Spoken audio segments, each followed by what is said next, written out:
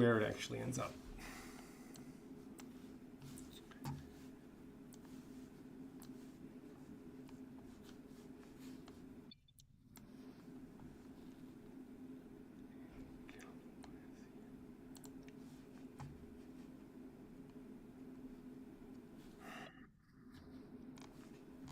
So I guess in this case, we'll let everyone stay on the Zoom who ends up connecting. We'll just need to have people identify themselves here. Yeah, so I'm seeing on my end the live stream's going, but I don't think it's going in the playback.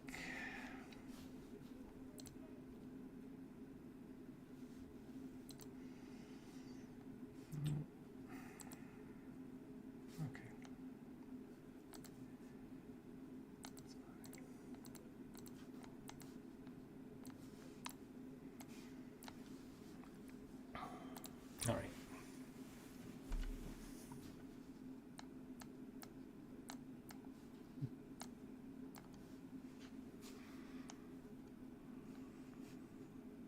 Popped up on my screen that it said it was being live streamed, so. Yeah, I think Zoom thinks it's being live streamed, but whether it's getting out there on YouTube is another question. But we'll just handle this the way it is. So let's get on the record.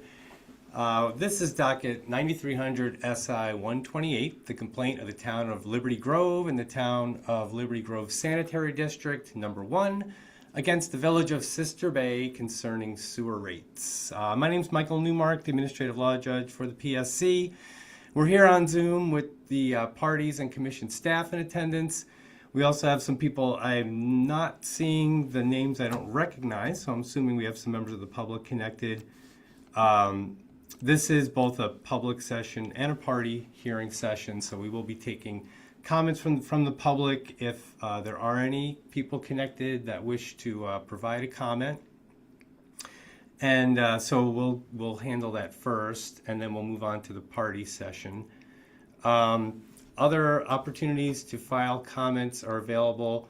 According to our notice of hearing, a person connected to the Zoom can provide a comment live, either by using the internet link or by calling into Zoom. Otherwise, we can accept written comments up until Monday, April 13th, and they need to be filed on the Commission's website at the link that I'm displaying on the screen share, or the comments can be mailed to us by using the address also displayed here.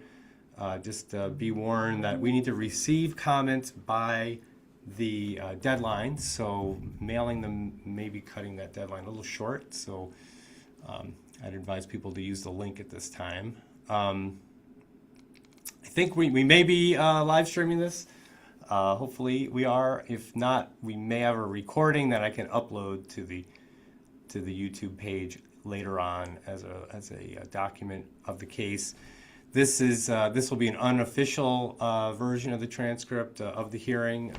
The official version will be in the written transcript that we'll post on the Commission's website. And the documents in the case where you would find that that transcript, as well as all the documents in the case and also the final decision, will be posted to our electronic regulatory filing system and can be retrieved using the link here that I'm displaying on the screen share. So I'm getting a lot of people joining us, so I'm assuming they're not able to see that live stream. So let's try with our getting our members of the public comment opportunity completed here. We're going to ask people who are not parties to the case or commission staff, anyone who's a member of the public, possibly a customer of one of the parties, or really anyone who's not affiliated with the party can give a comment. So I'm just going to ask if you do wish to comment. I can, well, let's do this off the record first. Let's just identify who's online here, is affiliated with the parties. Then I'll let people comment if they can. So off the record, I think I recognize, so we have Randy Nesbitt, and I was told that that's someone on the service list, but I don't actually see that person listed, I believe. So Randy is affiliated with one of the parties. Is that correct? Yes, Judge. Randy Nesbitt is the village attorney for Village of Sister Bay. Okay, so we'll have to review that when we get to the service list, but I don't think I have you listed yet. All right, so it looks like we have Gavi A, which I think is probably Andy Galvin, the part of the commission, so we'll mark that person.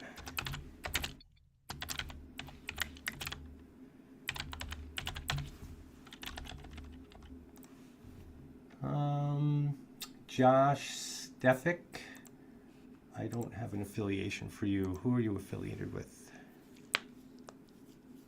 Josh? Village's Sister Bay witness. Okay, great. Thanks. Who else are we missing?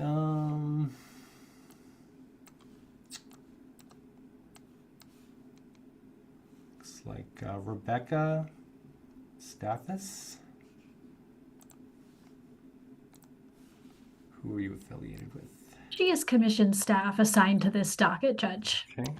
Since our staff are obviously having issues with the YouTube live stream, I advised them it would be okay to connect via Zoom so they could attend. Yep, that's what I'm expecting too. Okay. How about, looks like Resmi Bitar?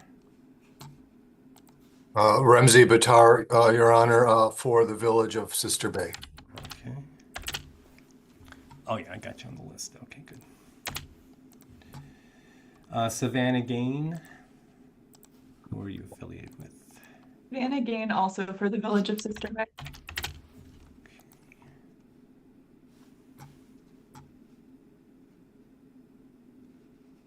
Oh yeah, there you are. Okay, good. All right, and then we have someone connected by phone with the number ending in 877. So if you're a member of the public, unmute by pressing *6. Let me know if you want to make a comment. Not hearing from you. Okay. Well, if you are a party, let me get your appearance now. Might as well just get this out of the way. So push *6 and just let me know who you're affiliated with.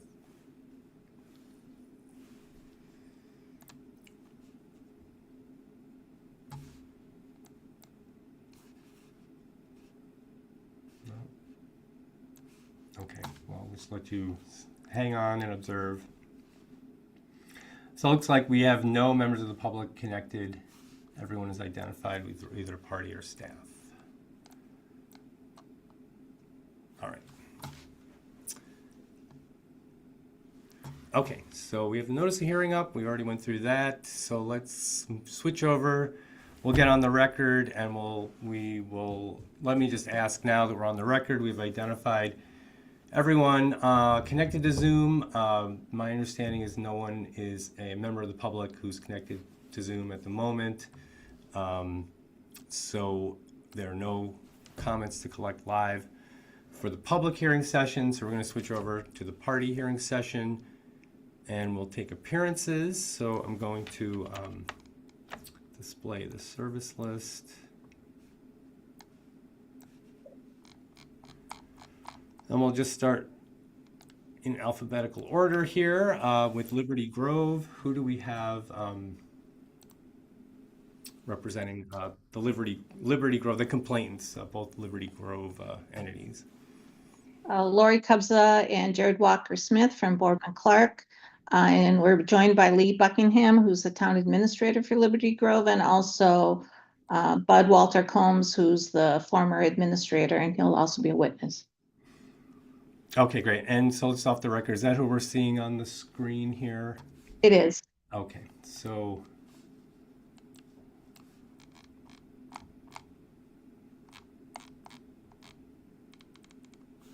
okay, I'm just going to adjust that name then.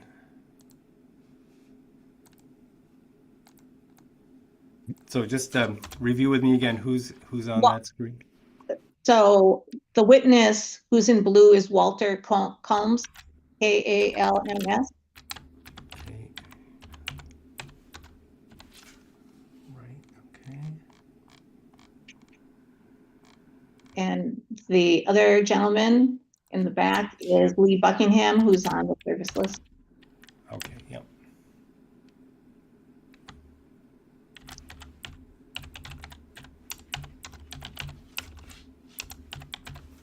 Great, thanks.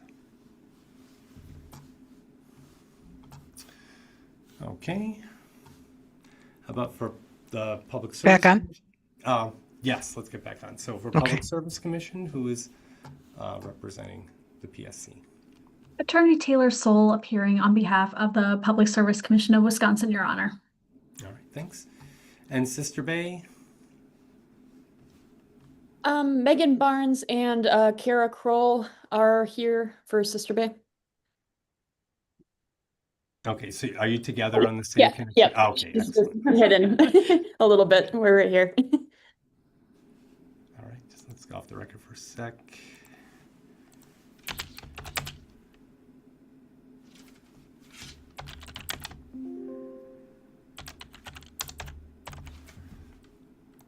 Okay, great.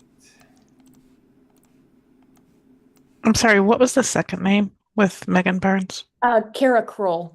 Okay, thank you. Yep.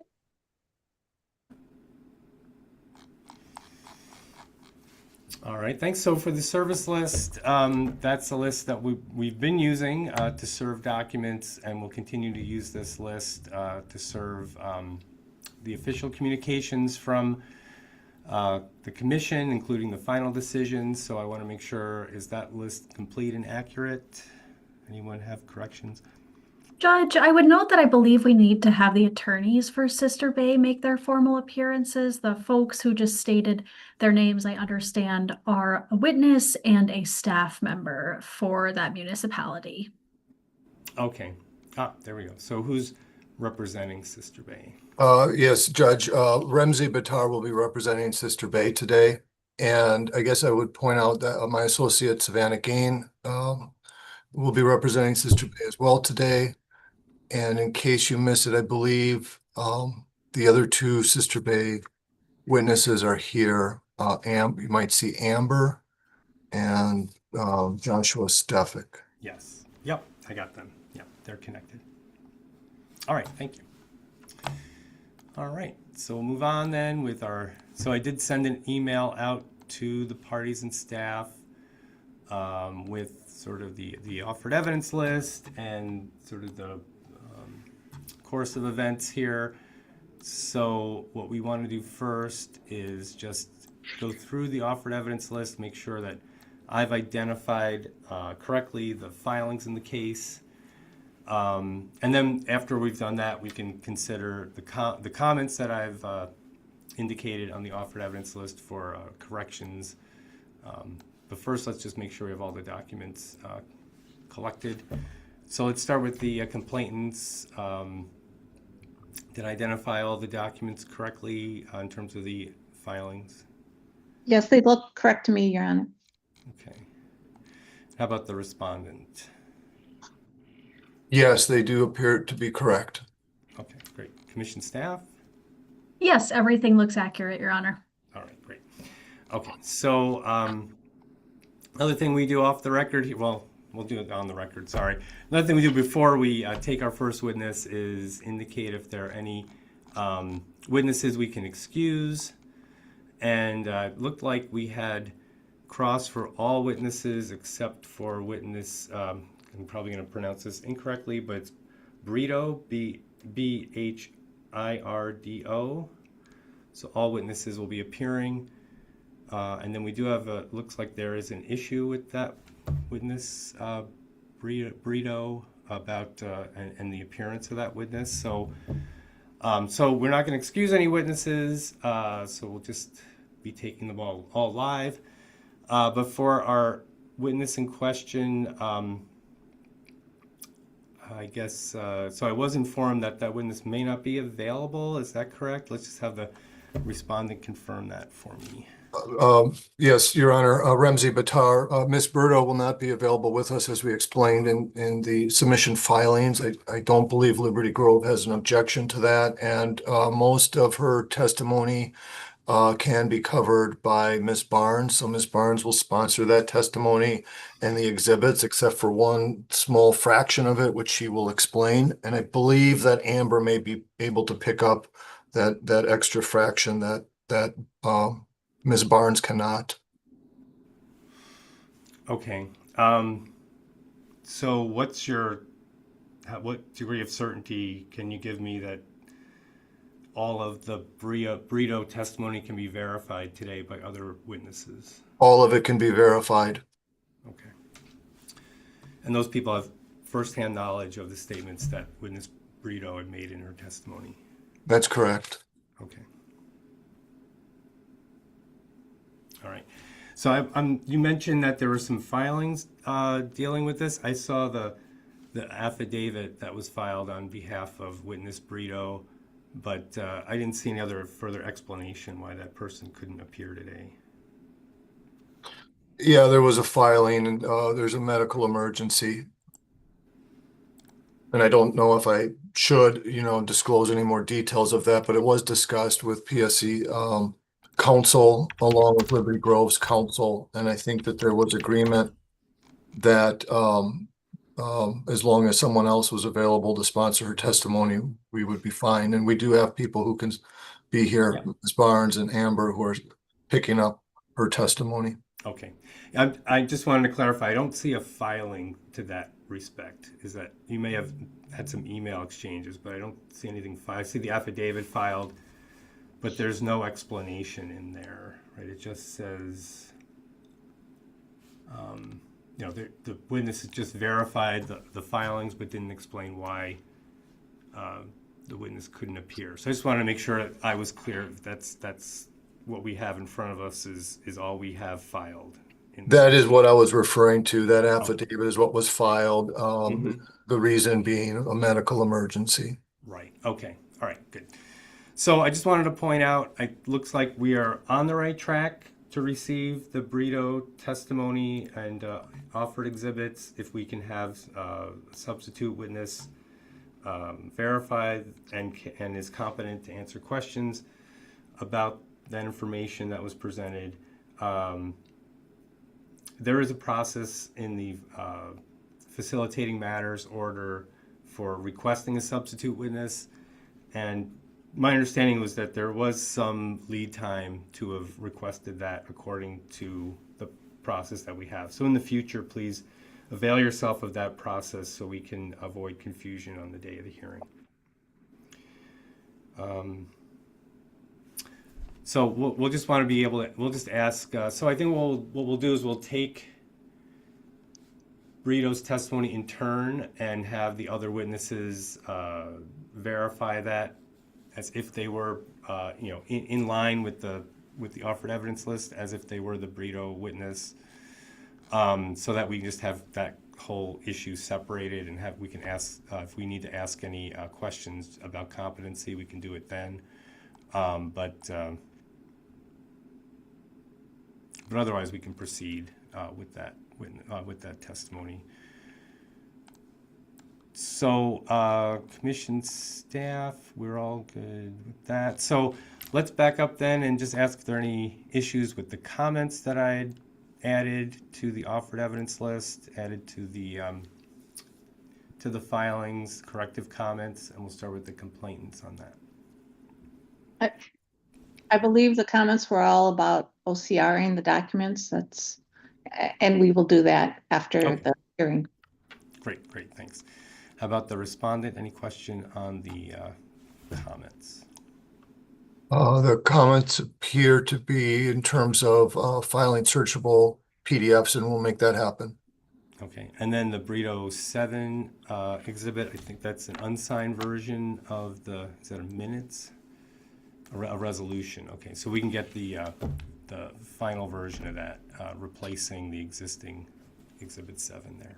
Yes, we'll get that filed for you. All right, great. And No comments from staff. All right, great. So anything else we need to address before we get started here with our witnesses? Nothing? All right. Your Honor, maybe one question in terms of the batting lineup. I understand we'll proceed with the complainants witnesses. For the village, Amber is CPA with Clifton Larson, and I believe she's got a pretty stacked day, and she had made an inquiry whether she could be one of the earlier witnesses on the respondent side. Is that okay with you and with Liberty Grove and PSC's council? Okay.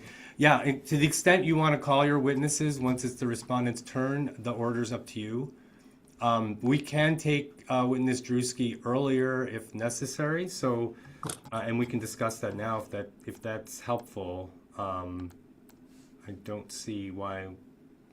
I don't see a reason why we couldn't do that. So if there are concerns, what's her? Let's go off the record for this.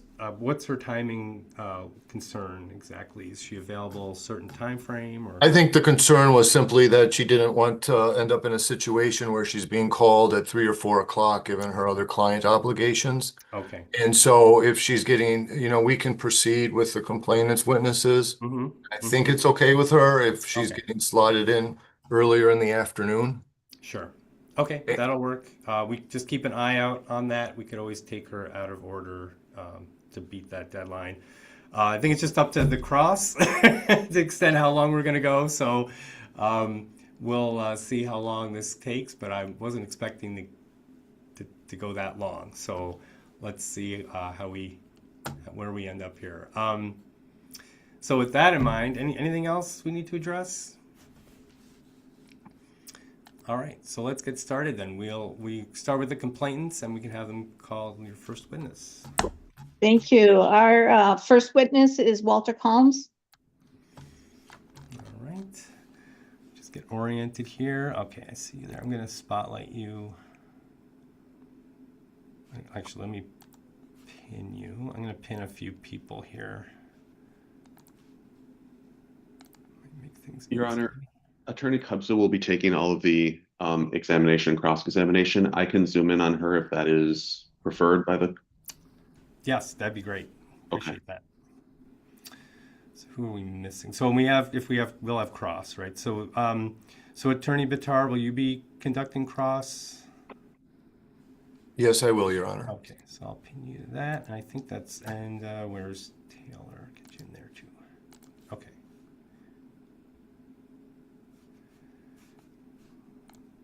I'm not gonna get too fancy with this, so let's leave it the way it is. All right, so let me swear you in. So we're calling Walter Combs first. So if you could face the camera, possibly there. I'm gonna have you raise your right hand and swear you in. Do you swear or affirm to tell the truth, the whole truth, and nothing but the truth? I do. All right, great. All right, so go ahead, Attorney Kubza. Thank you. Could you please state your name and spell it for the record? Walter Kalm, WalterKalms. And by whom are you employed? I am currently the consultant to the administrator for the town of Liberty Grove. I was the administrator for several years prior to this time. And when you say several years, about how many are you talking about? I was administrator from June 2015 through December 2025. And on behalf, are you testifying in this proceeding? I'm sorry, I don't know if there's a mic issue, but the first couple words get scrambled when you speak. Yeah, Lori, can you get closer to the mic by any chance? I am very close to the mic. Maybe too close? I turned it down. Let's see if that helps. How is this? Is this better? Yes. Okay. Right now it is. Yeah, we'll try. It seems to be the switch off between people. Maybe just wait a beat and see if that helps after Walter speaks. And Okay. then, yeah, I don't know. All right, let's get back on the record. Go ahead. On whose behalf are you testifying today? For me, I'm sorry, what did you say? this part of that question. Oh, on whose behalf are you testifying today? Yes, I'm testifying on behalf of Town of Liberty Grove. Did you submit written direct testimony on February 12th, 2026, and written rebuttal testimony on March 19th, 2026? Yes, Do you have any changes you would like to make to that testimony? yes. And what is that change? On the rebuttal, LG columns -4, replace the second sentence beginning on line 16 with the following. Oh, wait, hang on just a second. How big is this change? It's just one sentence.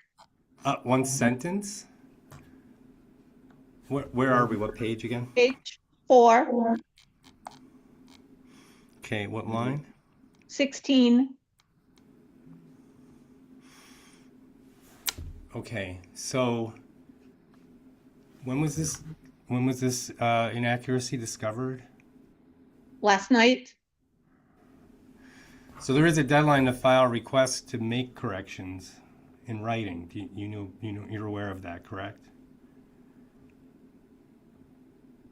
I'm not sure was. It was in the pre-hearing conference memo. I just don't want, if this is a significant change, this should have been noticed before. So is this going to be? I don't believe it's a significant change, Your Honor. It's if you look at line 16, he says, to the best of my recollection, as he was preparing, he found something that indicated a different date, and it's changing that date. Like a significant change, or is it a day or two? Or is this going to change things substantively in the case, or no? No. No. Okay. I don't believe so. So be aware. So you will be practicing in other cases. So the FMO does. I believe it's in the. It should be right in the schedule, as far as I can tell. Let me look. Maybe we missed it.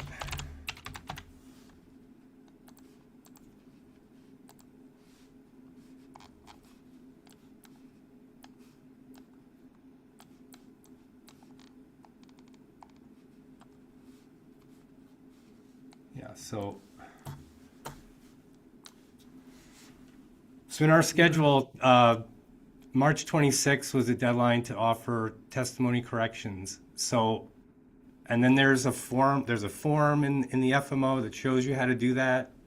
We should be avoiding any kind of surprises here. So, so I just advise you, if it's a substantive change, we'll hear if there's objections. It doesn't sound like it's a substantive change, but I'm gonna, direct you to that for future cases. That's our standard practice. We've been doing that for years, so please be advised. All right, let's get back on the record. So, do we want to read back the question?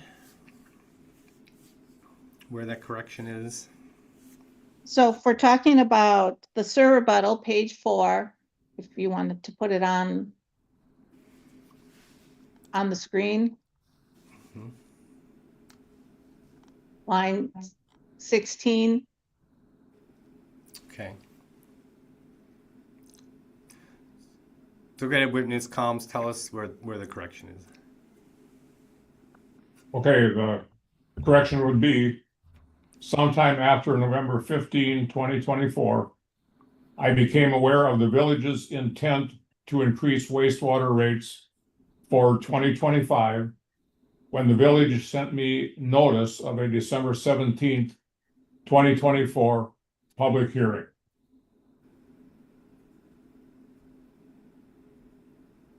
Thank you. Is your testimony as revised now true and correct? Yes. Have you also submitted Calms exhibits 1 through 4? Yes, Are those exhibits true and correct? yes,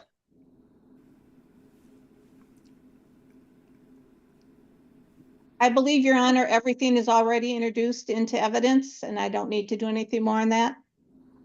Well, I haven't actually stated that yet, but I think I want to just ask before we move forward with that, are there any objections to the offered correction to the comms rebuttal?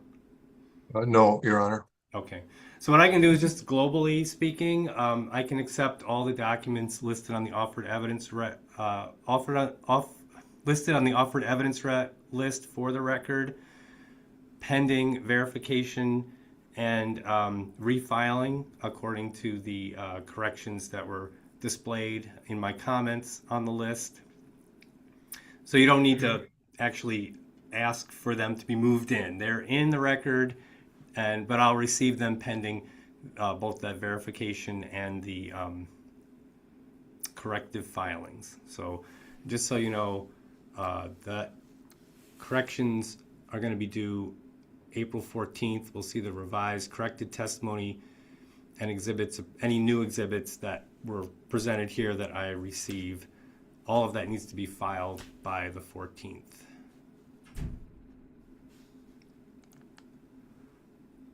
Okay, so hearing no objections, we can accept the comms testimony, and like I said before, no need to move the other documents in to the record. All right, so proceed, Attorney Cubsa. Have you reviewed the surrebuttal testimony filed by Sister Bay witnesses in this proceeding? yes.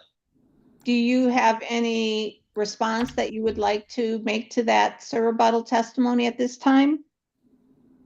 No response, no. Thank you. Mr. Combs is available for cross. All right, any questions? We'll start with Sister Bay. Thank you. Mr. Combs, you've been involved in this rate dispute for quite some time. You were the administrator at the time when the parties had their prior lawsuit, which resulted in a settlement, correct? Yes, You've been in fact, you've served as the town clerk since 1983. You were then the full-time administrator since 1999. Over all that time, you've been keeping yourself knowledgeable on the matters involving the Sister Bay Utility District, correct? yes, And it sounds to me that you've had a good chance in this case to review everybody's direct examinations, the rebuttals and the surrebuttals, along with all of the exhibits in this case. Is that fair? yes. And so I want to go through sort of some of the timeline of events because it's all sort of scattered amongst the testimony, and I want to kind of get a better feeling of how things have transpired over the course of time as it relates to this action. So, Okay, I'm going to interrupt for a second. So I mean, this is testimony that's already been filed in terms of the timeline. Is there some particular confusion you're worried about? Because I don't know if we need to spend time, duplicating the record by, Sure. Yeah. Yeah, I'll keep it focused on a couple of loose ends. So, Okay, following the November 2023 through April 2024 time period, the utility had discussions about Liberty Grove's concerns with the utility rates, right? Could you repeat that question? I'm sorry. let's read it back. Yeah, but go ahead.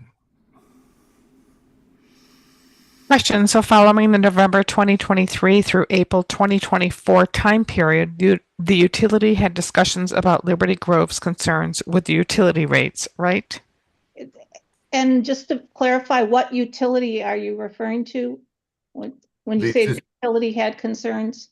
The respondent, Sister Bay Utility. During the time period was not involved in discussion with the utility or any utility meetings, so I would not know. Okay, so then in April of 2024, it's my understanding that the former village administrator, Julie Schmelzer, started an email with you asking for your input on consultants and engineers for a rate study. Is that true? We did go back and forth a little bit. Right, you went back and forth over the course of June. You finally got back to her on June 11th, 2024, correct? I have to check the record for sure, but we did go back and forth. Okay, let's not, if you have a question about the timing, or are you just verifying his understanding? Because we've seen this kind of presentation in the record already. I don't want to duplicate this further. I also believe there's an exhibit with those emails in the record. All right. So my question to you, Mr. Combs, is you eventually responded and offered Trilogy. My question to you is, did you and Julie ever have any discussions about why you were proposing Trilogy? Not a personal discussion, no. During the 2 months that Julie was waiting for a response from you, there would have been 2 monthly meetings of the utility. Can you tell us why you didn't go to the utility meetings to talk to them? We were not part of the treatment plant and not on the utility committee anymore. Okay, and that's because of the August 2021 settlement agreement, correct?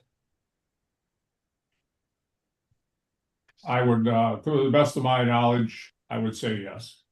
The result of that settlement agreement was that the town and the utility district became users of the village's system rather than having to pay capital contributions based on prepaid use amounts, correct? To my recollection, yes. And essentially what that means is that the town and the town's utility I'm district. gonna object. I believe this document, which is an exhibit, speaks for itself. Go ahead. Any response? I'm not pointing to any document. That document is in the record. And if you want Mr. Combs to review that document and read from it, and if the hearing examiner would like that testimony in, he can do that. But then I believe it's Combs Exhibit 4 is that settlement agreement. Yeah, if you can just direct your questions, anything specific you want to know from this witness rather than verifying what's already in the record. We've already received these documents. Really don't want to spend any more time reviewing what's in the record, especially because I believe a lot of this testimony is repetitive already. So if we can avoid repetition at the hearing, that would be my preference. I don't think we're really gaining any new information by just having him confirm what he's already filed. Well, Exhibit 4 involving the settlement agreement is a quite lengthy document, and I'm just trying to get a basic summary of what the upshot of the agreement was. Mr. Combs, you understood that because of the settlement agreement, the town and its utility district were no longer participating in the plant costs. Is that right? I'm going to object. That again speaks for itself. Mr. Combs is not a rate expert. He can repeat what is in the agreement, Exhibit 4, but not to, and he's also not a legal expert to say what that means as far as recovery of capital costs in other forms such as service charges. But he was the administrator at the time, and he was intimately involved in the settlement negotiations. And I'm trying to find out what he understood was the fallout from that settlement agreement. The settlement agreement is not relevant to this proceeding. Well, the village disagrees with that, but if the parties can certainly leave this for the briefing. Okay. Your Honor, can we get an answer to that from Mr. Combs?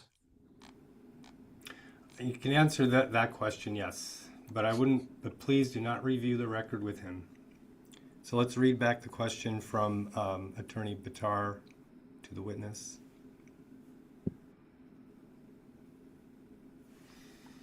Mr. Combs, you understand that because of the settlement agreement, the town and its utility document were in we're no longer participating in the plan costs. Is that right? To review that agreement to make a informed decision on that. I have no further questions for Mr. Com. All right. Commission staff? I have no questions of this witness, Judge. Thank you. Okay. Any redirect? No, thank you. All right. Thanks very much, witness comms. You're excused. We can move to our next witness. The next witness will be Eric Granum.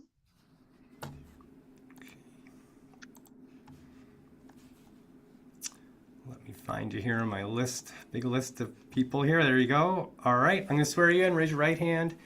Do you swear or affirm tell the truth, the whole truth, and nothing but the truth? Yes, I do. All right. Go ahead. Can we get his picture on our screen? I'm sorry, just. Off the record, yeah. Let me know when you're ready. And do you want to mute us or do you want to keep us live? Oh, sorry. Yes, I'll mute you guys. Thanks for speaking up. All right, we ready to go? Yes. All right, let's get on the record. Go ahead. Did you swear him in? I'm sorry. Yes. Okay. Could you please state your name for the record and spell it? Eric Granum, ErikGranum. By whom are you employed and what is your position? I'm the principal and founder of Trilogy Consulting. And on whose behalf are you testifying in this proceeding? The town of Liberty Grove.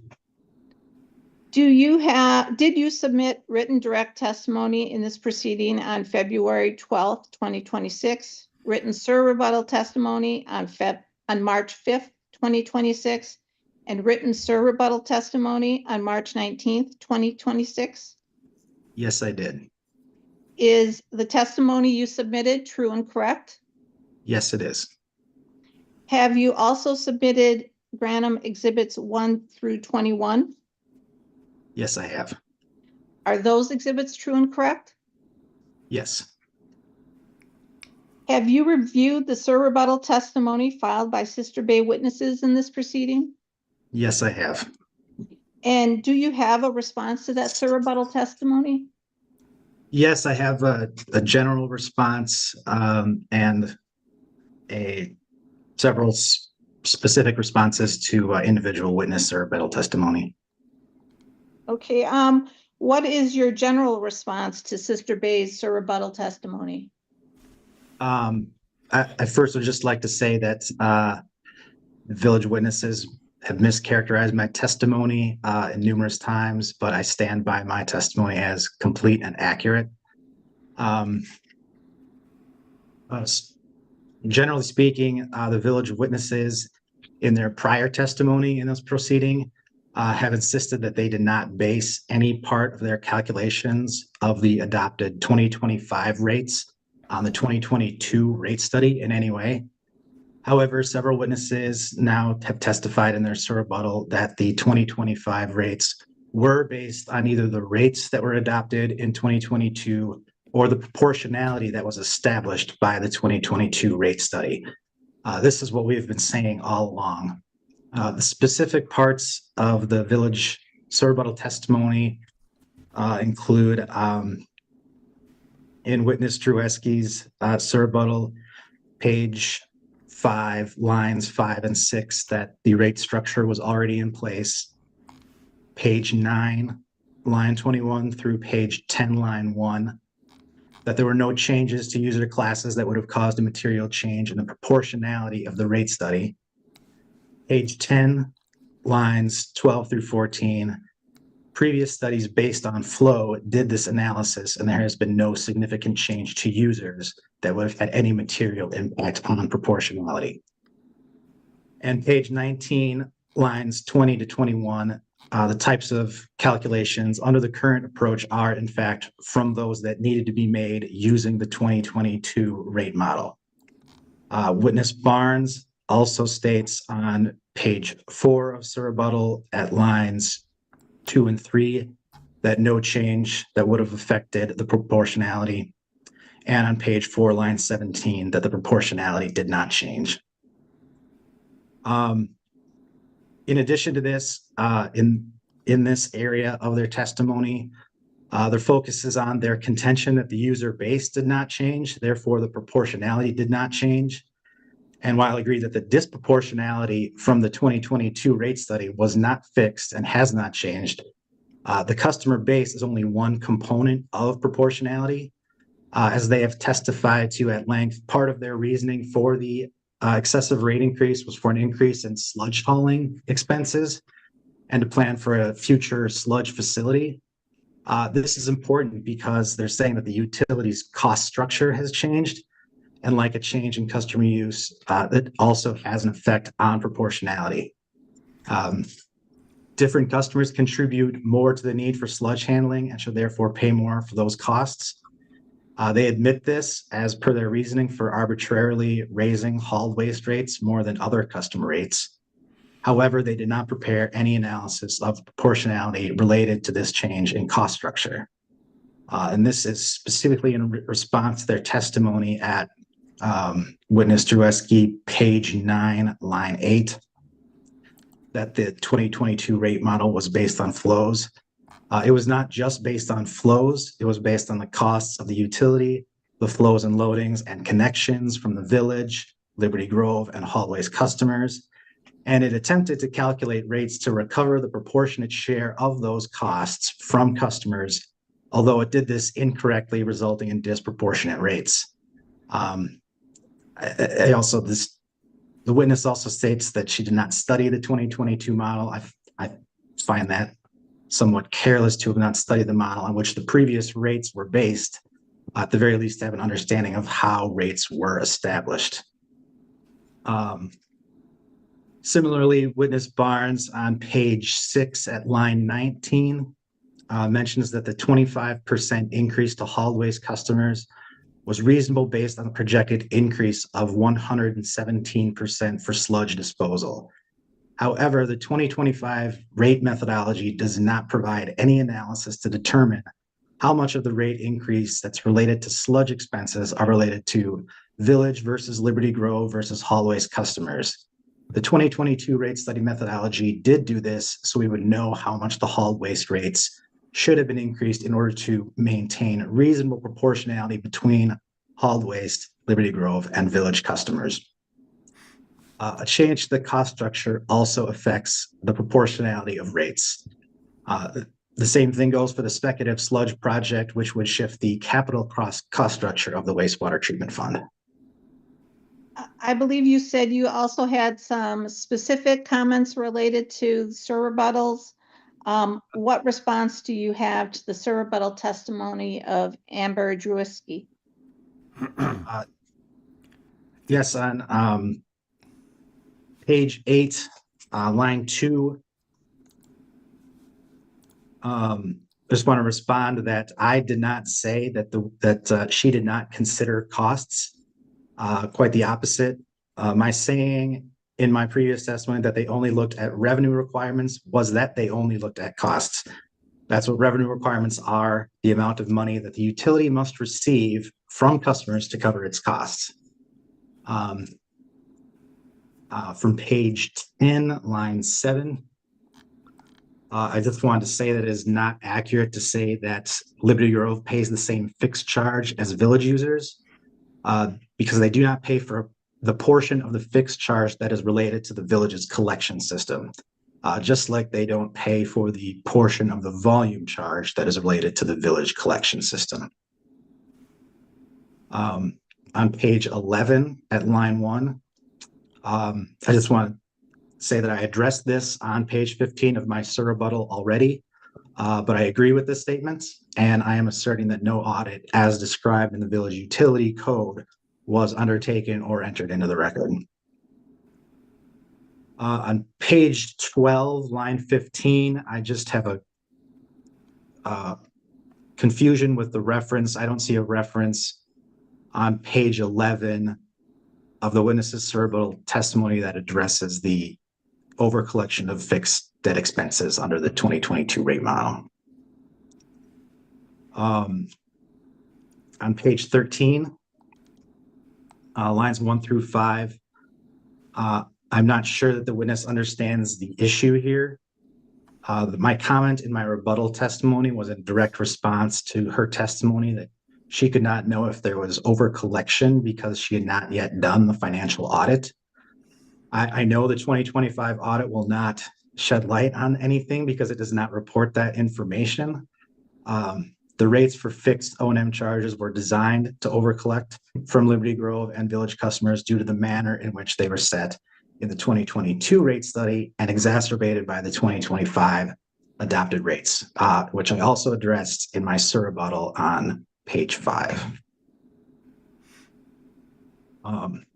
Similarly, on page 13 at line 16, I disagree with the framing that my terminology is vague. It is not vague. It uses the same language as the Village's rate model. There's a specific fixed charge for wastewater treatment plant debt on the rate schedule in the witnesses exhibit 4. I have shown how that was incorrectly calculated in the 2022 rate study, resulting in overcollection for the debt expense. Just below that on line 20, I just want to point out that I addressed this issue in detail in my surrebuttal testimony on pages 14 through 17. On page 15, lines 7 and 8, I just wanted to clarify what was included in the various exhibits. The Utilities Committee agenda packet, which was my exhibit 12, and which I found on the Village website, did not include the same information as witnesses exhibit 3. The difference being her exhibit 3 does not show projections for future years. The agenda packet in my exhibit 12 does show future projections, including a estimated debt service on a $15 million project and buildup of excessive funds. Just below that on page 15, line 10, I am confused by the answer to this question. My exhibit 14 was meant to be a simple summary. I literally copied the numbers from the cash flow projections provided by the witness in her exhibit 4 and my exhibit 12. They both show the cash flow projections for the wastewater treatment fund, and they both include the estimated principal and interest expense for the $15 million project and the buildup of excessive funds. There is nothing to recalculate. On page 16, line 1, I just point out that the witness's statement excludes both Liberty Grove as a wholesale customer and hauled waste customers as customer classes, despite their having rates calculated in the study. And finally, on page 16, line 21, the collection of excessive revenues in advance of the capital improvement would shift the cost of the project from future ratepayers to current ratepayers, raising intergenerational equity issues. Do you have a specific response to the surrebuttal testimony of Megan Barnes? Yes, briefly. On page 6, line 1, I just want to point out that I had already addressed this issue in my surrebuttal testimony on pages 5 and 6. On page 8, line 15, my response to witness Drewski's surrebuttal regarding overcollection of expenses also addresses this testimony from witness Barnes. And on page 9, line 20 through line 23, this issue of residential versus commercial users has not been raised. It is irrelevant. The issue in this proceeding is the proper cost recovery between the Village, Liberty Grove, and hauled waste customers and the rates that recover those costs. Do you have a response to the surrebuttal testimony of Denise Berto? Yes. On page 3, lines 6 through 9, just a point of clarification of what is contained in the exhibits. Her statement is incorrect. According to the witness, Drewski's Exhibit 4, the first increase was changed from 6% to 15%, but did not change the increase for the third year from 15% to 6%. So there are 3 consecutive 15% increases shown in 2025, 2026, and 2027 in that exhibit. And then her statement on page 7, line 4. She states that we as Trilogy only wanted to fix the 2022 rate model. That is mistaken. What we wanted to fix was the underlying problems in the 2022 rate model that led to rates being calculated disproportionately, regardless of the presentation of the model. Witness Berto admits they did not fix the underlying issues at page 6, line 23 of her rebuttal testimony, and so that disproportionality in the rates remains. And do you have a response to the rebuttal testimony of Josh Stefik? Yes, 2 responses. On page 2, line 19, I'm confused by the answer to this question, as I did not mention the equipment replacement fund on page 7 of my rebuttal testimony, and it does not address the question.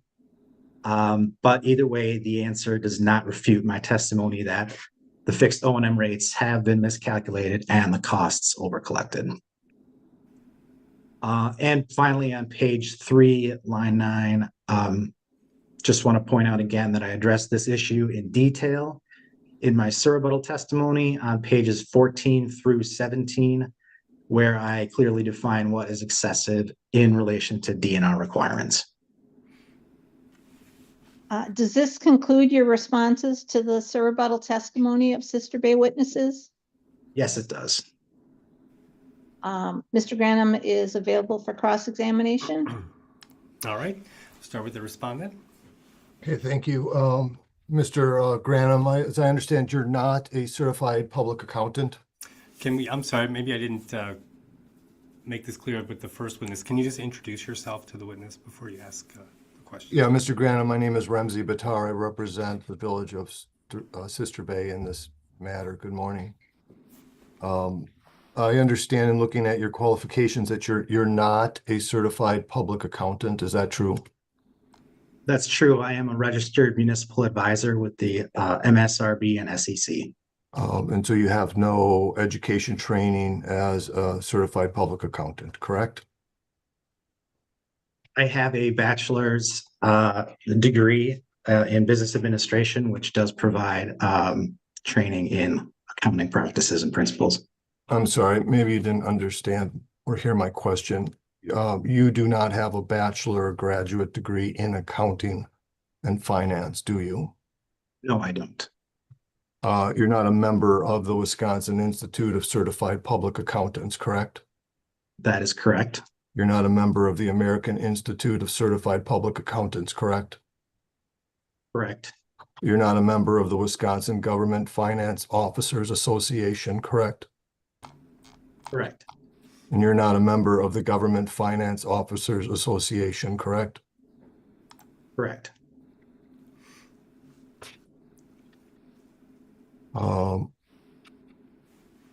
Have you ever worked with Clifton Larson's and Associates in any of the other communities that you have provided consulting services? I don't recall if I've worked with anyone from Clifton Larson. What about Clifton Larson's predecessor company? Had you ever worked with them? What is the name of that company? Well, you know, it's escaping me, but they changed names a couple of years ago. I'm just curious, have you ever worked with their predecessor company? If you know. Without knowing the name of the company, I really couldn't tell you. Okay. Are you aware that Clifton Larson provides the financial auditing services for Liberty Grove? I believe I was aware of that. And are you aware that the person at Clifton Larson doing that is Amber? Not specifically. I understand that from your testimony that you acknowledge that sewer utilities are unregulated, correct? Yes. The statutes, for instance, don't tell utilities how to set their rate, other than that it needs to be reasonable and non-discriminatory, correct? Objection. I believe the statute speaks for itself and it does not provide what Mr. Bitar is saying. Well, the witness can answer if I'm wrong on the statutes. Mr. Granum, does the statute tell a utility what specific methodology to use in setting its utility rates? There was still Does an not objection. prescribe methodology to my knowledge. Off the record. Hang on. So there's still an objection pending. So let me address that. Let's get back on the record. I'm going to defer ruling on Attorney Cubs's objection, and we'll see what the questions are following this. We're not looking for legal conclusions from this witness, of course. The person's not an attorney, but to the extent that there's specific questions to what the statute requires that are practical and involve the knowledge of these analysts in their daily work, we can hear answers to that. But let's be careful and to what information we're eliciting by these questions. So let's go ahead and just read back Attorney Bitar's last question. He asked one, but Did I think you I were interrupted you were answer. talking, yeah. You didn't get the last question. Well, the last question I have is, Mr. Granum, does the statute tell a utility that specific methodology to use in setting its utility rates? Yep, that's the one. Okay. All right, it's back on the record. Go ahead, witness Granum.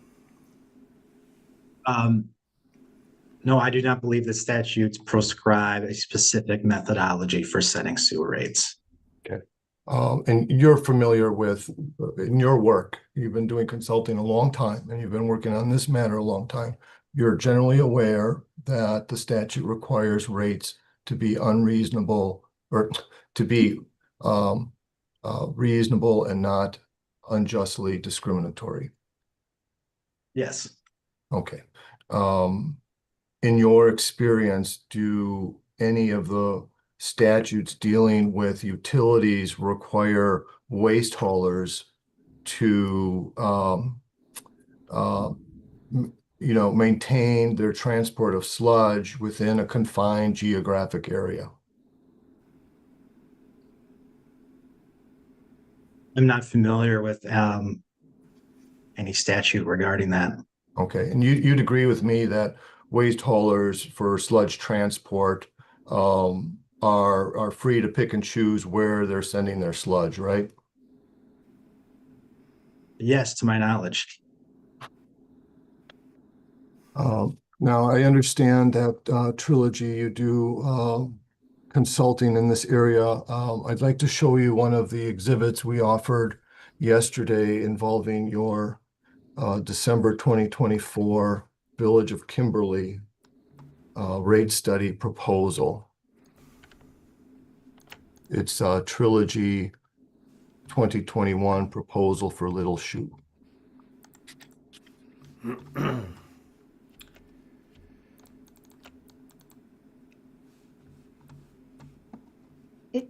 Is this going to be an exhibit or how is this going to be handled? We'd like to have it introduced as an exhibit. Okay.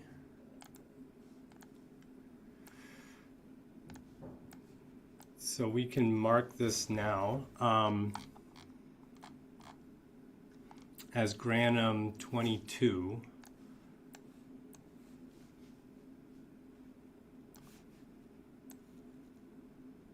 and first just get some foundation for that. Yeah, Mr. Granum, do you recognize Granum 22? Yes, I do. And what is that? This is a proposal we gave to the village of Little Chute to prepare a wastewater utility rate study. Okay. And this is something that you put together, I presume, with your colleague, Ms. DeMaster, is that correct? Yes.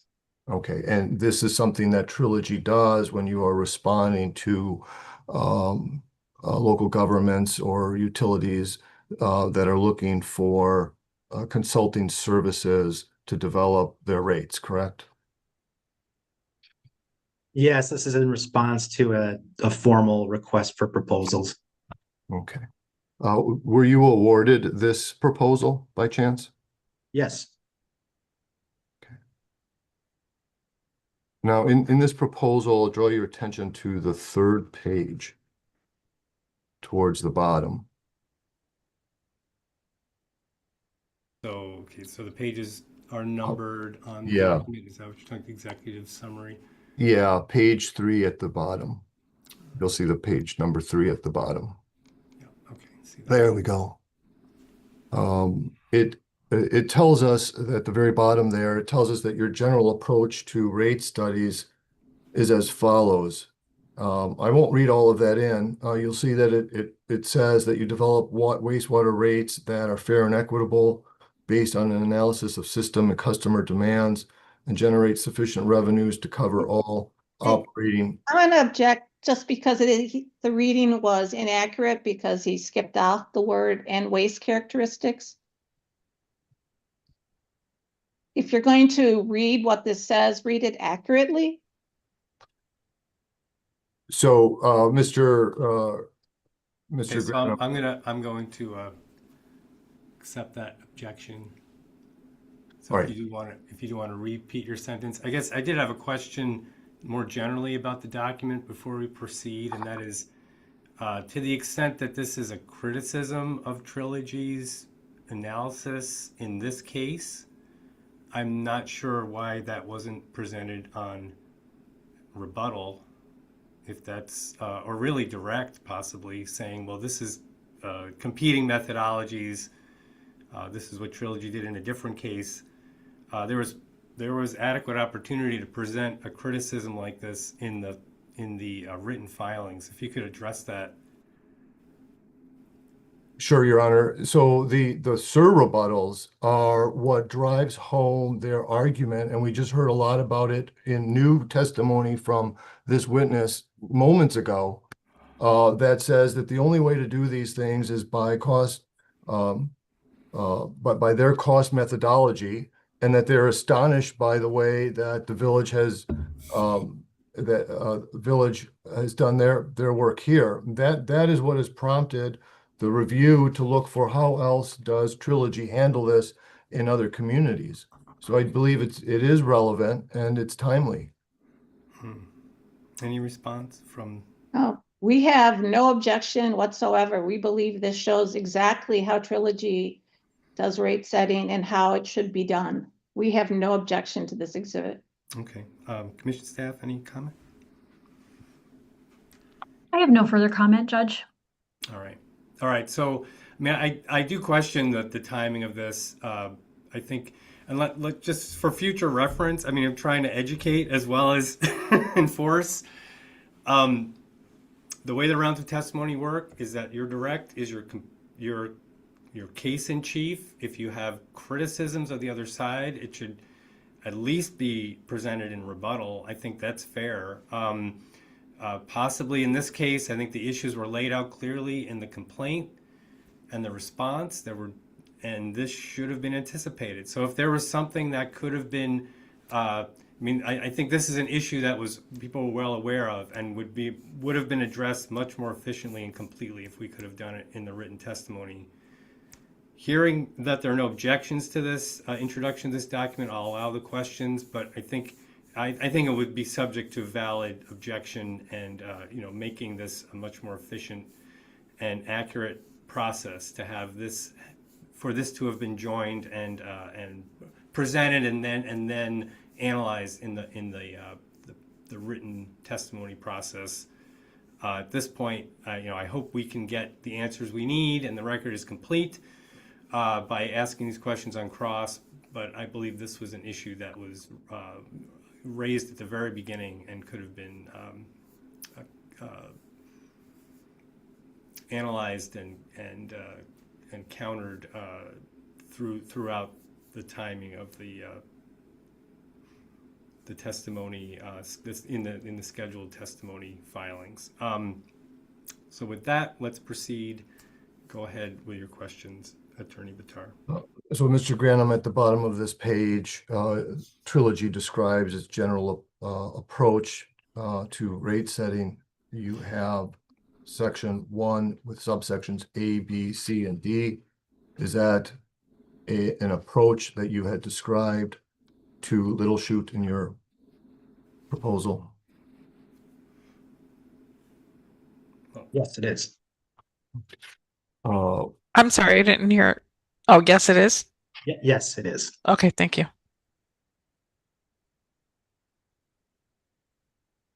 If we drop down deeper into the document at page 13,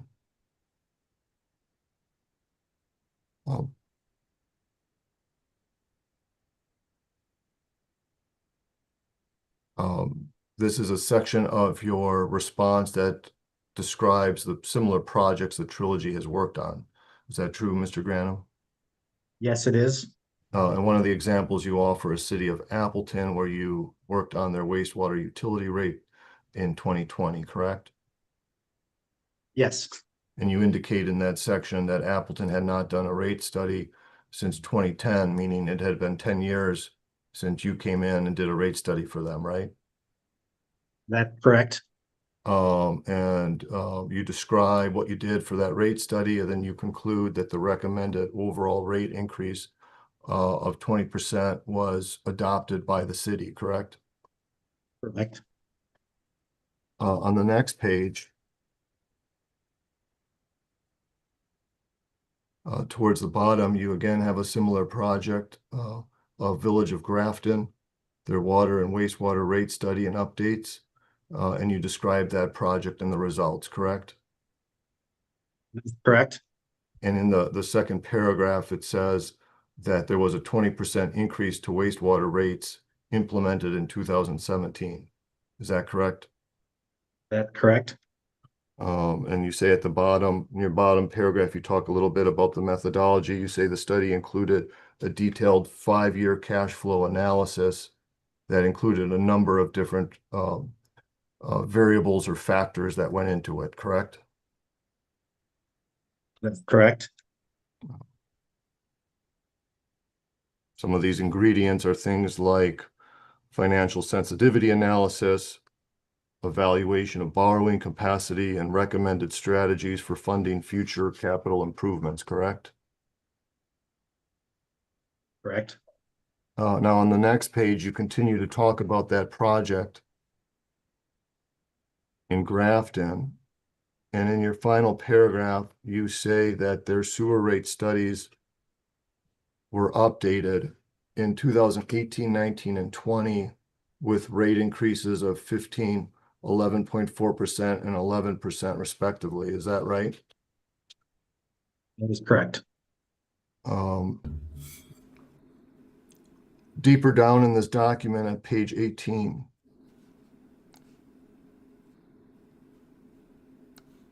now in this section, you're providing them in your proposal your scope of services. In other words, how you're going to approach the matter, correct?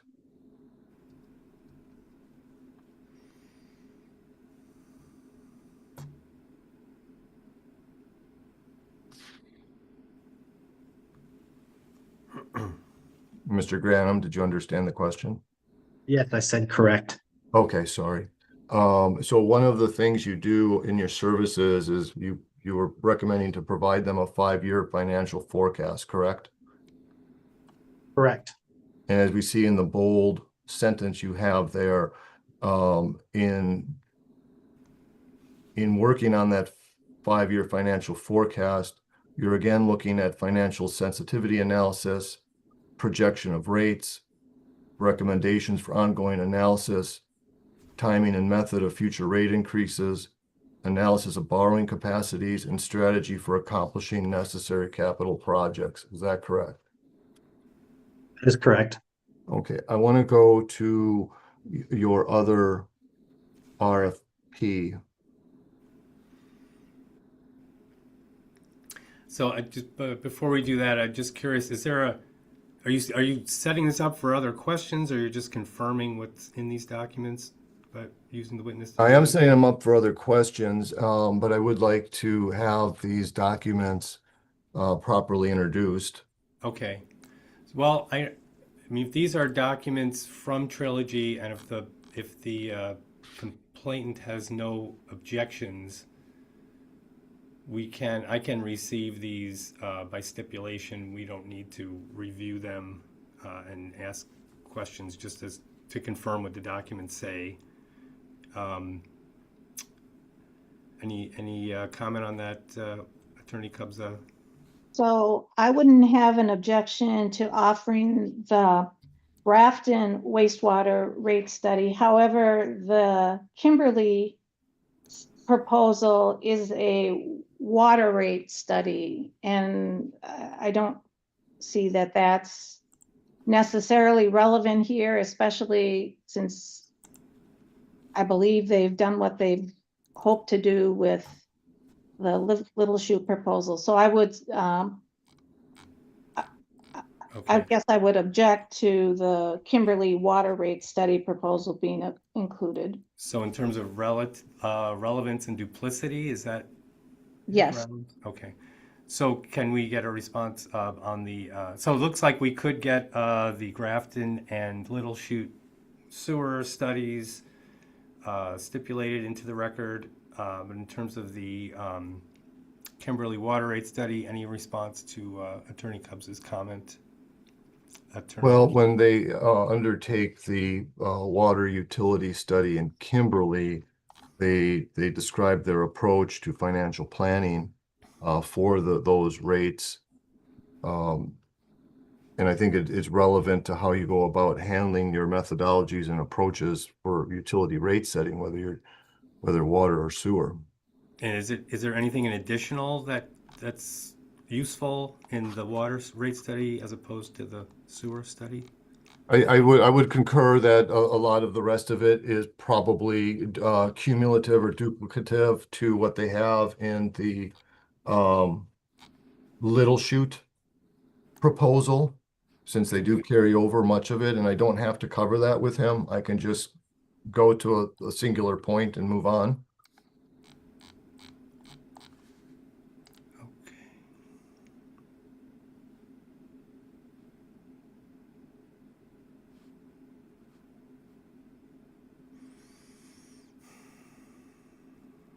So there's a specific point in the Kimberly study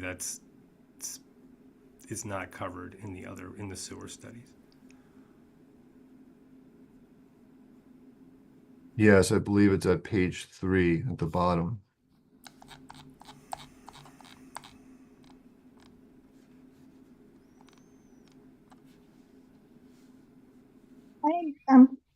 I'm going to object to the water study just because, as Mr. Bitar made clear, sewer utilities are not regulated by initially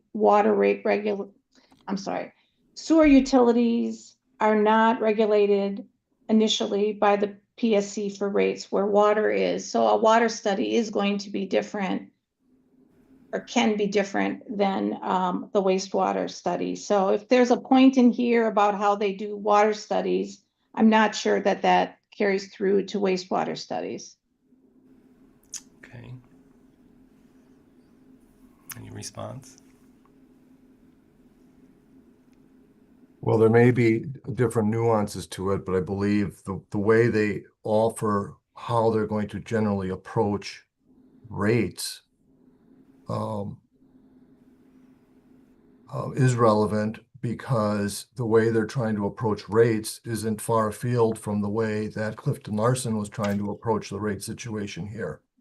And it's just another instance of showing their own different methodologies.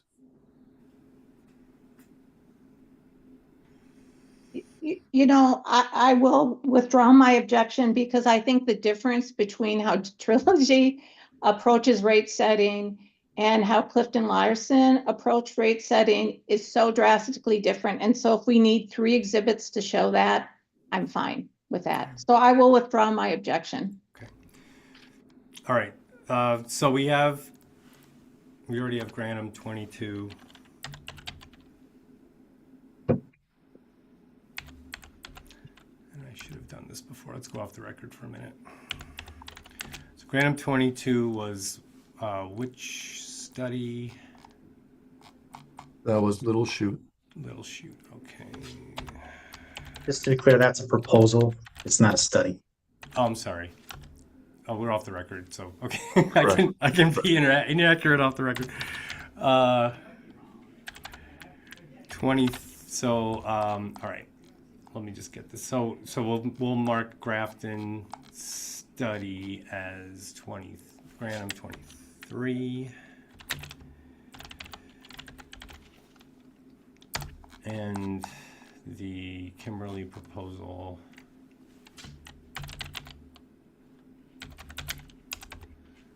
24. All right, so let's get on the record. Just to be clear, we are going to receive the 3 trilogy documents proposed by the respondent and put this all in one place here. We'll make the Little Shoot document Granum 22, the Grafton document Granum 23, and the Kimberly document Granum 24. And that's by stipulate. Well, actually, let me just make sure. Commission staff, any problem with that? We have a stipulation of the parties. No objection, Judge. Okay, great. So with stipulation, we can accept those documents.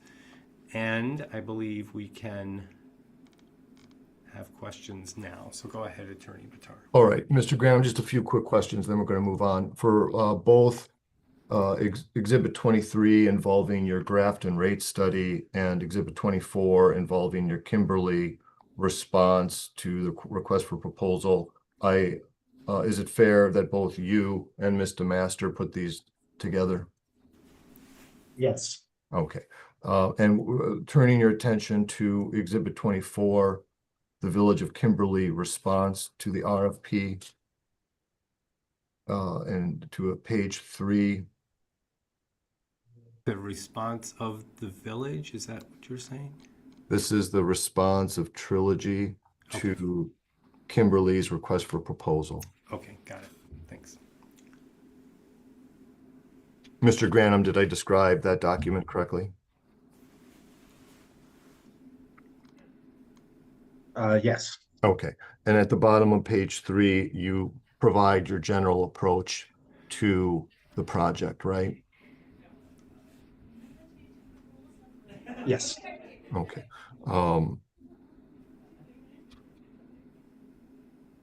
You say in the very last, the 2 last sentences, our goal with this study will be to develop a financial plan and rate structure that are sound and equitable based on characteristics of the utility and its customers and accomplish the desired policy objectives of the village. In order to achieve this goal, our work plan includes both rigorous data analysis and a collaborative process of working with village staff. Is that correct? Correct. So as I understand the nature of the consulting work for utilities, there can be, and focusing on sewer utilities, there can be different rate methods and approaches to developing rates. Is that true?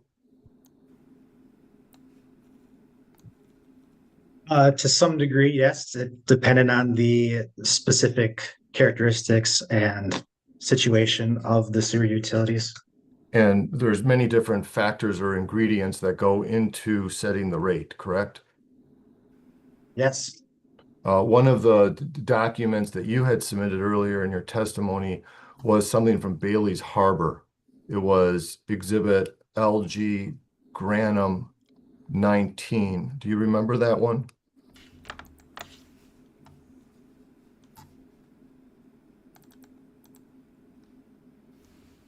Yes, I do.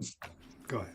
Sorry. And in that one, Bailey Harbor was explaining some of the factors that were going to go into its rate update. Do you remember that?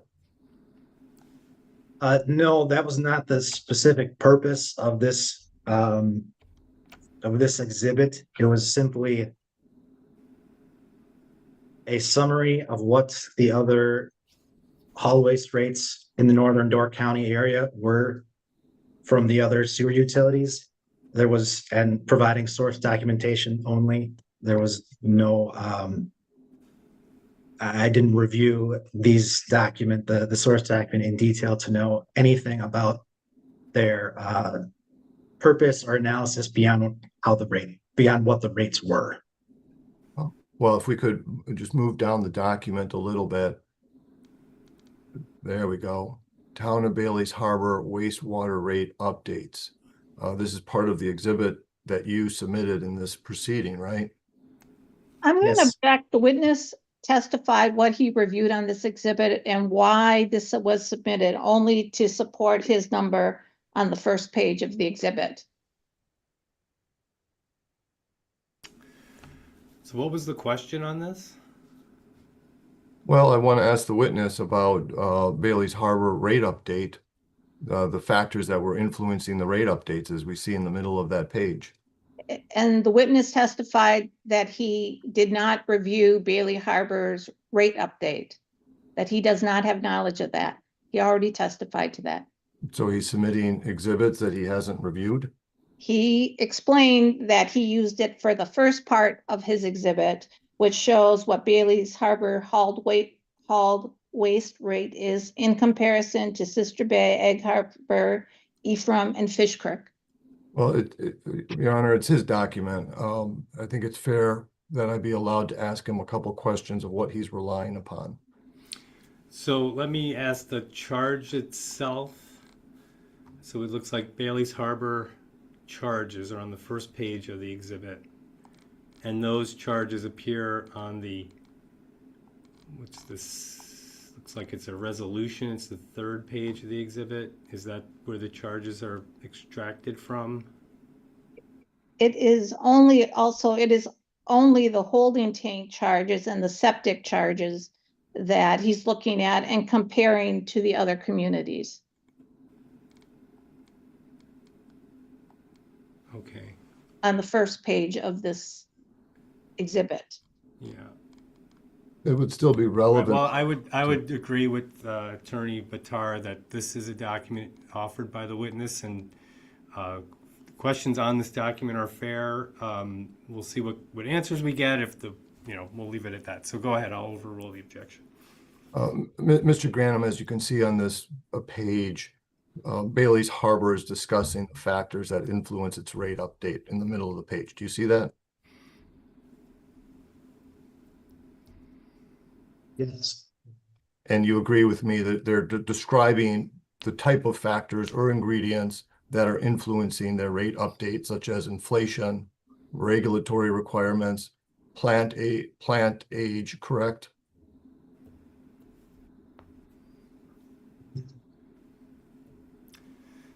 I didn't hear an answer. Sorry. Yes. All right. And then they also say that part of the factors influencing the rate update is a service increase, a 50% increase to disposed sludge to Sturgeon Bay Sewer Utility. Am I right on that? It does say that. Okay. Let's move on. When a utility sets its rate, is it okay for them to look down the horizon a couple of years as to what might be hitting them expense-wise, capital-wise, or debt-wise? Yes.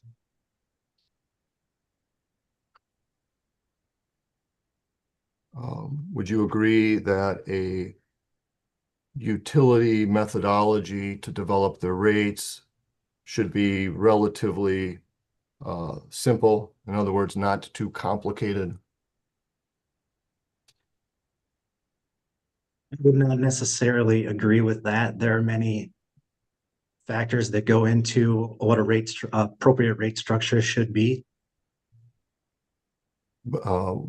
Should the methodology to create the rate structure be, something that could be followed and comprehensible to staff and the public?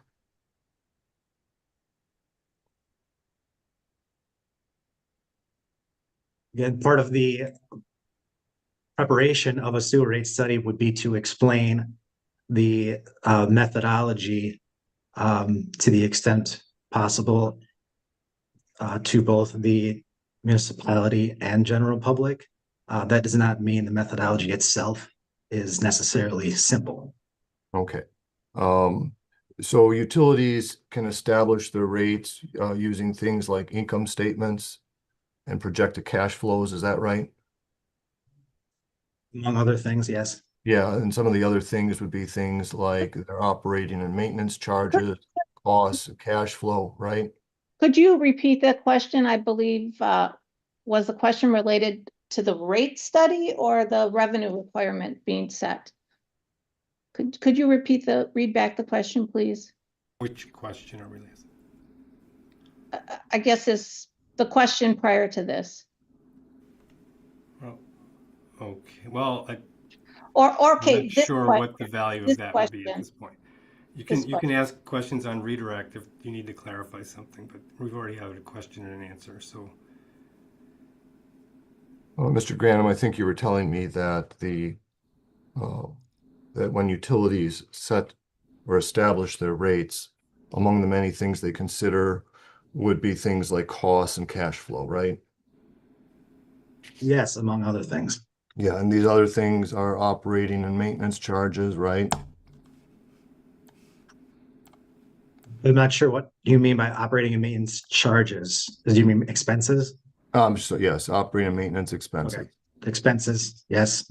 Okay, and then they may take into account their capital improvement project plans or needs, right? Yes. And so when are we reviewing what's in testimony already? Has the witness already described the proper way of, in his opinion, how to make rates? yeah, I'm ready to move on. Okay. Your Honor. So in this case, looking at the rate here, you would agree there's no dispute amongst the parties that that Sister Bay was looking at a sludge hauling increase of 117%, right? I would not agree with that. That was I believe, the projected expense, and I believe the witness has testified that that 117% did not actually occur. I would have to go back and reference the witness Barnes's testimony. Okay. Did you ever do your own independent review as to whether the sludge hauling increases were something less than 117%? It was based on a budget. So it was based on a projected budget. I've not seen, I don't believe the 2025 audit is complete to say whether or not what the sludge hauling expenses were for 2025. So if I'm following you, you did not undertake your own independent analysis of whether the sludge hauling increases were something less than 117%.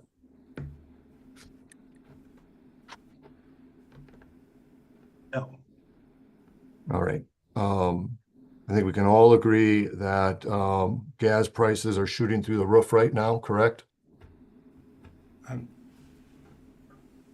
don't know how I could make a statement on general gas prices. Well, have you filled your car recently? I don't follow gas prices on a daily basis. I'm sorry. I'm trying to object since this is dealing with 2025 rates that were set in December 2024. I'll move on. Okay, thanks. When a utility sets its rate, assuming it's reasonable, that rate increase could be a one-time increase, or it could be an increase spread over several years. Is that right? That's right. And that decision whether to issue utility customers the one-time rate increase or to spread it out, that's a decision for the elected officials to make, correct?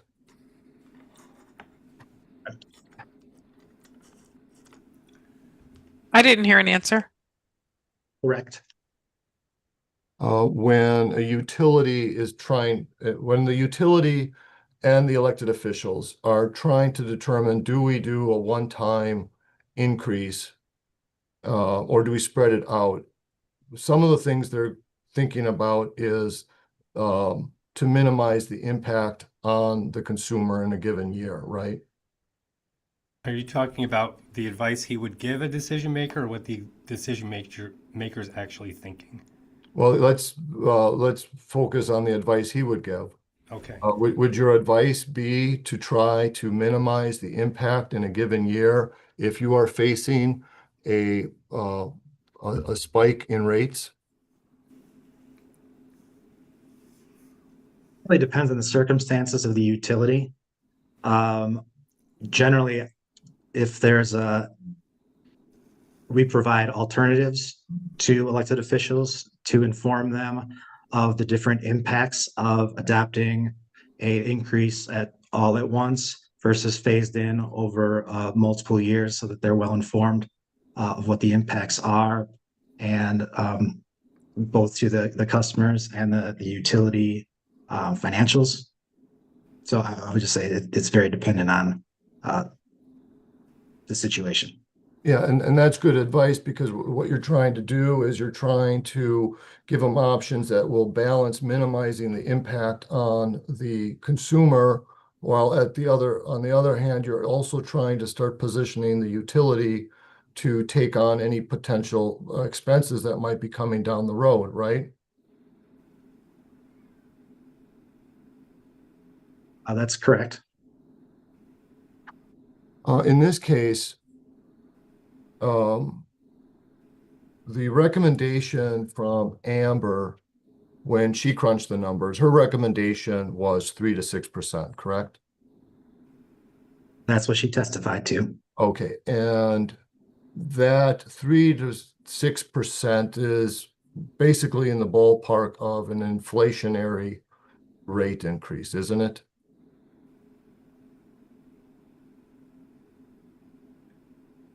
Yes, relative to where the rates were already set.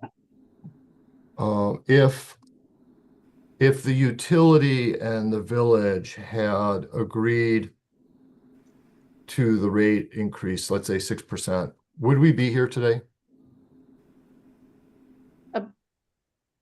Objection. Okay. That's not a decision for a consultant to make. That's up to the Village of Liberty Grove. And what grounds do you have for the objection then? Competency. Okay. Any response? Well, he's a consultant for 15, 20 years, works on dozens of projects. I think it's relevant whether he believes that would have been reasonable. No, I'm going to sustain the objection. I think it's speculative.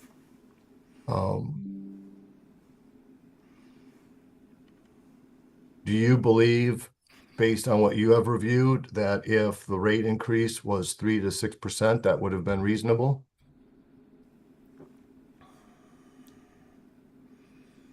No. Okay, why not? What do you think the rate should have been?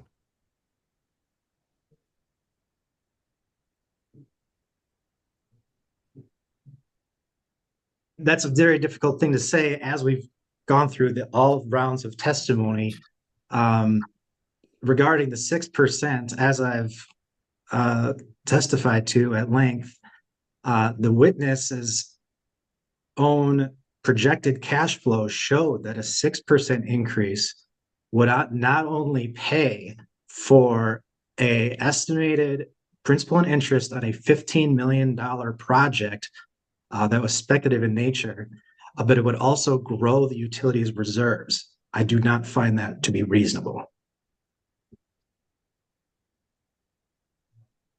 Okay, but that doesn't, you didn't quite answer my question. What, based on everything you've reviewed, what do you believe was the reasonable rate?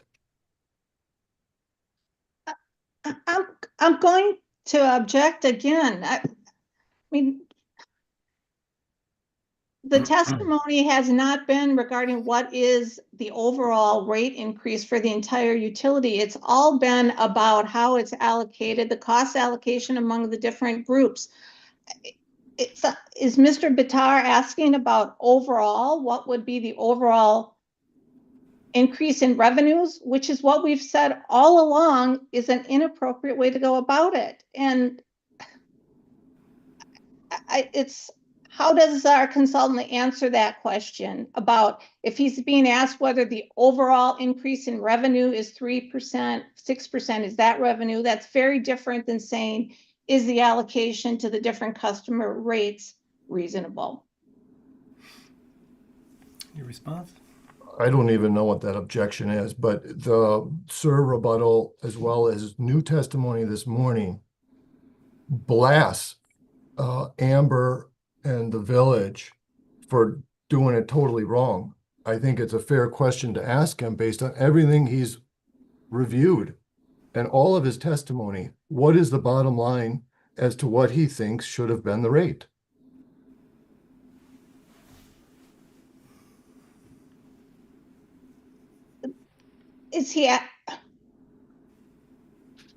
Is the question about the overall increase for the utility as a whole or for the individual rates that the utility set? Those are separate questions.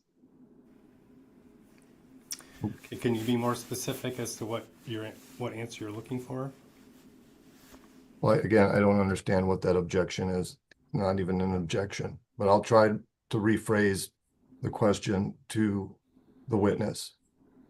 Mr. Granum, you are critical that Amber's proposed rate increase of 3 to 6% was not reasonable.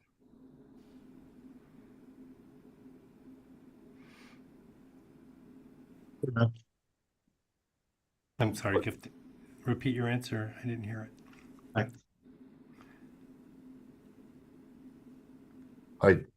What is the answer, sir? You were correct that I'm stating it is unreasonable.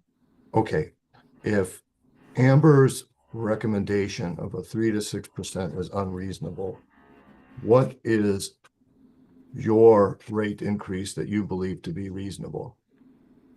They would have to prepare a full sewer rate study, including a determination of revenue requirements, a cost of service allocation, a full calculation of rates based on flows and loadings to answer your question.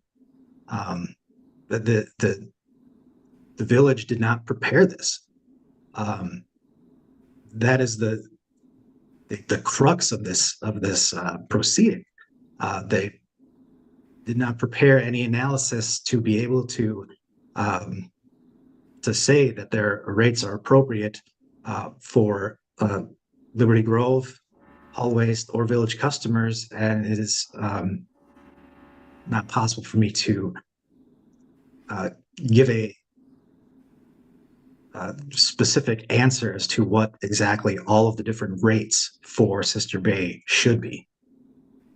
Okay, so can you tell us 3 things that Amber did correctly in her rate analysis?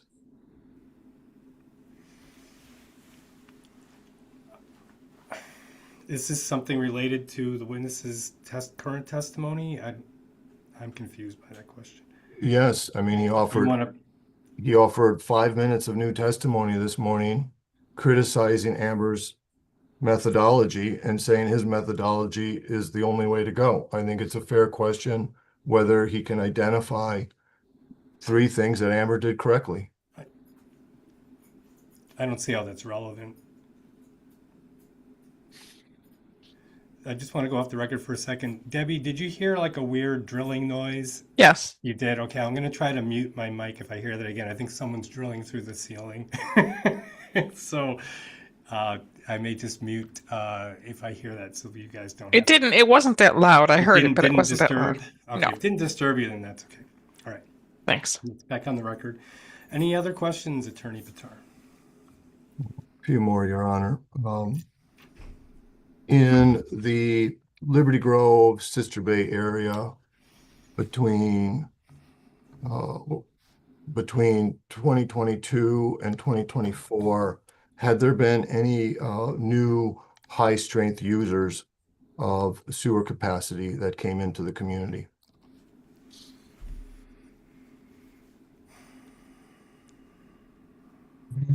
Did Were there any new industrial I'm operations? sorry. None of them did? but I don't have the knowledge of that. Or do you have any knowledge whether any new industrial operations or industrial parks moved in? No, I don't. Any knowledge whether any new multi-story office buildings came in? No, I don't. What about any new hotels? I'm sure you've been to Sister Bay before, right? No, I have not. You've never been to the village of Sister Bay? No, Okay, what about the town of Liberty Grove? no. Okay, well, I'll represent to you one of the last hotels, new hotels to go in. It's called the Door Hotel in May of 2021, almost 50 rooms. Are you aware of any new hotels that came into this district between 2022 and 2024? This district, you're talking about Sister Bay? Yes. Didn't he answer that already? Not with respect to Hotels? hotels. What about any new hotels? Okay, yeah, he did not. Okay, go ahead. Please answer that with respect No, to. I'm not. Have you ever been in Door County generally? Not in a very, very long time. Okay. Would you agree that when we talk about Door County and the village of Sister Bay and town of Liberty Grove, we're basically talking residential communities with tourist economies up there? To my knowledge, yes.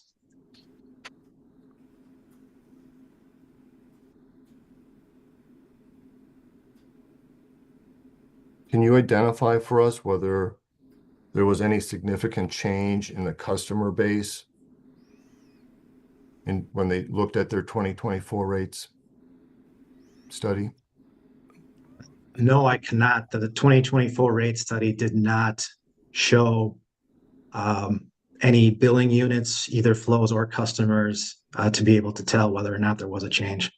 All right, and just to make sure we're on the same page, when they were working, when Amber was working on the rate study to set the 2025 rate, are you aware whether there was any significant changes in the customer base? I'm not. As I stated, that information was not contained in that study. Okay. Just a couple more questions. Based on your qualifications, I understand that you have never been involved in designing a sludge treatment facility, correct? Correct. And you have never been involved in giving consulting services as to whether a community should pick a sludge treatment facility versus some other option? No, I have not. Okay. Nothing further. All right, thanks. Commission staff, any questions? Yes, I do have a couple questions, Your Honor. Witness Granum, my name is Taylor Soul. I'm an attorney on behalf of Commission staff. My role here is really to ensure that the record is complete and not to take a particular position. I have a couple questions related to customer class. Judge, if we could please pull up witness Granum's rebuttal, looking at page 7, line 15, that would be great. All right, let's go off the record for a second here.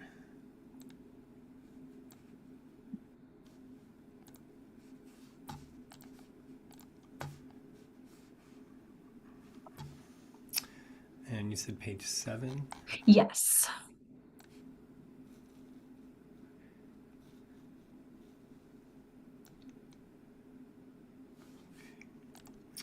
Are we where we want to be? Yes. Witness Let's get on, Granum. let's just get on the Oh, record. apologies. It's okay. Go ahead. Witness Granum, line 15 there states that the village's 3 classes are Sister Bay itself, Liberty Grove, and Unsewered. Does Liberty Grove, from your understanding, believe there are any subclasses within each of those customer classes, or is it your understanding that those are the only customer classes that are important here, if you will? Those are the main 3 differentiating customer classes. Within the village of Sister Bay, they do serve both residential and commercial users.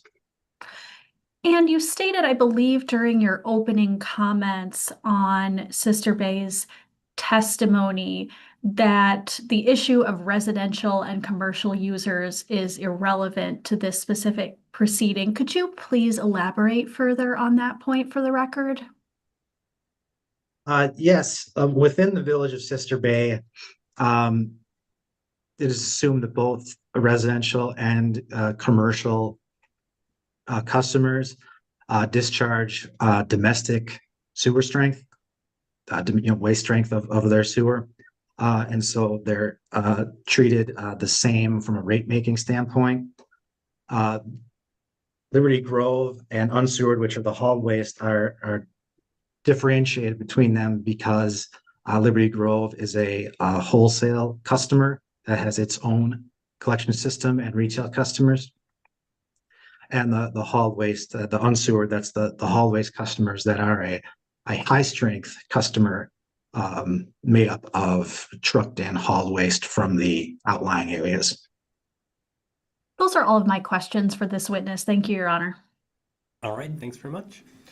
Do we have any redirect? Yes, we do.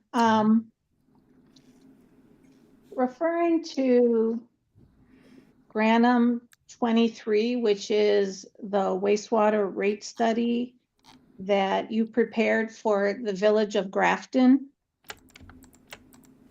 Does this study contain all the elements that you've testified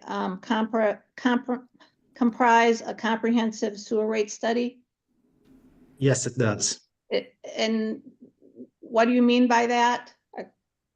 A comprehensive rate study? Let's call it a comprehensive rate study. It includes determination of the revenue requirements, a full cost of service allocation and analysis, and calculation of the rates based on billable units that recover adequate and appropriate revenues.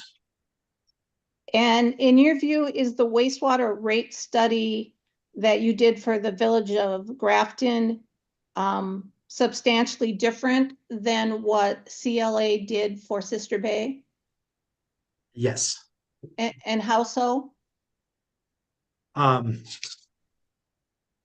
CLA did was only a part of the first part of that process, which was determining the revenue requirements, which means just establishing what costs are needed for the utility to recover from its customers. They did not go beyond that point. They did not prepare any functional allocation of costs, did not allocate costs among the different customer classes. They didn't do an analysis of any customer trends in billable units and did not base rates on formulas calculated based on the cost divided by the billable units. And just for clarity for the transcript, just give us a definition of CLA. Clifton, Larson, Allen. Okay, and they're the consultants to Sister Bay. in Yeah. this case. Yeah. Okay.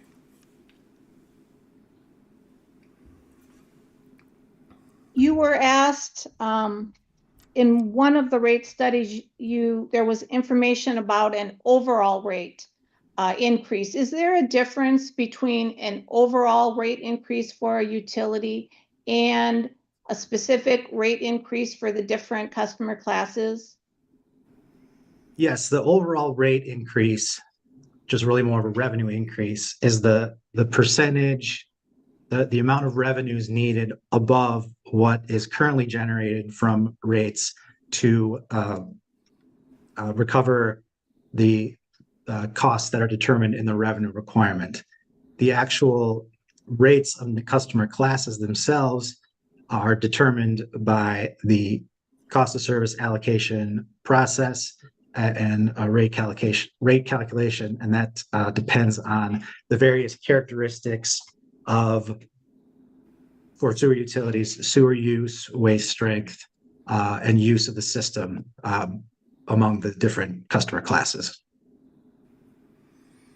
When Mr. Bitar was asking you questions, he pointed to Granum Exhibit 22, page 13, in reference to the city of Appleton, where the recommended overall rate increase of 20% was adopted in October 2020. Could you explain what does that mean when it's an overall rate increase? Yeah, that represents the overall rate increase, the average rate increase essentially amongst all customers that make up that 20%. The rates may differ from 20% based on the results of the analysis contained within the rate study. You were asked about the inclusion of capital improvements over future years, planning for future improvements. When you include that type of information in your rate study, what do you look at?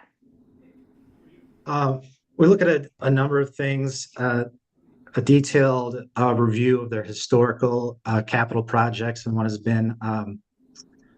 a normal amount of routine construction, what's any significant construction that has taken place recently, any increases in debt service to accommodate those capital projects. And then we also look forward. Most utilities communities have a detailed capital improvement plan. We compare that to the historical spending to see if it's consistent. We analyze if there's any upcoming large projects, discussions with staff, what the timing is, and the where in the design and construction of the project those are occurring, as well as the different financing sources for those projects. There has been testimony about a $15 million sludge project needed by the village. Would that have been something you would have included in rates if you were developing rates for Sister Bay? No, it's not. And why not? I think it was too speculative. There was no known timeline for when this would occur. There was no plans. There was really no well-developed plans and no historical basis for whether or not that would be a accurate representation of what the what any final capital project would look like.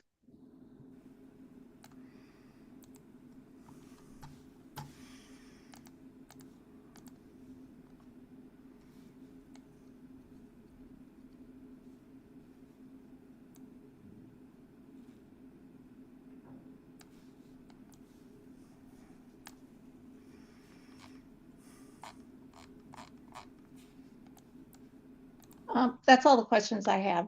Thank you. All right. Thank you very much. You're excused. So we're coming up on noon. I'm assuming we'll have several questions for witness DeMaster on cross and supplemental. Is that an accurate assumption? Well, I don't think that the cross will be as long. I don't know how Okay. long she'll go though in offering new information. Mm-hmm. Mm-hmm. We're anticipating new statements from the witness? We will be having statements in response to the Sir rebuttal testimony, yes. Okay. All right. We will also be offering the exhibit that I had submitted as the master. I think it's, what are we? 7, which would be the excerpt from the treatise, the financing and charges for wastewater system treatise.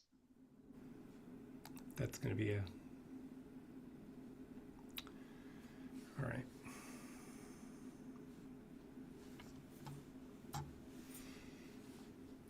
Why don't we break for 15 and we'll come back and take the master. So we'll see you at 12:20.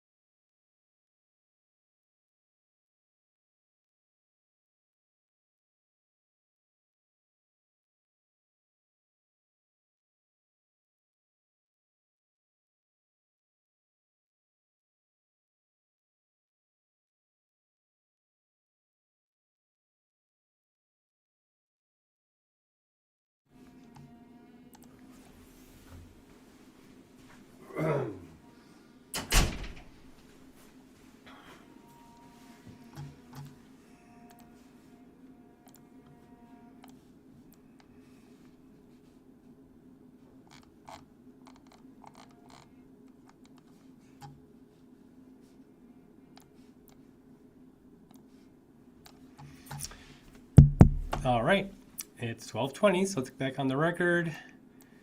So we have one more witness from the complainants. Don't see them yet. Here we go. There we go. I see you now. Okay, let me pin you. And I'll unmute you as well. Oh, you need to accept that. Excellent. All right, great. So let me swear you in. Raise your right hand. Do you swear or affirm, tell the truth, the whole truth, nothing but the truth? I do. All right, great. Go ahead, Attorney Kubza. Just a sec. Okay, now we got our video set. All right. Could you please state your name for the record and spell it? Christine DeMaster, CHRISTINE,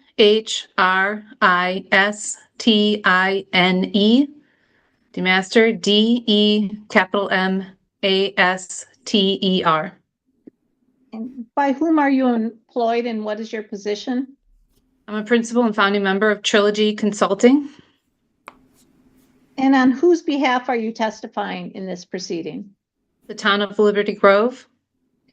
Did you submit written rebuttal testimony on March 5th, 2026 and written surrebuttal testimony on March 19th, 2026? Yes, I did. Is the testimony you submitted true and correct? Yes.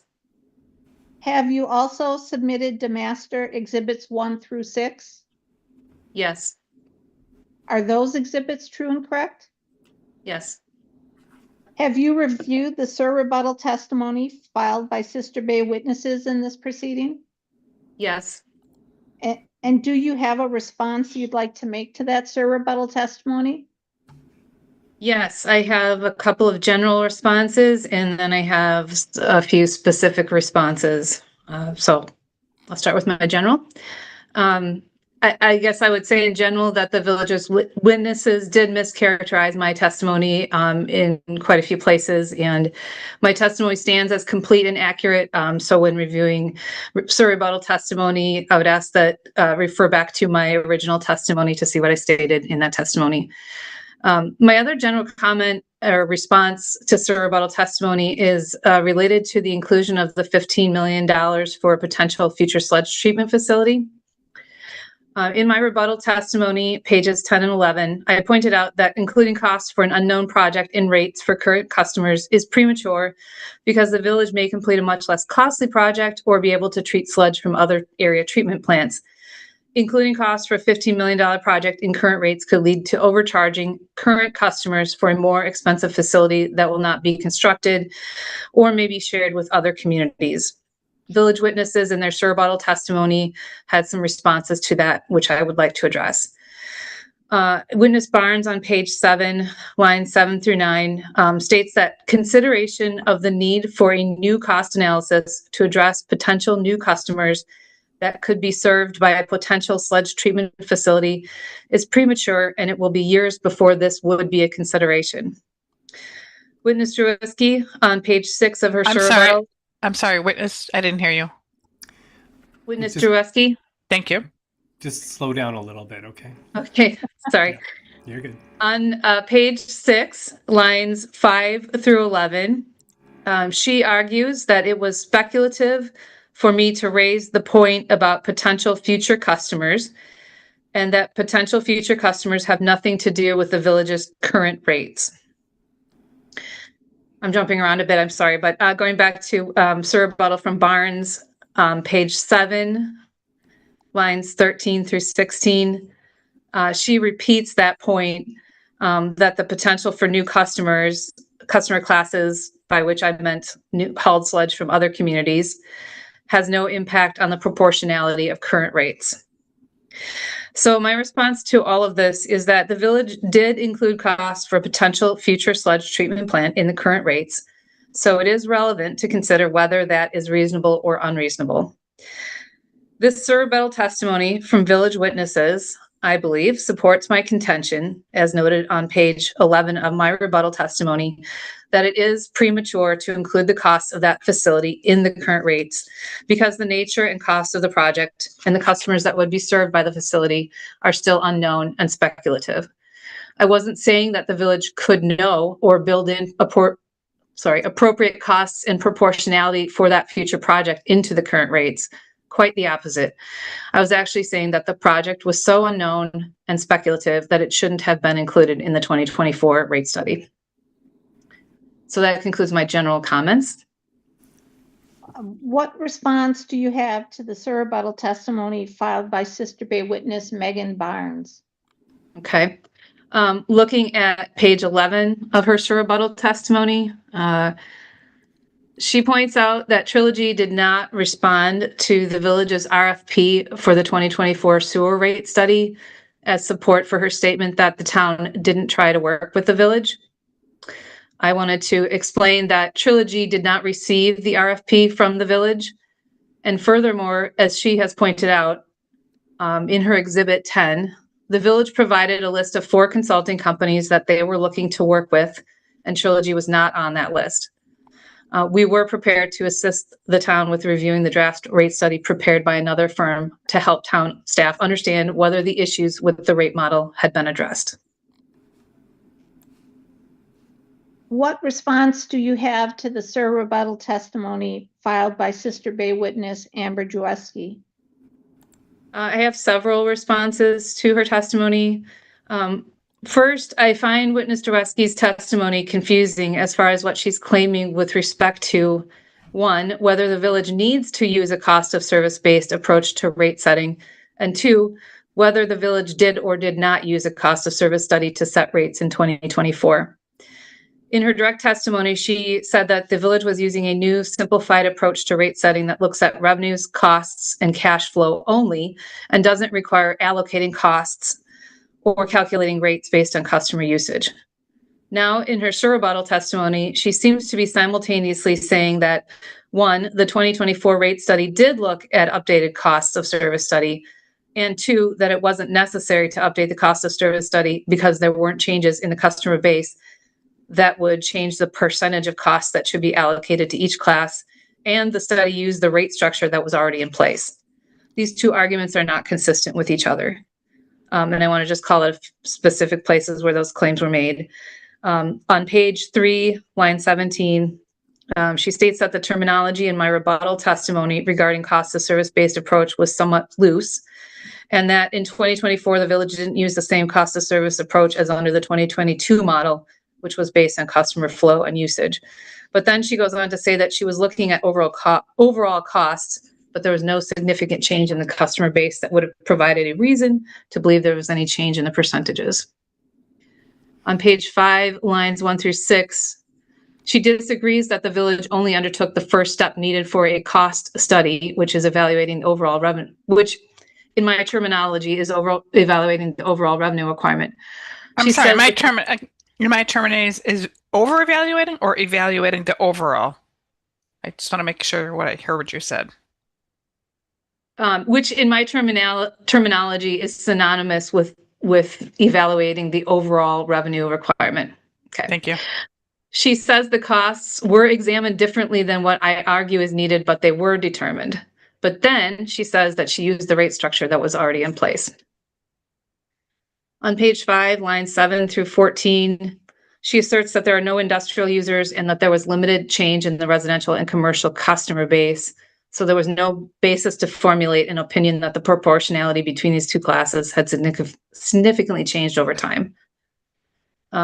Page 5, lines 19 through 20. She asserts that the village's approach isn't just based on revenue requirement, it also considers known and projected cash flow and costs. On page 6, though, lines 1 through 4, she disputes my contention that the village abandoned using cost of service by saying that it's just a difference in terminology and that they looked at overall costs instead of a model tied to flow rates and broke out variables and fixed, etc. So in general, I would argue that my terminology is not loose. The terms I'm using have specific definitions, but witness Jaweski does not appear to understand the difference between determining revenue requirements, preparing a cost of service study, and calculating rates. I defined and described those terms at length in my rebuttal testimony on pages 4 and 5 and explained why they were important on pages 5 and 8 through 8. Cost of service has a specific definition in water and wastewater rate setting.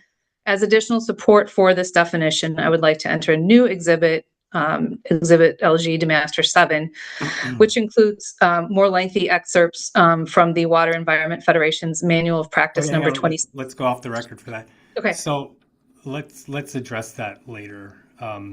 If you do want to Okay. introduce that exhibit, we'll have your attorney initiate that. So Okay. just skip on to what else you have, and we'll go back to the exhibit. Okay. Yeah, I wanted to read some of the excerpts that I think are important. Is that okay? No, not yet. Actually, so let's do Okay. this now. So are we interested in introducing a new exhibit? Is that correct, Attorney Kubza? Yes, we are interested in introducing Demaster Exhibit 7, which is an excerpt. I filed this yesterday with the parties before 1:30. Okay.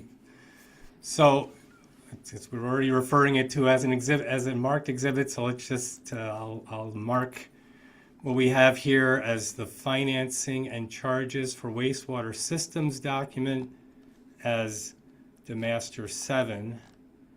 I'm unsure why this is being offered now, and Are we still off? no, we're not off. Sorry, we shouldn't be off. Okay. When did I go off? I don't remember. Well, Okay. Ms. Cubsite needs to repeat her statement then. I'm sorry, I thought we were still off the record. Okay, hang on. Let me just. My apologies. No, it's not your fault.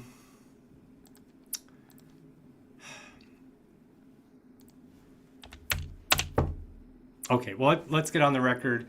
So the witness did refer to a new document that was shared by the complainants, according to the FMO emailed the day before the hearing for use at the hearing. We've marked that as Exhibit LG Demaster 7. It has a title of Financing and Charges for Wastewater Systems. And I believe it's an excerpted version of that of the full document. So I think I'm curious if we can have a description from Attorney Cubs as to the purpose of this document and why it's coming in at this stage of the case. Yes, in Mr. Wesky's rebuttal testimony, she indicates that the difference, that the term, using the term cost of service that we used, that Ms. Demaster uses, and that she uses is just a difference in terminology. That it's a statement she makes in her rebuttal. We are responding to that to show that that is not the case, that it is a term of art recognized in treatises on the topic. Okay, but just let me interrupt. So the witness Demaster does define those terms in Demaster rebuttal, correct? I think that was just mentioned here. The point is that it is not just Ms. Demaster proposing that this is how the terminology is used. It is showing that it is the term of art is used in the industry in treatises on the topic. Okay, but why wasn't that introduced in rebuttal? Because the issue about it being a difference in terminology wasn't raised until rebuttal. We assumed that, again, that this is a term of art. Everybody knew what this meant. This was the first time it was raised that, oh no, it's just a difference in terminology. That was in Ms. Drewski's rebuttal testimony. Okay. Any response from the respondent? Well, the respondent objects to the late disclosure, starting with Ms. Demaster didn't come into the picture here until rebuttal. And then she also did her rebuttal. Between the two trilogy witnesses, their methodology and the whole case theory of petitioner is that the cost of service methodology has to be employed. If they feel that this treatise backs them up, it could have been offered from day one. I would secondly point out that we can't evaluate whether this is a permissible treatise, nor can we really evaluate its relevancy because we've only been given snippets from this manual. It's not the whole thing. Okay.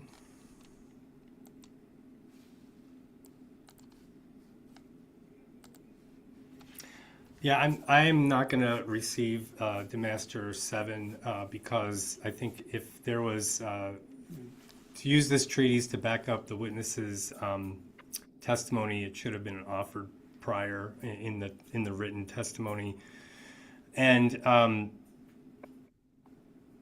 think, you know, the witnesses are experts. Their credentials aren't being disputed. The witness does provide definitions for the terms in question currently in the written testimony. I think it's covered in that sense, and we can proceed without the exhibit to reiterate that definition.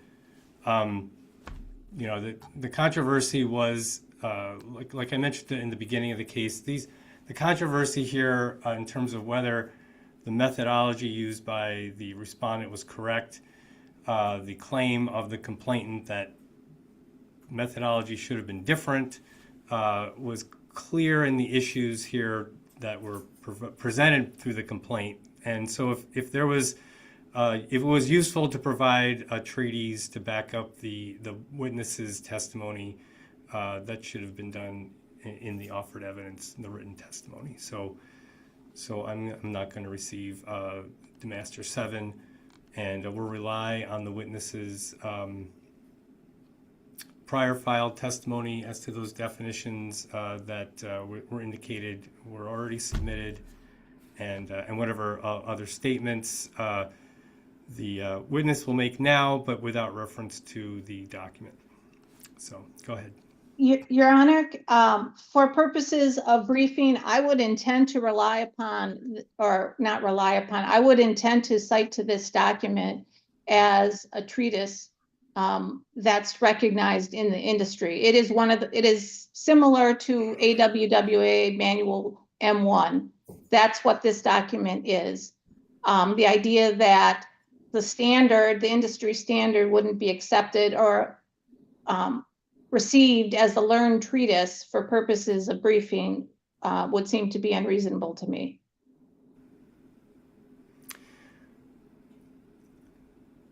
Well, you can only cite the document to evidence received, so I'm not receiving this document. I believe you can cite to learned treatises, though. I am not familiar with. I've not faced that question before. I don't think I've allowed that in prior practice. Well, we will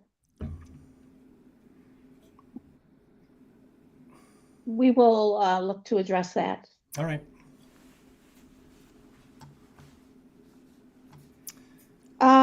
Going back, Mr. Master, going back to your responses to Ms. Drueski's testimony, I believe you were providing your response. Yes. I believe the last thing I said was that cost of service has a specific definition in water and wastewater rate setting. My understanding of that definition is informed by the Water Environment Federation's Manual of Practice number 27, entitled Financing and Charges for Wastewater Systems, which is a learned treatise on industry standard practices. Off the record. I don't understand. We're not accepting this document. I said she can answer, but not in relation to this document. I'm stating what I know to be true from my understanding of that document. Is that not allowed? We are not offering it as an exhibit, but she's saying that that is her understanding based on her current definitions in her testimony are based on these definitions. Is that what she's saying? Yes, and I'm expanding upon what those definitions mean because of the rebuttal testimony that said my testimony vocabulary was loose and it was just a difference in terminology. I'm trying to explain that in more detail, that why it's not the case. The village's objection remains. Okay. So,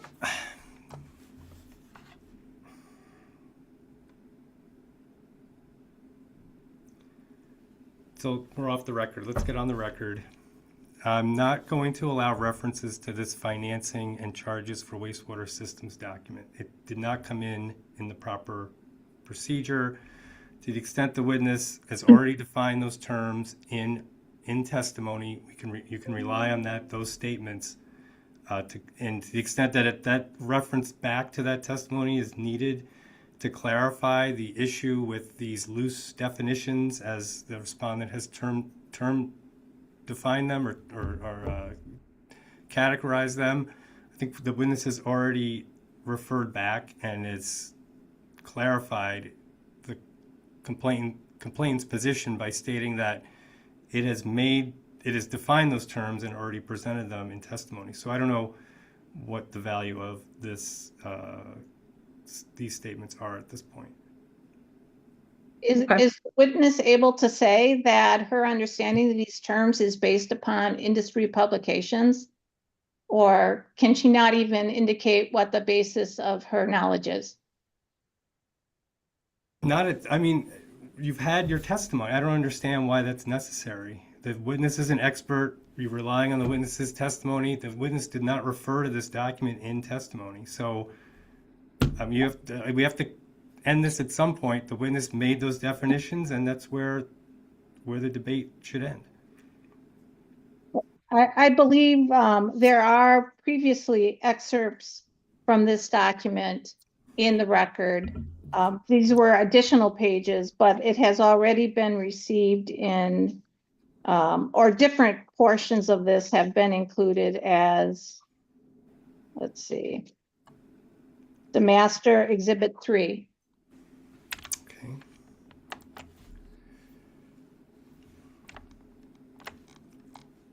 So presumably she's able to refer to that.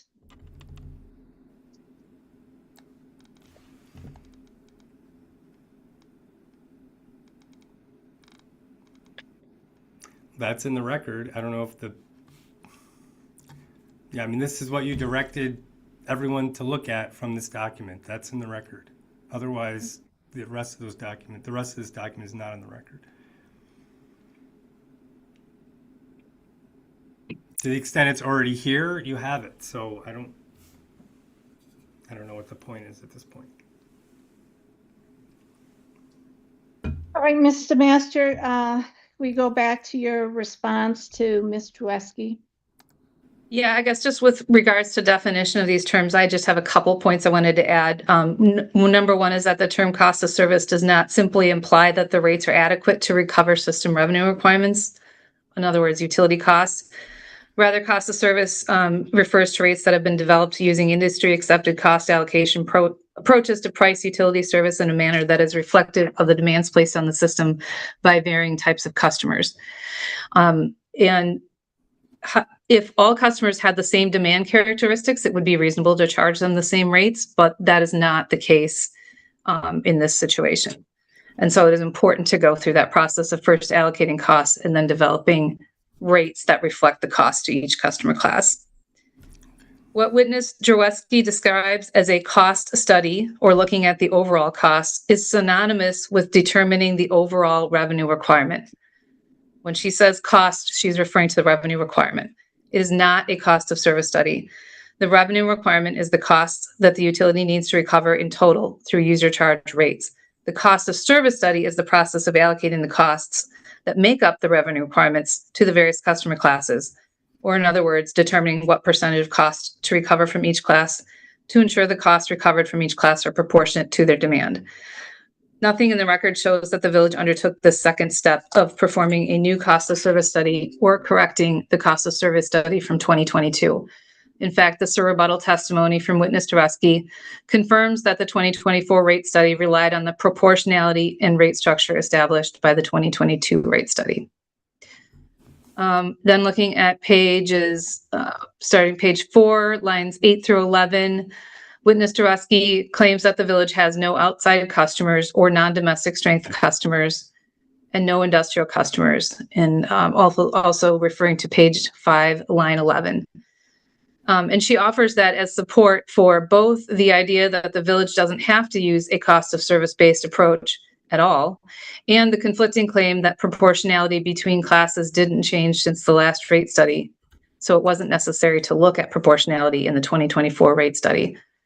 I would just note that these statements are untrue. LGUD, Liberty Grove Utility District, is an outside customer, and the village accepts a significant amount of hauled waste, which is higher than domestic strength and costs more to treat. In addition, these statements just offer more evidence that the 2024 rate study relied on the proportionality established by the 2022 rate study. Going on to page 5, lines 20 through 22. Witness Jareski says that not every sewer treatment facility in Wisconsin uses the same approach that I advocate for. In response, I would say that for a utility that serves outside customers and high-strength waste, whether hauled waste or industrial, it would be unreasonable to charge the same rates for all customers or to determine rates arbitrarily without a cost of service study. Going back to page 4, Witness Jareski claims that comparative flow rates between the town, Liberty Grove Utility District, and the village were no longer relevant after the termination of the litigation between the town and the village. Termination of the litigation did not negate the responsibility of the village to set reasonable and non-discriminatory rates for all customer classes, including the village customers, Liberty Grove Utility District, and hauled waste, which is sometimes referred to as town, or unsewered. These rates should be based on, among other things, comparative flow rates and loading rates for each customer class. And then finally on page 6, line 16 through 17, she says there's a note on the exhibit that the P&I for the $15 million was not built into the rates, only $200,000. She didn't specify which exhibit she's referring to, but on her exhibit 4, page 3, there's a note that says 2028 through 2030 did not include 15 million P&I. This schedule is include 15 million P&I. Thank you. This schedule is the projected operating statements. On the following schedule, page 4, the cash flow forecast does include the projected P&I payments for the projected 15 million borrowing, totaling $937,500 per year. I don't know what she's referring to when she says that only $200,000 was included. Do you have any other response to the rebuttal testimony of Sister Bay? No, I do not. Mr. Master is available for cross-examination. All right, questions from the respondent. Okay, thank you. Mr. Master, my name is Remzi Batar. I represent the Village of Sister Bay in this proceeding. Good afternoon. Good afternoon. You were present for your colleague, Mr. Granham's testimony, correct? Yes. Okay. And so I'm going to try not to recover a lot of the same grounds.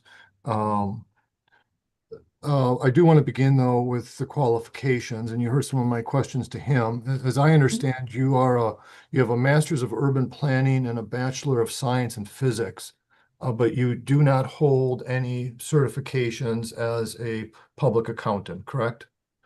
Correct.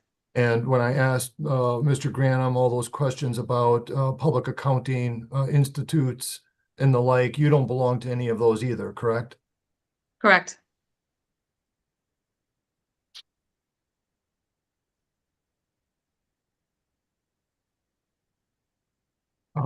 Now, utilities, as I understand, have different methodologies to create their rates and their rate structures, right? I would say there's a common methodology, and then there are variations on that methodology. The common methodology, industry standard, is to determine revenue requirements, then allocate those revenue requirements out to causing functions of the utility, and then to customer classes, and then to design rates based on the cost allocation. Okay. Within that common structure, there can be variations as to specifically how the costs are allocated or how the rates are structured. Okay, and that common structure has not been promulgated into Wisconsin statute, administrative code, or case law, correct? I can speak to, there's not in the statutes or in the administrative code. I cannot speak to all of the case law out there, but it certainly has been an issue in some proceedings before the commission. In looking at your exhibit, DeMaster 3, LG DeMaster 3. This was the financing and charges for wastewater systems. It appears to be from their 2005 manual. Is that correct? I would have to see the date on there. Second page. It's a little small. So it's yes, okay, 2005, sure. Sure. If we drop down to the next page. And I just want to make sure the exhibit you've submitted, you have only submitted one page from this manual. Is that correct? Yes. And on this page, it's page 91. You'll see in the third line, the examples in this chapter reflect generally accepted processes, not inflexible formulas. Did I read that correctly? Yes, that's speaking to what I said before about within the method, there can be different ways to allocate specific costs. Yes or no will do. The next sentence, because every utility is unique, cost allocation should be tailored to and represent appropriate cost causative factors for each local situation. Did I read that correct? Yes.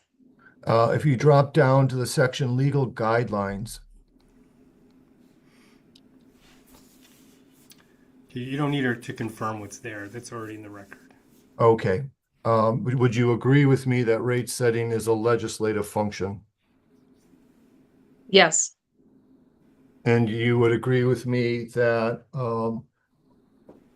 elected officials make other legislative choices, such as whether or not to develop a sludge facility, correct?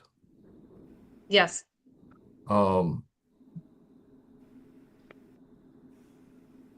And it would be up to the elected officials to make a choice whether they're going to develop a treatment facility or if they're going to pursue some other option, correct? Yes. Utilities are not required to give their services for free, are they? No. They're not required to never change their methodology? No. They're not required to never change their rates? No.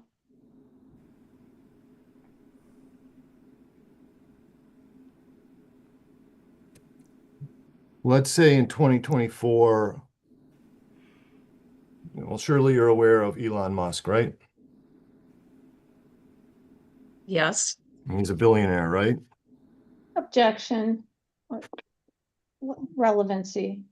Let's say in 2024, Elon Musk bought the Sister Bay utility and pumped it with $500 million in cash. There's an objection standing. Do you have a response?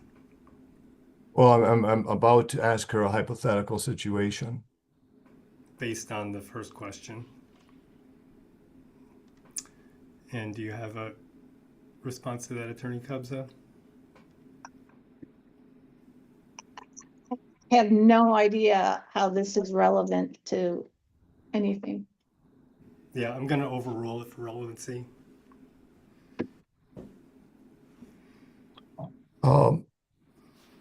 So, Ms. DeMaster, the question is, let's assume that. I'm sorry, sustain the objection for relevancy.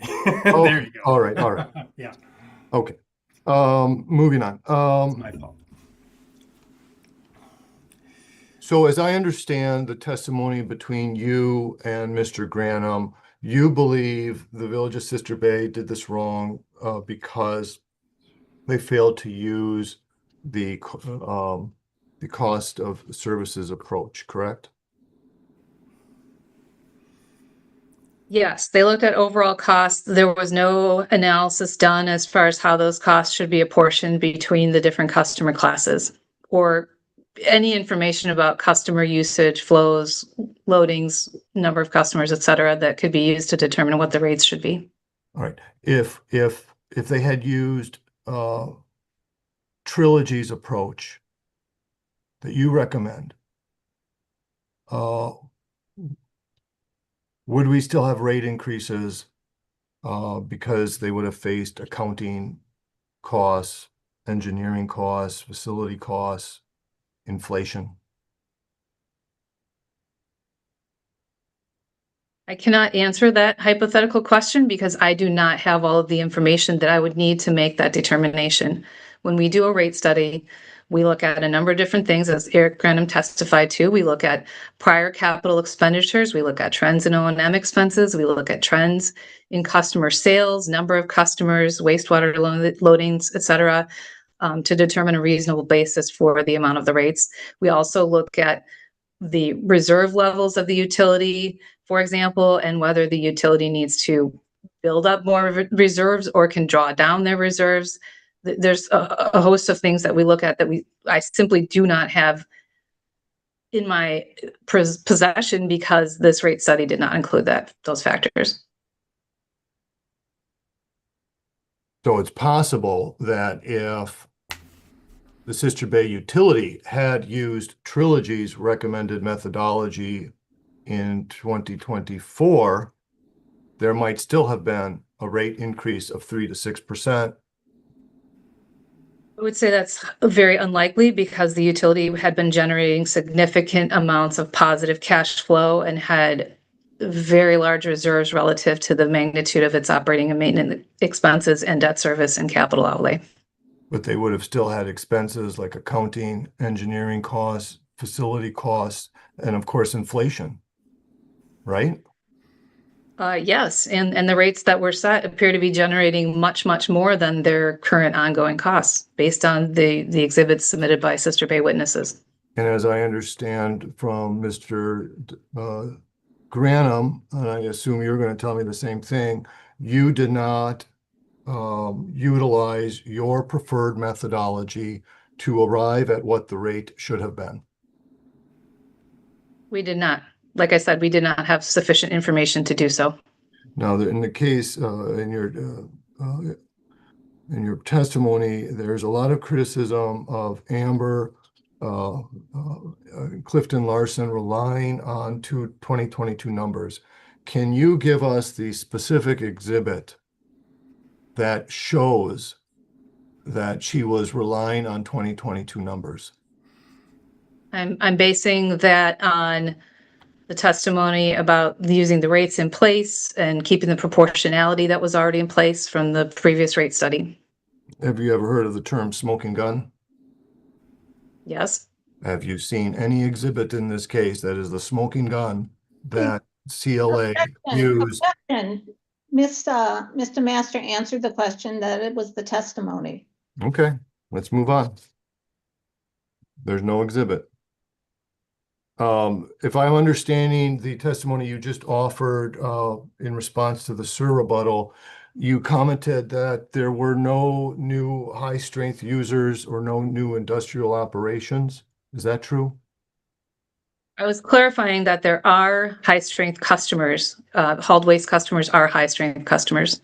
I wasn't disputing that there were no new customers. I was simply saying that she said there were no high-strength customers when in fact there are high-strength customers. So you define high-strength customers to be the haulers? Yes, they have waste strength that is higher than domestic strength.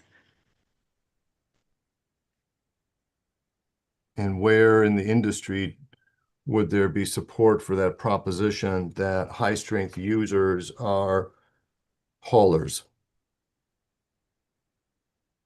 That's a standard industry practice. It's discussed in the manual that I was not, the excerpts of the manual that I was not allowed to submit as an exhibit. But I would also point out that Sister Bay witnesses themselves indicated that hauled waste is a higher cost to treat than domestic strength wastewater. Okay, I think we can all agree that there's waste haulers throughout Door County, right? To my knowledge, yes. And these waste haulers will shop around for the best price for their hauled waste, right? Yes. And I think we can all agree that sludge isn't going away anytime soon, right? Yes. Are there any high strength sewer users such as, paper factories or industrial complexes or chemical plants or anything like that in the Sister Bay, Liberty Grove area? I do not believe so. Were there any of those kinds of high strength users that moved in 2023 or 2024? I do not have the knowledge to determine whether or not that was the case, as the 2024 rate study did not include any information about the customer base or their flows or loadings. Is it true that there was no significant change in the customer base in 2023 and 2024? I answered that question. No, I don't have the information to determine that. Okay. Now, I know in your testimony, you've gone through the McMahon report. That's the one that addressed whether or not a sludge facility was needed. I did a brief review of that to see what the conclusions were, yes. Right, and part of your review was that there were 5 different options available to Sister Bay. Some of those involved a reed bed. One of them, of course, was constructing the sludge facility, and another option was to continue to haul the sludge down to Sturgeon Bay. Do you remember that? Yes. What's the exhibit for that? Well, this is from her testimony. I believe it's her rebuttal testimony. Oh, she No, said it a would be my report. rebuttal. I'm sorry. You said it was a report. Is that not been offered? And the report It was offered. was offered. I believe it's Barnes Exhibit 6. That's correct. Okay, thanks. Go ahead. I just want to ask you a few questions about those options. Whatever the option that would have been picked, it would have cost money, right? Yes. And whatever option was picked, more revenue would be needed to cover that, right? Yes. And whatever option was to be picked, Sister Bay Utility and the Village of Sister Bay had a short period of time to figure it out. I think that question is unknown at this point, or it certainly was in 2024, what the timing is. Okay, did you see the testimony from Ms. Barnes that the Sturgeon Bay Utility began to call around to tell utilities that they were no longer going to take sludge? Yes. And then I'm sure you saw her testimony that after that she began to do some homework and investigation in terms of what they could do, right? Yes. So one way or another, the Sister Bay Utility and the Village of Sister Bay had 6 months to figure out what to do, right? I don't recall that number anywhere. If you have a specific reference for that, I don't know that number. With respect to the option of a treatment facility, I know you disagree with it, but you'd agree with me that a treatment facility is going to cost money, right? Yes. But you would also agree that you know that a treatment facility is going to work in handling sludge, right? Objection. There's no foundation that this witness has any engineering background to answer that question. Is that true that you don't have an engineering background? I do not have an engineering background. Okay, I'll move on. Reed beds. I know that you've suggested reed bed was an option. Can you tell us what other communities in Door County use the reed bed option? I cannot. I'm not an engineer. I have not looked at that question. I was merely quoting from the McMahon study. Okay. And the same answer throughout the state of Wisconsin. Do you have any knowledge how many communities in this state use a reed bed option? No. Okay. And so you have no idea whether, for instance, a reed bed option would still leave a large amount of sludge. No, I don't have knowledge of that. And you wouldn't have knowledge of how a reed bed option would address like PFAs, right? Objection. This goes well beyond her testimony and her expertise.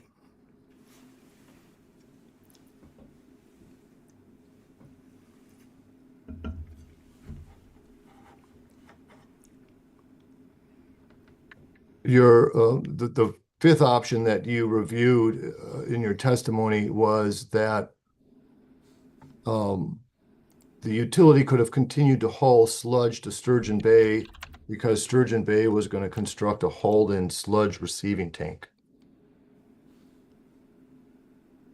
You remember that? Yes, that's in my testimony. Okay, do you know if that option would actually involve processing of the sludge? Or is it merely just holding the sludge? Objection. Foundation, no expertise. All right, I we'll believe, stipulate. I believe she's just referring to what's in the McMahon report. You have no expertise on that, ma'am? No, I was just quoting the McMahon report. Okay.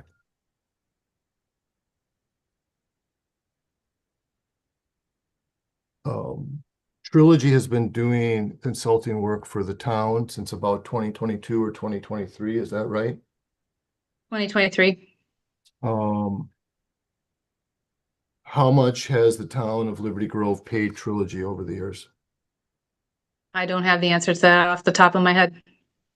During Mr. Granum's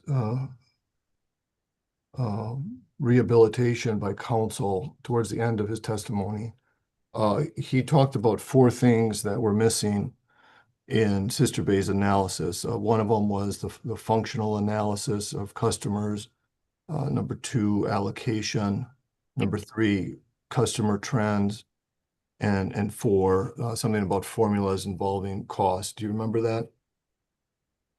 Yes. Has Trilogy analyzed those 4 factors to determine what the rates here should have been? I answered this earlier, but I will say my response again. We do not have sufficient information from the 2024 rate study to do that analysis.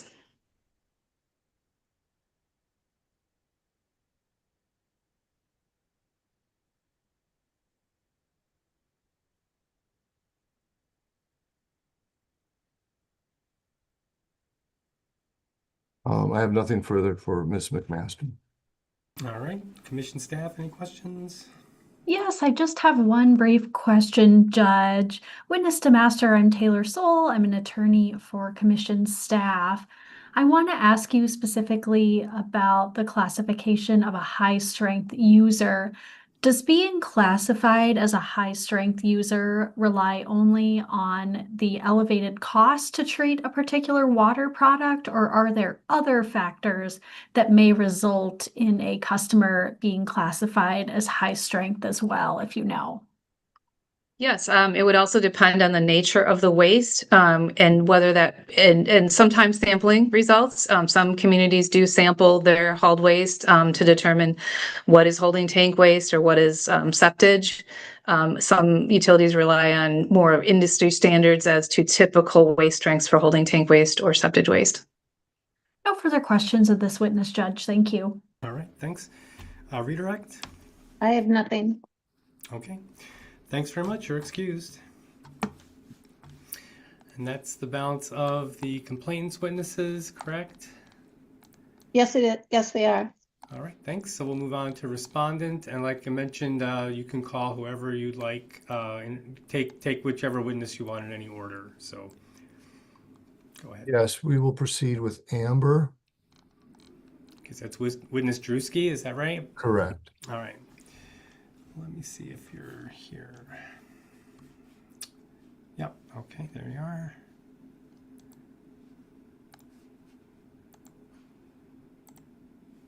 Okay, witness Drewski, I see you there. Raise your right hand, I'll swear you in. Do you swear or affirm, tell the truth, the whole truth, nothing but the truth? I do. Can you speak up a little bit so we can all hear you? Okay. I do. All right, thanks very much. Let's move on with, why don't you just take it away, Attorney Bitar. Thank you, Your Honor. Amber, good afternoon. Can you state your full name for the record and the spelling on the last name? Amber Drewski, Drewieske. And can you tell us where you are employed and for how long and your position and certification? A principal at CLA. I've been with Shanks CLA for about 16 years and doing government accounting consulting, auditing. Okay. You mentioned Shank. Can you spell that? SCHENCK. And Shank was like the predecessor company for Clifton Larson, is that right? Yes. Okay. Who are you appearing to testify on behalf of? Sister Bay. And in this case, you have provided prior testimony, both direct rebuttal and surrebuttal, correct? Yes. Can you tell us whether your testimony in those 3 rounds was true and correct? To the best of my knowledge. I do have a couple clarifications based off of what I've heard today, so I just want to do that, but I don't know if now's the time for that. We'll do that in a moment. You also submitted a number of different exhibits. It was exhibits 1 through 5. Those are the exhibits you submitted? Mm-hmm. Yes. And were those exhibits true and correct to the best of your knowledge? Yes. You've had a chance to review the surrebuttal from the Liberty Bay witnesses? Yes. Liberty Bay witnesses? Liberty Grove. Liberty Grove, sorry. And you reviewed the surrebuttal of DeMaster, Granum, and Combs, correct? Yes. Do you have any further responses or testimony to offer with respect to the surrebuttal? Just a couple clarifications, a few. So I think maybe there was a lot of, I felt, repetitory things throughout. So just trying to clarify that. So first, we do CLA and we do cost of service studies. So I do understand those terminologies. We do use them. This situation was a different approach for reasons that were explained within. So that piece is that. As far as the customer classes, and I'm going to terminology put that as customer classes in terms of residential, commercial, industrial. You do have the haulers. There's no reason to believe, from my perspective, in inquiry with the clients, knowledge of the clients, both the town and the village, that the customer base for either one significantly changed. So there's no industrial customers, paper mills, those kinds of things. So the haulers is the big piece. And as stated, the haulers can go wherever they choose based off of price. So that is based off of again, I'm going to say knowledge of the town and the village and what I do for both of them. The 200,000 in P&I, that is the existing debt, and it's an approximate number. It's, I think, actually maybe 237 for 25, but it's approximately 200,000 on the P&I. The P&I for the 15 million was a projection looking forward of what they may be able to have to pay. So that was not to be used for 25 or 26. It is the capital cost in general. And I think that's it of the clarifications. Okay, and so just one final question with respect to those clarifications. Did you have a further clarification on your direct, or did I just misunderstand that? On your earlier testimony?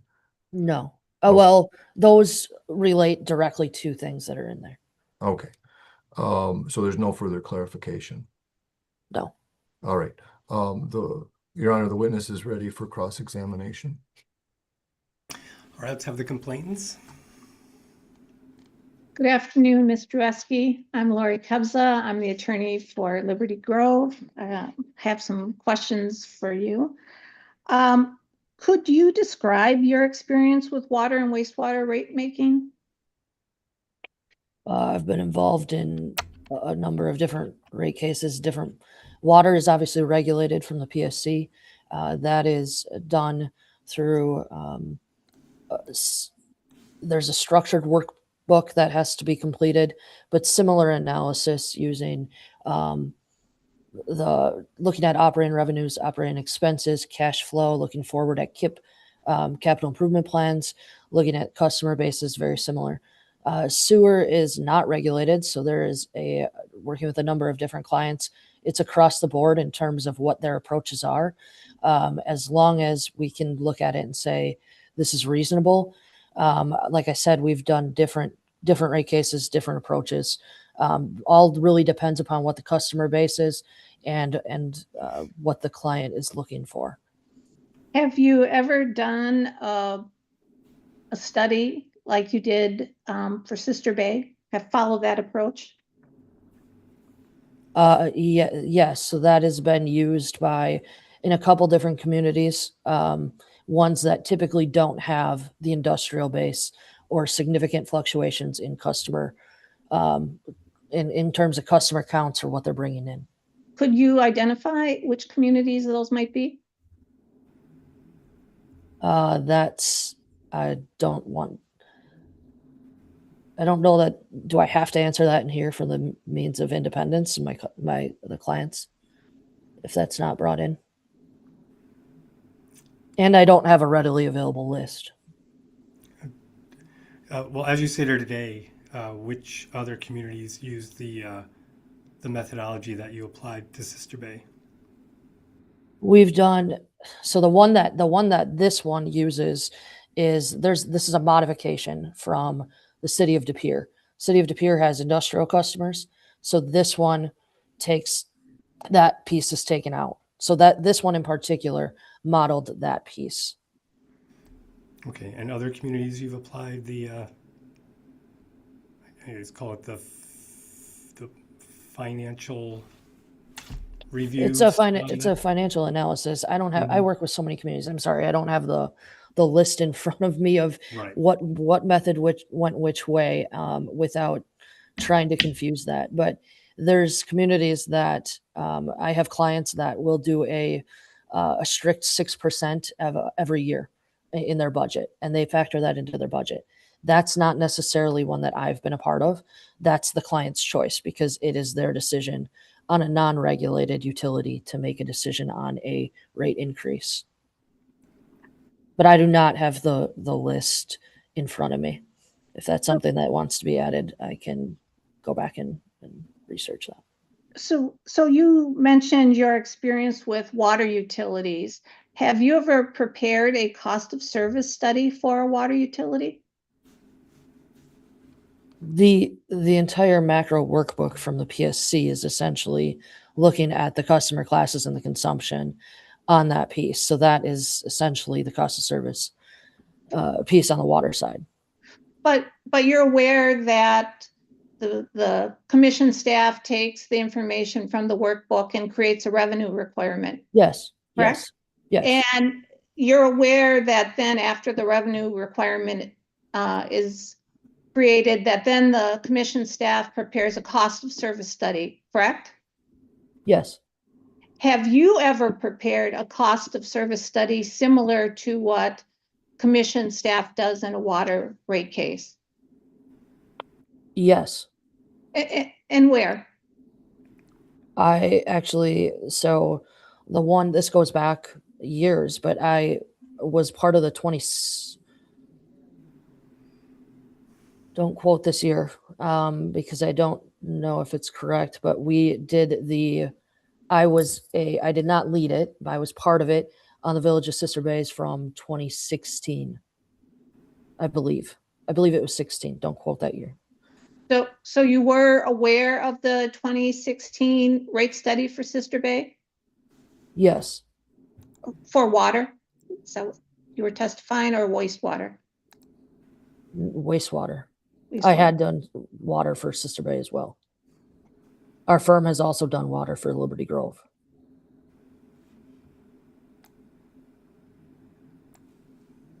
So were you aware of how costs were allocated in the 2016 wastewater cost of service study for Sister Bay? Yes.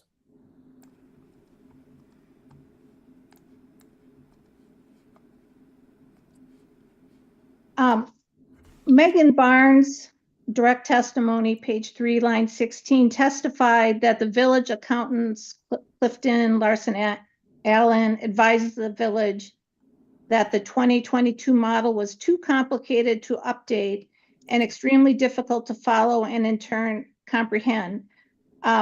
When Ms. Barnes was referring to the village's accountants, was she referring to you?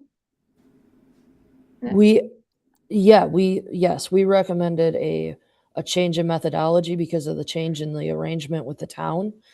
And that because of knowledge of the customer base in the town and in the village, they were spending a lot of time and money on where they needed to really take a high level look of what do they need and what are they going to need, and then go down to the level of detail that we're referring to if warranted at that point.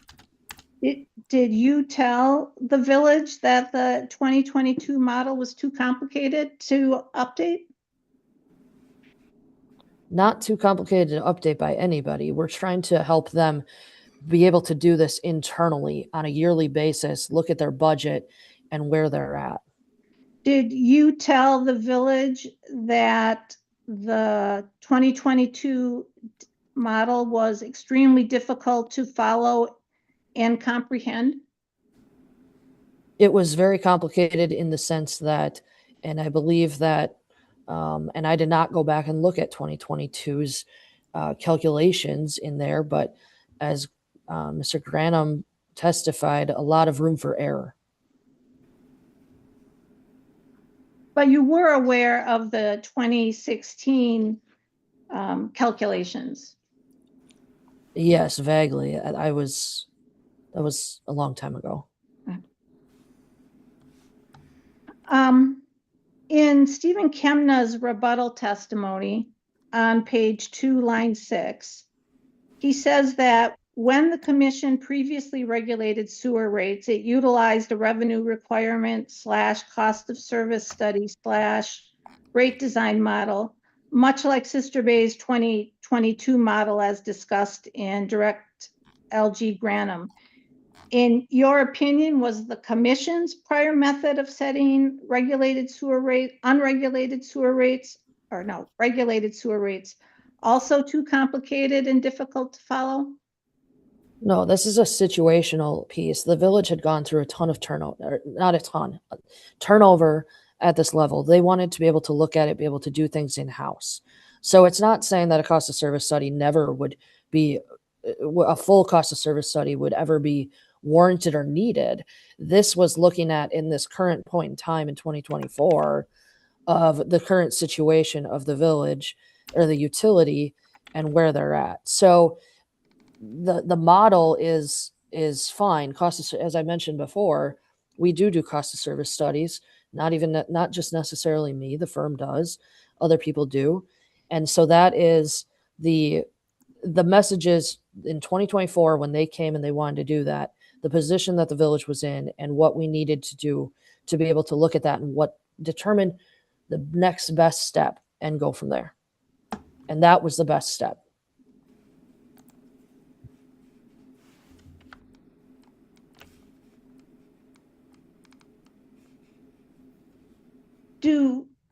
You said that you're familiar with cost of service studies and that your firm does them.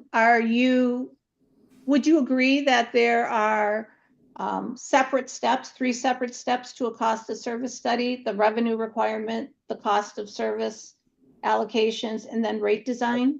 I don't know if I would just put a number on the number of steps in that process. I feel like there's a number of different things that go into the entire process. And if somebody wants to count the steps, maybe to somebody it's 3, but there might be various steps to the entire thing. Just similar to the analysis that we did, there were a number of steps to that, not just here's numbers. Would you agree that the steps that you did, that CLA did, focused on the overall revenue needs of the utility as a whole? Yes. Well, Yes, and looking forward of what their capital improvement plan was. They had just gone through working on that with another consultant, and what their next steps were going to be. And I'm not referring to necessarily that sludge point at that point, the sludge treatment at that point, because that came in very late. So generally speaking, looking at past trend analysis, looking at what their budget is, what the sludge, we knew that the sludge expense was going to increase from hauling to Green Bay, and then taking into consideration their capital improvement plan.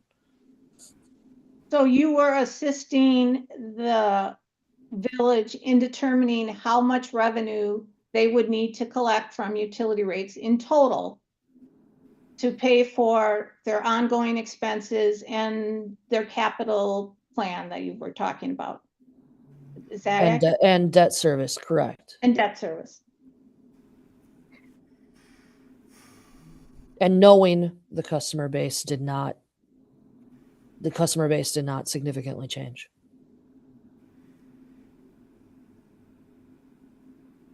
So if the work you were doing was determining the overall revenue needs of the utility, then the next step in that cost of rate study is that cost allocation. Are you saying that for purposes of that cost allocation, you just applied what was applied in that 2016 wastewater study?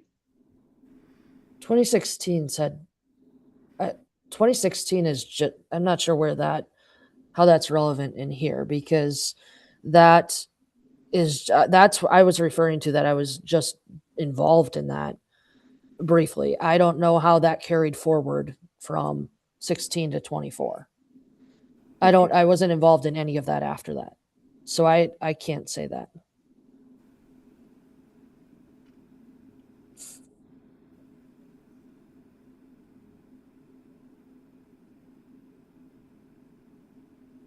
And I was not the lead on the 2016 either, so I don't specifically remember details. So can you describe how, once you determined the revenue needs of the utility, can you describe how you allocated those revenue needs to Sister Bay, Liberty Grove, hauled waste customers? That goes back to taking into account that the customer base did not significantly change, assuming then flow did not significantly change. It's residential. There's no industrial customers. There were no new significant customers from that piece. So the proportion, we kept the proportion the same based off of what their rates were at that point on what would have been the end of 2024. So is it accurate to say you kept the proportions the same as what was determined in the 2022 rate study? Yes, I did not change proportions. Right. There was no reason to believe that those would change. And did Sister Bay ever tell you that Liberty Grove was challenging the proportions in that 2022 rate study? No, I had no idea that there was a review of the 22 rate study. Sister Bay never provided you with that information? I never saw that, no. Were you aware that Liberty Grove had any concerns about Sister Bay's wastewater rates? Yes, because of my relationship with the town, I knew that there were concerns over the rates. I didn't know the details of that other than brief conversations with Bud, and most of that focused on looking at rates per person that were being charged on the bill that the town receives. But that would be it.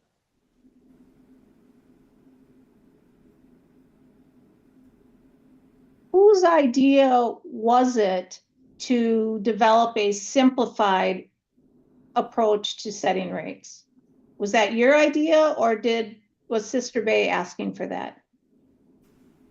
That was my proposal to the village based off of knowing the current state of where they were at and what they not where they were at necessarily financially. That has nothing to do with it, with the turnover and the what they were going through at that point and the training and those kinds of things. We had to kind of come to an agreement that we need somebody to understand the we want to make sure that everybody understands it, is on the same page. And after looking financially at where they were in a good position financially to cover their capital improvement plan. And they had the sludge increase, which is where the 3 to 6% inflationary increase came from.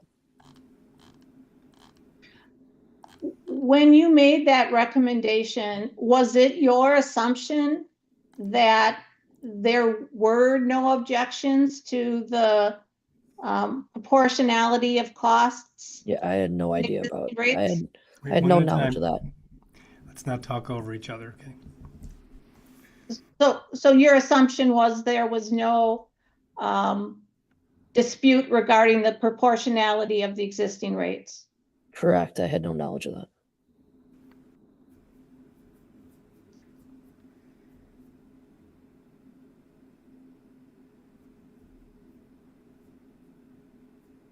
That simplified, to clarify too, that I'm going to say simplified approach is trying to have them have something to look at annually as part of their budgeting process that they can use to plan accordingly. And in those exhibits where it has like the percentages on the top, those are nothing that was set in stone, approved, and nothing. That was just a working document that they can use internally. And would you agree that that internal working document was to help them figure out the overall revenue needs that they would have to apply going forward? Yes, and say hypothetically, say right now, say they wanted to look at that and that financial analysis says something else and they want to go and say, okay, we do need to make a change. Now we need to go and do a cost of service study. Yes, that might be applicable. But at that point in time, there was no reason to believe that full detail was needed at that point in time. If you had known that Liberty Grove was challenging the proportionality of the existing rates, would you have made a different recommendation to Sister Bay? I'm going to object, Your Honor. It form calls for speculation, and there's no evidence to that effect in the record.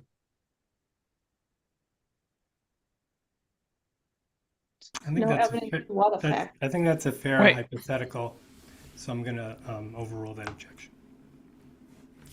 I would say I can't answer that right now because prior to this whole process, I had no, I didn't review those critiques of that study. I didn't review that 22 study myself in terms of the details and formulas and anything like that. So I don't know. And is it true that Sister Bay didn't tell you that there was this dispute either? That's asked and Object answered. form. It's asked and answered, right? Say that again. It was asked and answered. Yeah, you don't need to answer now.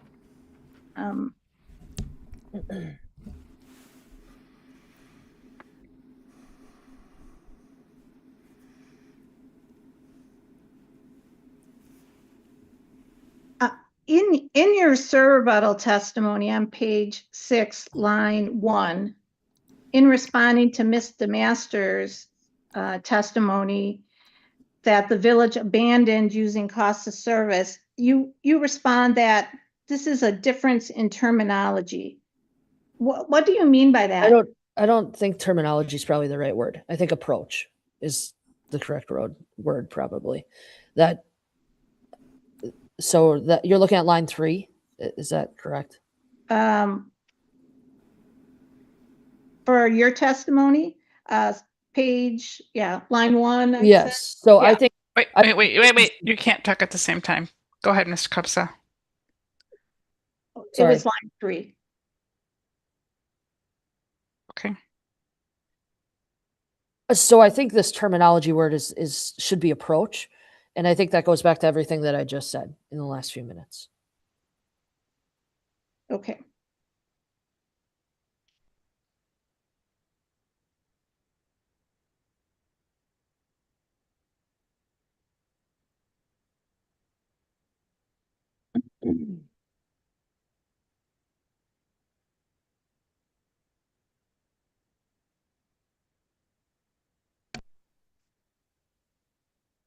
When you do a rate study, how do you handle hauled waste customers? If you're doing the full cost of service, at what if you're doing the full cost of service, you have all you're taking, you have the flow, you have the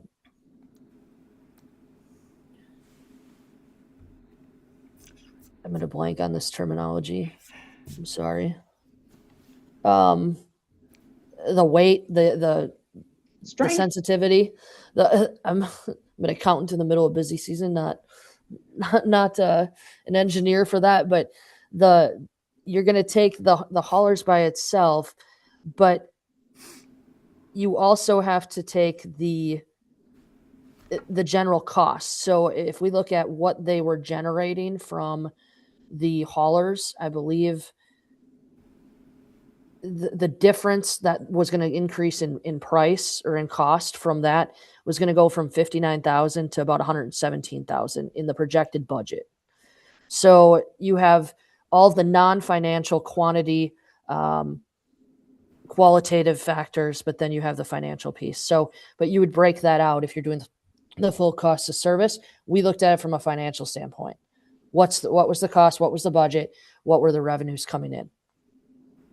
And in a cost of service study, would you subtract the revenues from the hauled waste from what you needed to collect from other customers? Generally speaking, you might, but the fact is you still have a treatment plant to operate and you still have costs that are going to go in. So there's different ways that you could look at that. So yes, but the approach that somebody might take, that I might take versus somebody else might be slightly different in that. But generally speaking, you'd want to isolate that a little bit. But I think that is true in terms of what the village did, because correct me if I'm wrong, I believe they increased the haulers a little bit more than the others. If you were aware that for purposes of their 2024 rates, or I'm sorry, for their 2022 rates, that the village did not make any subtraction for hauled waste revenue, would you agree that that would be unreasonable? Without going back and re-looking at that, I'm not sure, because you still have to operate a plant and you still have to cover your expenses and debt service. So I can't answer that cleanly. Okay. Would you agree you shouldn't recover the same cost twice? Generally speaking, but I don't know if you would be necessarily without digging through that. Okay.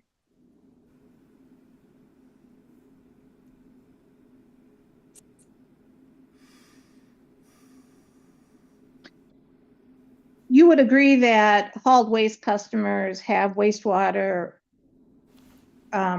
with higher than domestic strength loadings, wouldn't you? Sorry, repeat the question. Let's read it back. Question, you would agree that hauled waste customers have waste with higher than domestic strength loadings, wouldn't you? I'll just object vague, higher than what? Than domestic strength. Yeah, I'm gonna go ahead and answer. I mean, it may. It depends where where the waste is coming from. So it depends on the customer. Is it because there's still residential, if you're having your septic pumped and so forth, that is going to be the same as a residential, but you might have maybe a cheese plant or a paper that's different. So that's hard to answer, but yes, it may.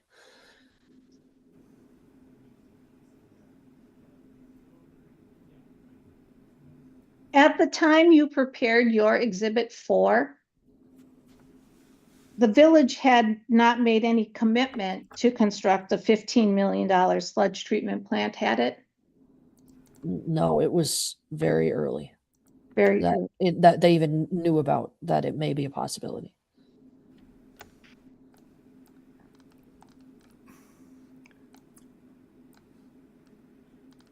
For purposes of establishing a revenue requirement, how defined should a capital project be before you include it in requirement? The 15 million wasn't, let me back up, because the 15 million was not part of the first part of my recommendation. My recommendation was 3 to 6%. The 15 million came into play when they were getting more words from Sturgeon Bay, and the village came to me and said that. One of the questions was, because we know we have this $15 million project and the debt service correlated to it, can we increase a little bit more to minimize the impact on the users? The response was yes, because it's not regulated. As for my initial analysis, that 15 million in the P&I was not part of it at all. The 3 to 6% was the inflation. But if we're looking at what the village actually adopted, the 15 million was part of that, wasn't it?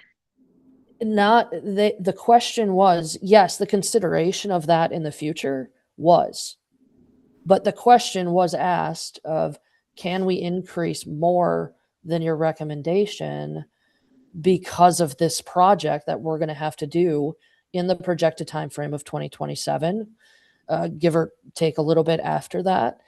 And the answer is they're unregulated. They have a reason to believe that they're going to need these costs, and to reduce the borrowing or the principal and interest on that in that time frame. The response was yes, they are to do that because it's within their legislative, I would say, responsibilities of they're asking the question. So the initial revenue, what I did for 25, does not, that 15 million, and if you look at that, the 15 million is in column 2027. The P&I doesn't hit until 2028. 2025 does not have anything for that 15 million.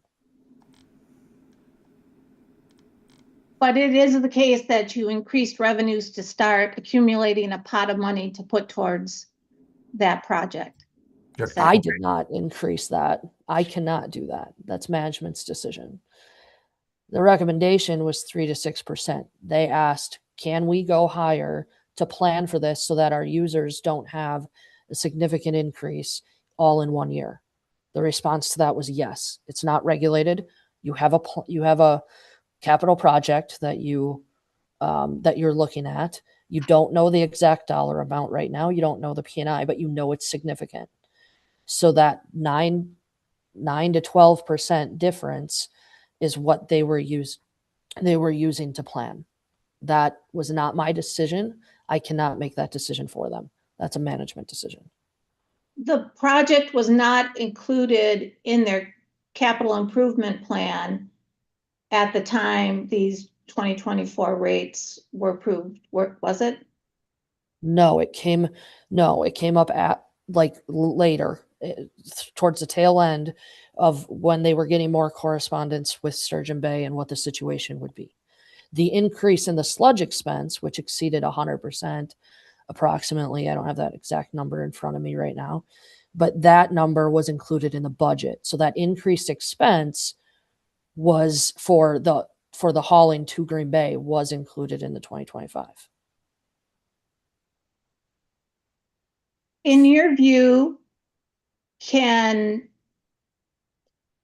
a governmental body include any amount for a future project as long as they say there's a future project? Objection calls for a legal conclusion. This is a conclusion for an accountant who's preparing a rate study.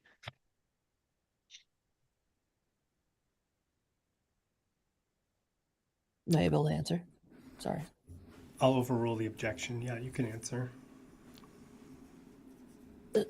So my response is going to be, it's going to vary. In a regulated situation under the say water with the PSC, the project has to be completed within that test year. In this case, in the sewer, it's not regulated. They do not have that criteria that they're bounding against. The increase of 9 to 12% did not seem unreasonable to me when you're looking at anticipated P&I exceeding $1 million. Nobody knows what that looks like. Nobody knows what the debt structure looks like. But it did not seem unreasonable considering a $15 million project. Had they asked for a 70% increase, I would have cautioned and said, well, we should get some more concrete numbers. But that increase did not seem excessive to me when they asked.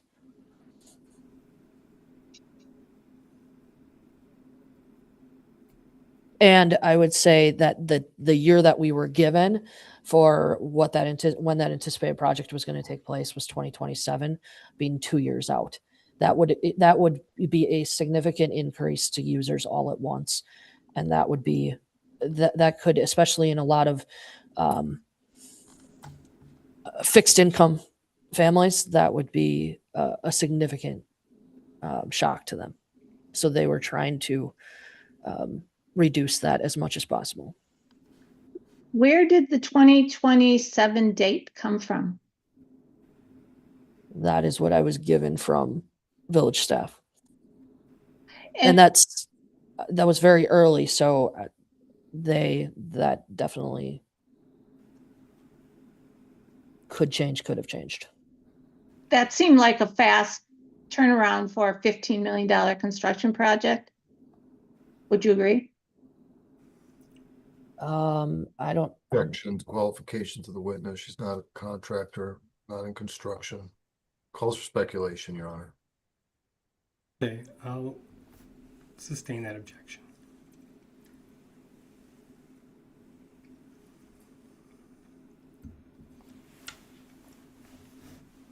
And the cost, the $15 million cost that you included, that number was also provided to you from the village. Is that correct?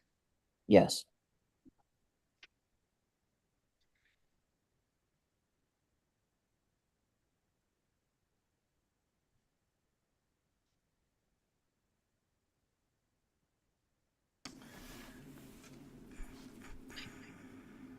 Do you know if the village is placing the funds it's accumulating for a future sludge project in a restricted account? The 2025 audit is not complete, so I can't speak to that, considering that was the first year that it was in place. So I cannot speak to that right now. And you don't know, besides the audit, you don't know whether it was placed in a restricted account? I do not know that. Who would know that? Is there a village financial person that would know that I could ask that question to? Do you know? What would be typical? Yeah, I mean, typically the finance director or or Ms. Barnes may know. To your knowledge, would the village be prohibited from using the funds it's accumulating for a future sludge project or anything else? No, because they're not restricted by an outside source. So they could use funds they're accumulating for a future collection system project, for example? They have separate funds. They have a treatment fund and a collection fund. So I mean, in theory, maybe, but the revenues being generated are going into the treatment fund. Could money be removed from the treatment fund? They could make a transfer. That would have to be, typically that would be approved by a utility committee or administration or so forth, but. I'd like you to look at Granum Exhibit 21. You have that?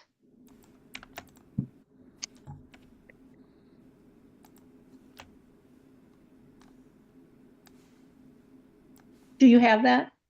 I don't know if I have it readily available. I can display it here. I don't know if it's going to be viewable, but I can zoom in if at a 24 particular statements. place. Okay. Yeah. I'm familiar with these. That's Okay. Did your firm prepare this audit? yes. Did you prepare this audit personally? Yes. And it's for the year ended December 31, 2024. Yes. Could you look at page 18?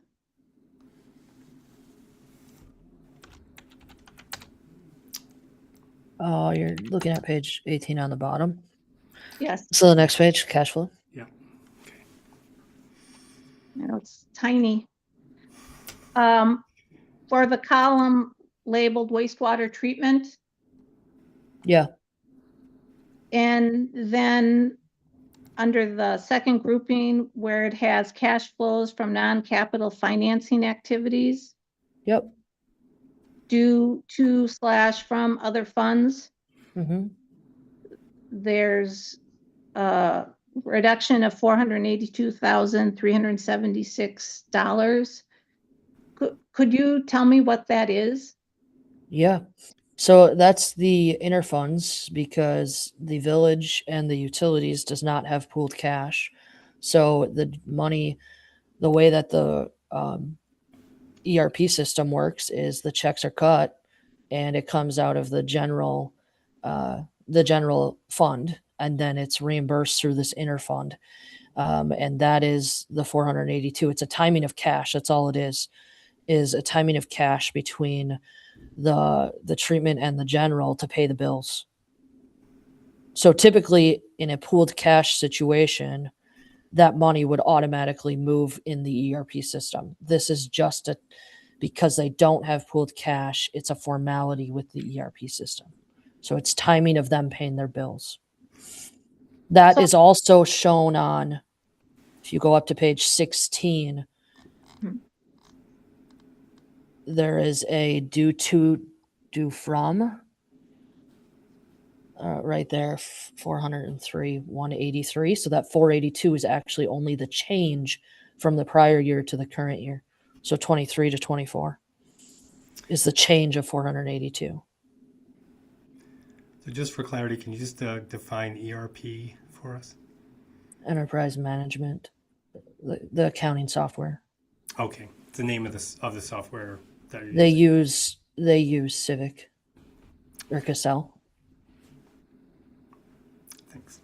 So just so I understand this, cash received from customers, that's the money that the wastewater treatment rates, right? That's coming in. And then the 482,000 reduction, where is that going to?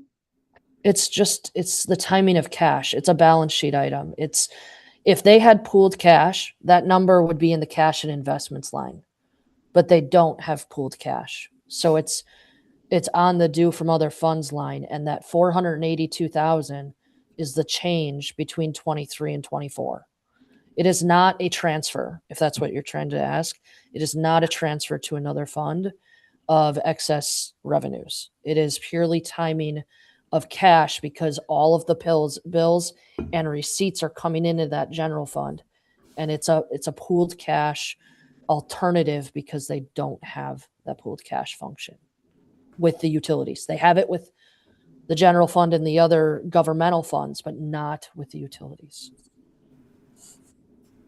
All right, I think I've asked as many questions on that particular item as I can. Would you agree that the Liberty Grove Utility District is a separate wholesale customer of the village? They're a separate.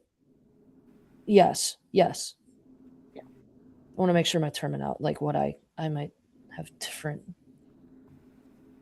words, but yes. And Liberty Grove Utility District, as a wholesale customer, does not share in the village's collection expenses, right? Correct. Correct. That's why there's separate funds on here. Yeah.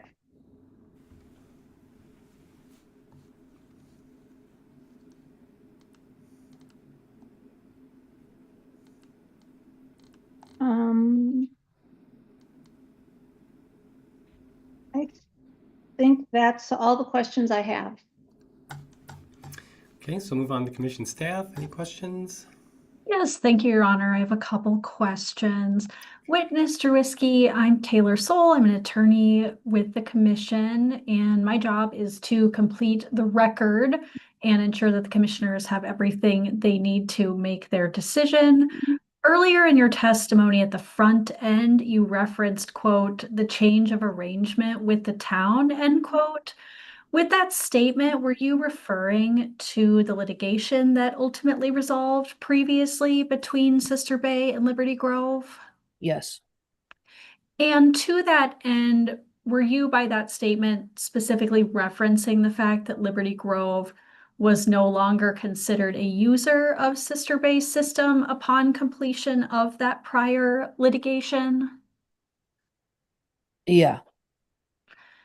And Judge, I have one question based on some Well, testimony. wait, they are a user. They don't have ownership in the plant in the capacity. So Yes. so they're a customer of Okay. of the village. Yes, thank you for clarifying that. I appreciate that. Judge, I have one question I'd like to refer to some testimony for, if Your Honor could go to Surrebuttal SB, Drewski, page 10, please. Okay. I think we're there. Thank you. And I'll look at line 5 specifically. You reference the different customer classes and then state the rates themselves are not broken down to this level. Could you please clarify what you mean by that final sentence in line 5? So I believe the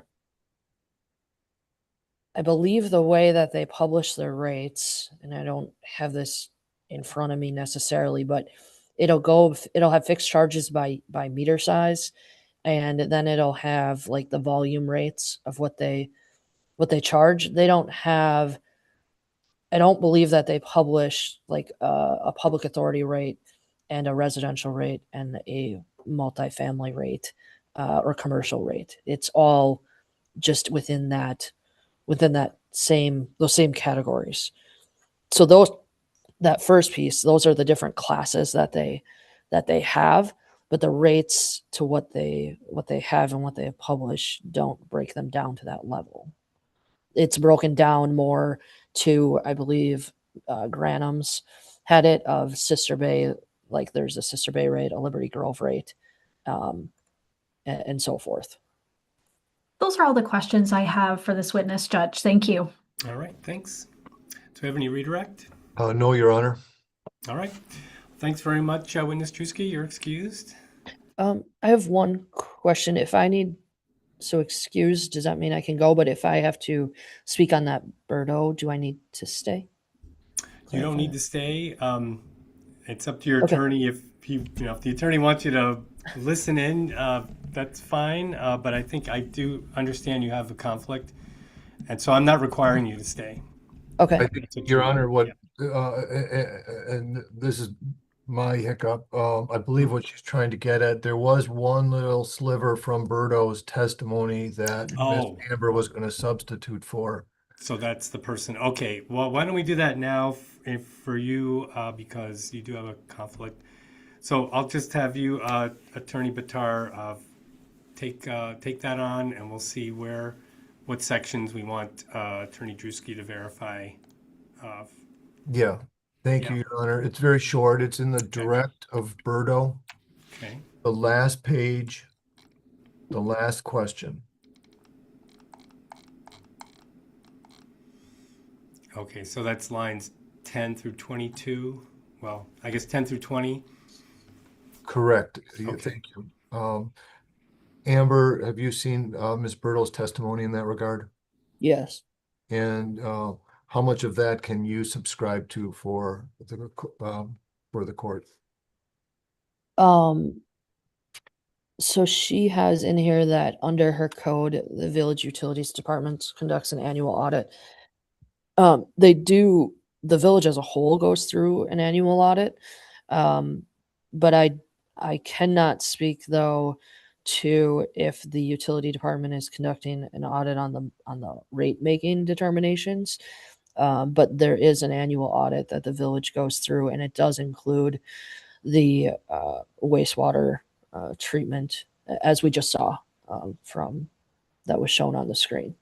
All right, and so that annual financial audit is done by you utilizing accounting standards? Yes. Okay. Nothing further, Your Honor. Okay, but just to clarify that what's stated in the written testimony is that the audit's used in making rate determinations for the upcoming year. So, so witness Drewski, do you agree with that, or you can't say if that's true? The annual audit is done, and I'm assuming that they're using that and as part of that in the rate making determination. So I'm really just confirming that they do have an annual audit. Do an audit. Okay. Yes. All right. Thanks. Okay. Any other portions of testimony this witness can verify? That's all. Okay. All right. All right. So anyone have questions about that? Party staff? No. All right. Okay. Thanks. Yeah. You're excused now. Thanks a lot. Okay. Thank you. All right. We can take the next witness. Your Honor, if the court would allow, could we just have a minute or two recess? Yeah, let's go off the record. We'll just stay on. How much time do you need? Less than 5 minutes even, just to use the restroom for everybody. Okay, we'll just break for 5. So let's just get back at 2:10. Just make it even. Thank you. All right.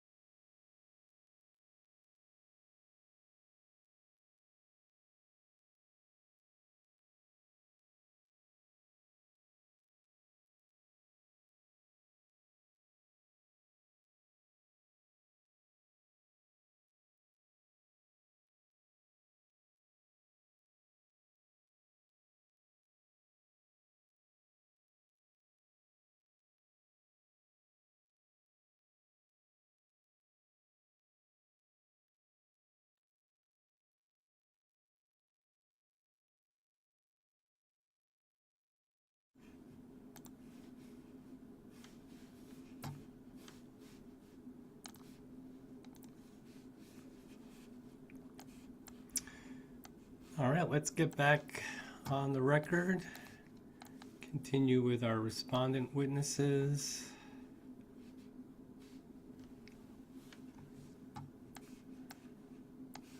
So who are we calling next? Respondent will call Josh Stefik.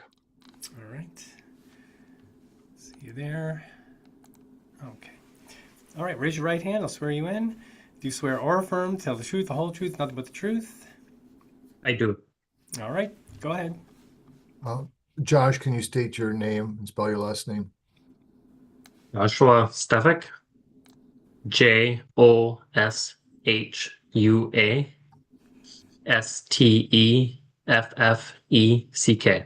All right. Thank you, Joshua. On whose behalf are you here to testify for today? The Village of Sister Bay. Where are you currently employed and what's your title? Robert E. Lean Associates, and I'm a water wastewater project manager. Okay. And you've testified previously in this matter, correct? You submitted written testimony previously. Is that correct, Josh? Yes, I have. You submitted direct testimony, rebuttal testimony, and surrebuttal testimony, correct? Yes. And was all of that testimony true and correct? Yes. You also submitted exhibits 1 through 4. Stefik, 1 through 4. Were those exhibits true and correct? Yes. Have you had an opportunity to review the surrebuttal testimony from the Liberty Grove witnesses? I have. Has any of that testimony caused you to clarify anything or further supplement your testimony? No. Right. Your Honor, the witness is ready for cross-exam. All right, sounds good. Any questions from the complainants? We have a few. Hello, Joshua. My name is Lori Kubza. I'm the attorney for the town of Liberty Grove. How long have you been employed at Robert E. Lee? Since 2014. You've been at Robert E. Lee since 2014? Yes.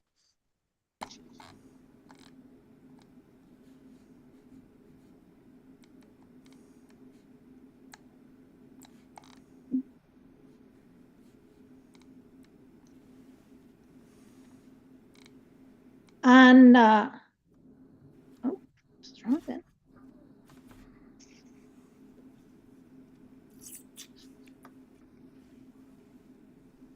So the village's 2022 sanitary sewer rate study was prepared while you were employed at Robert E. Lee, is that correct?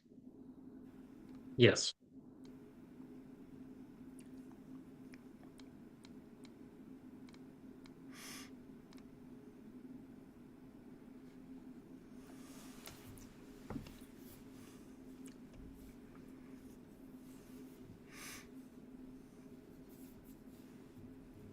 Were you involved with the preparation of the 2022 sewer rate study? We provided information as requested by the Village of Sister Bay. In 2022? Yes.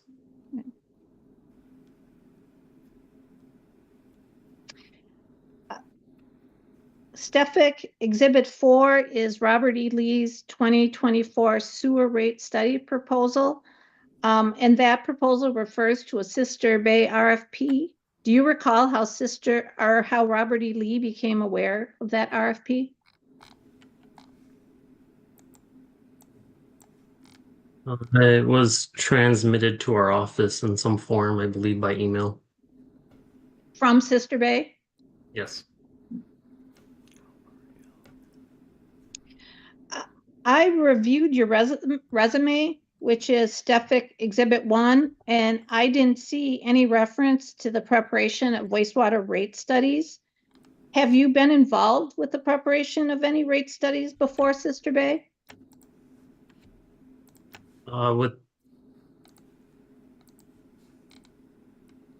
Yes. Can you explain which ones what you've been involved in? Our firm typically provides information regarding maintenance costs for wastewater treatment plants.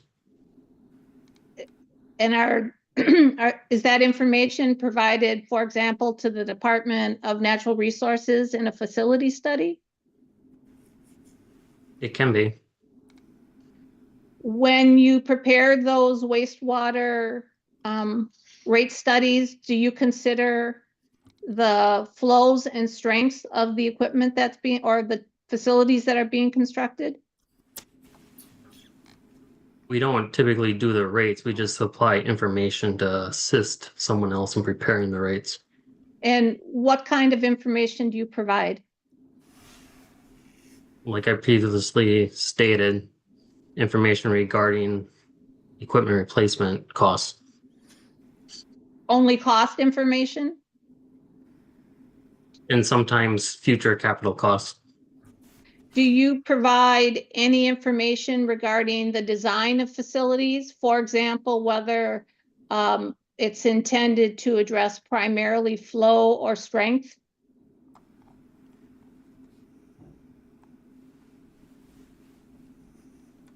I have not in the past. Do you know whether Robert E. Lee provides that type of information?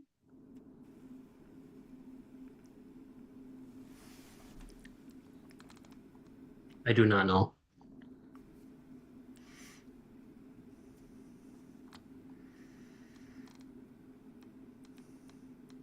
On page 4, line 1 of your direct testimony, you're asked about your input in the village's revisions to its rate structure for 2025.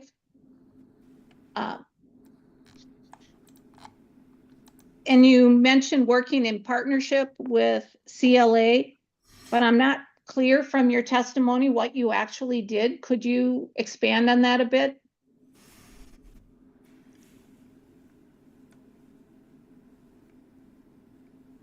We assisted CLA with communication with the village and getting the information that they needed to prepare their rate study. And what type of information did you provide?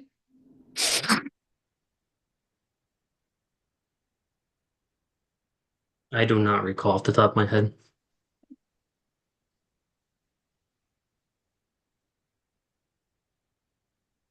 On page 5, line 17 of your direct testimony, you state that the cost of treating hauled septage is higher than treating sewered wastewater.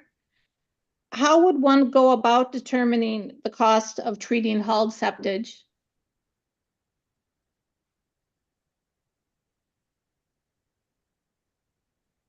They're measuring to testing for the strength.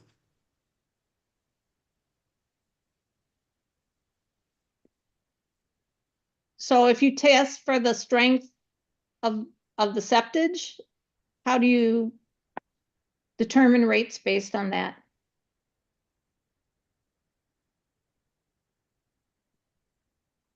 That is what CLA provides. I provide the data. Do you provide data on what the facility can treat, the volume of wastewater the facility can treat, or the strength of wastewater the facility can treat? I typically kind of needed. I'm sorry, what? I typically can if needed. Okay. Did you provide any of that information to Sister Bay when they developed their 2025 rates? No.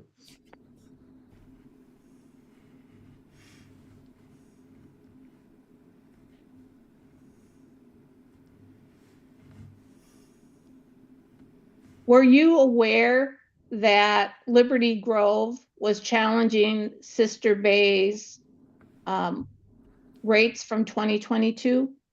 No, I was not. That's all I have. Okay. Commission staff, any questions? No questions of this witness, Judge. Thank you. Right. Any redirect? Oh, you're muted. I'll do that. I'll unmute you. There you go. No redirect, Your Honor. All right, great. Thanks very much. And this witness can't verify any of the other. Yeah, he will not be stepping in for that. That'll Okay. be Megan Barnes. Okay. All right. Thanks. Okay. Thanks very much. You're excused. We'll take the next witness. We would let us call Miss Barnes.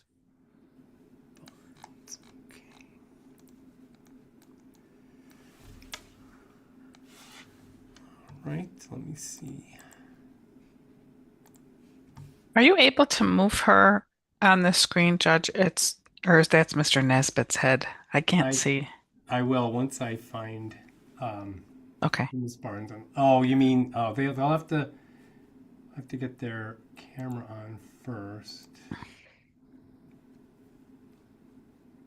I don't know why it's cut off in the bottom, but I see. There they are.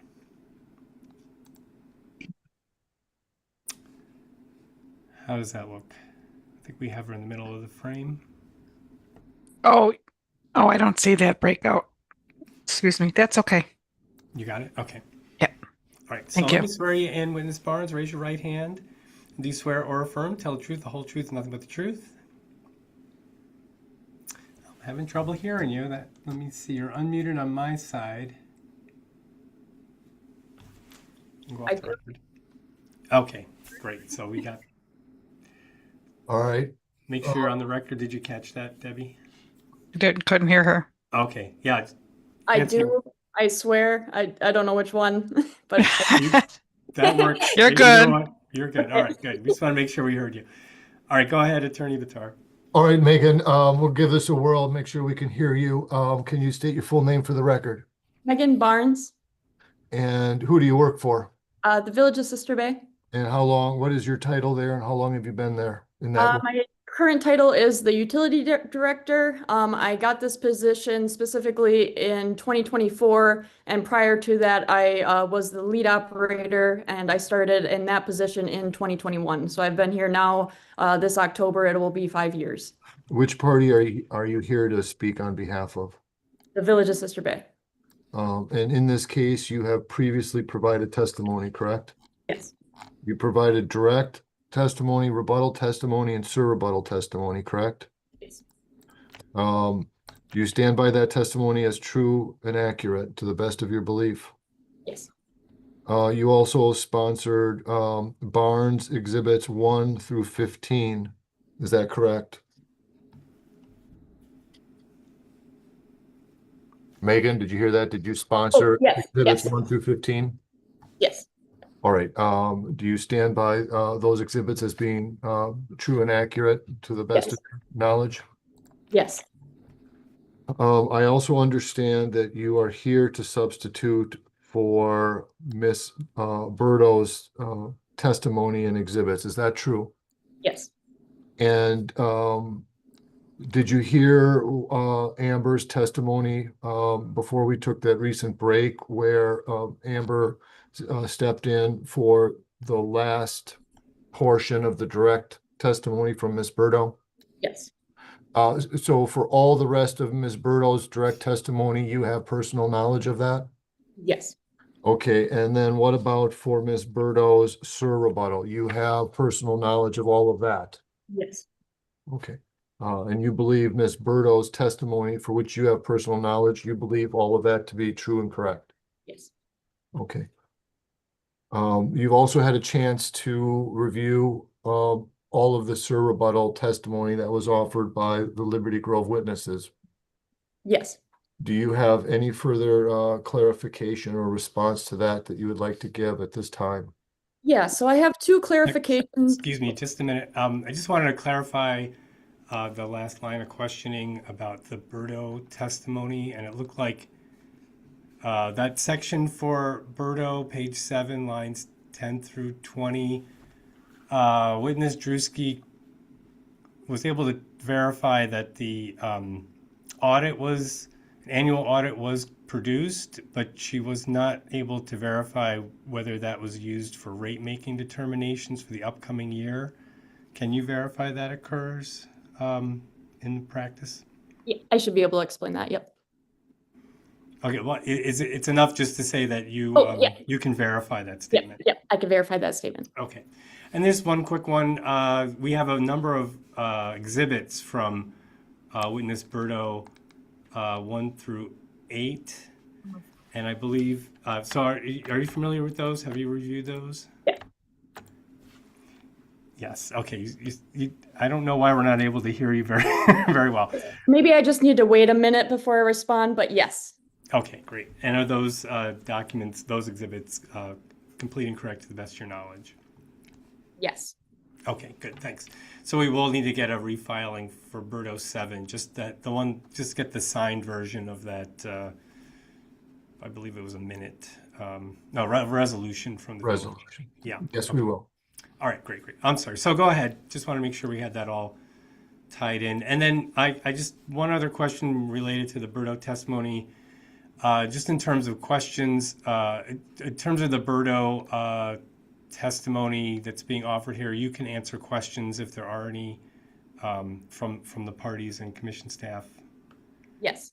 Okay. All right. Great. Thanks. All right. So just wanted to say that I can accept the direct Berto and surrebuttal, from Berto and exhibits Berto 1 through 8 as verified by the substitute witness. So thank you. Go ahead with the additional testimony, Attorney Bitar. Yes, please, Megan, if you have further clarification upon reading the rebuttal from the Liberty Grove witnesses, could you offer that now for the parties?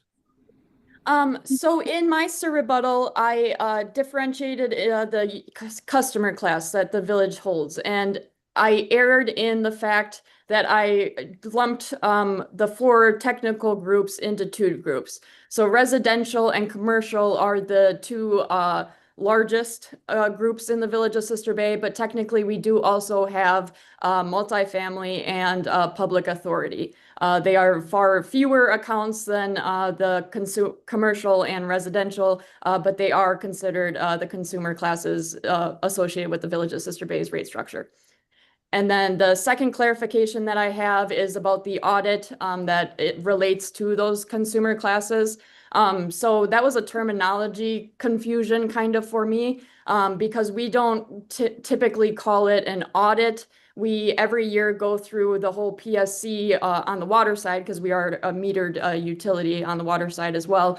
We go through the PSC report, which has a full section relating to residential, commercial, multifamily, public authority, and then also the corresponding meter sizes. So every year we look at those numbers so we can verify exactly which size meter is in the system or if a new one is added, which no larger size meters have been added. So the rate proportionality between those meter size and meter equivalencies has not changed. With that, Your Honor, Ms. Barnes is ready for cross-examination. Okay, great. Do we have questions from the complainants? Yes, good afternoon, Ms. Barnes. My name's Lori Cubs. I'm the attorney for the town of Liberty Grove. So have you had any experience with wastewater rate making beyond your experience at Sister Bay? Not specifically. Nope. No. Yeah. So in your career, how many wastewater rate studies have you either performed yourself or arranged to have performed for the utility you work for? This was the first one, rememberable. So all of your testimony about cost of service or customer classes are based upon your experience in this case? Yes. In your direct testimony on page 9, line 12, you indicate that the McMahon study's total opinion of the probable capital cost for the village to implement the sludge treatment at its facilities was $17,752,323. Is that correct? That is correct. Yeah. And in Barnes Exhibit 6, which is the McMahon study, the capital cost for the reed bed disposal option is only 3.1 million. Isn't that correct? Yep. Yeah. So I would like to draw your attention to one of the documents I submitted yesterday at 1:30, which is a staff report dated March 24th, 2026. Yep. Are you familiar with that document? It's a staff report to the village board, authored by you, facility assessment, feasibility study, and long-term planning for the WWTP. Yep, I wrote that very recently, so I remember. Okay, are we gonna offering this for the record? Yes. All right, so we're gonna mark that Barnes 16. Yeah. And that's the staff report, correct? Yes. All right. Okay, you want to go ahead with some preliminary well, we have foundation, so are there any objections to receiving staff report for the record? No objections. No, Judge. All right, okay, so it'll be in as exhibit, I forgot what it was. 16. 16, yes. All right, thanks. Go ahead. So does this memo refer to a March 10th, 2026 meeting of the Sewer and Water Utility Commission where the facility assessment for the sludge facility was discussed? No, this actually was the memo that went to the village board. It says to and village board right at the top there. So this was not the one that went to the Sewer and Water Utility Committee. Yeah, that wasn't my question. I asked you whether the memo referred to a March 10th, 2026 meeting of the Sewer and Water Utility Committee. Memo. Perhaps you want to look at page 3.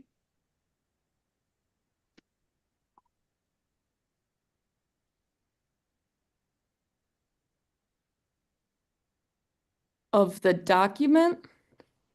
Sorry, your judge, are we on page 3 right now on the screen? Yes, yep. I got the cursor, looks like the March 10th entry here.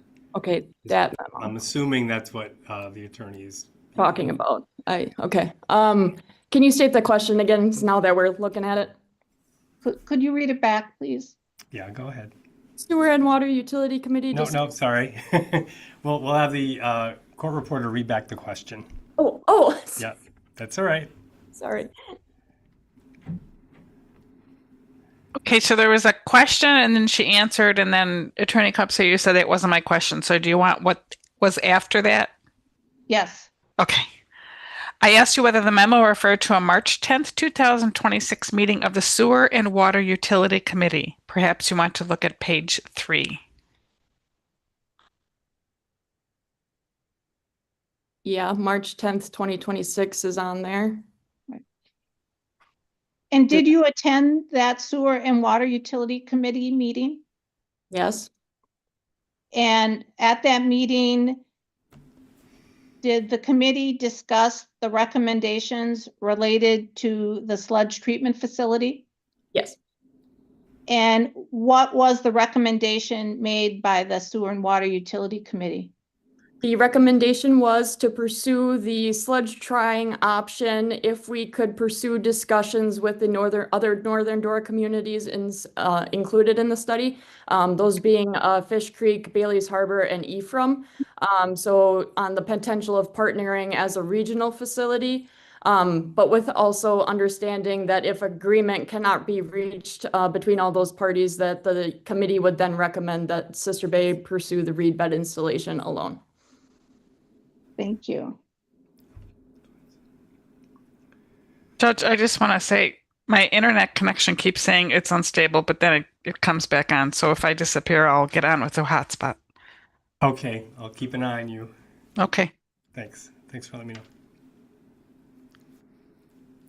Did the Sister Bay Village Board discuss the committee's recommendation at its March 24th, 2026 Village Board meeting?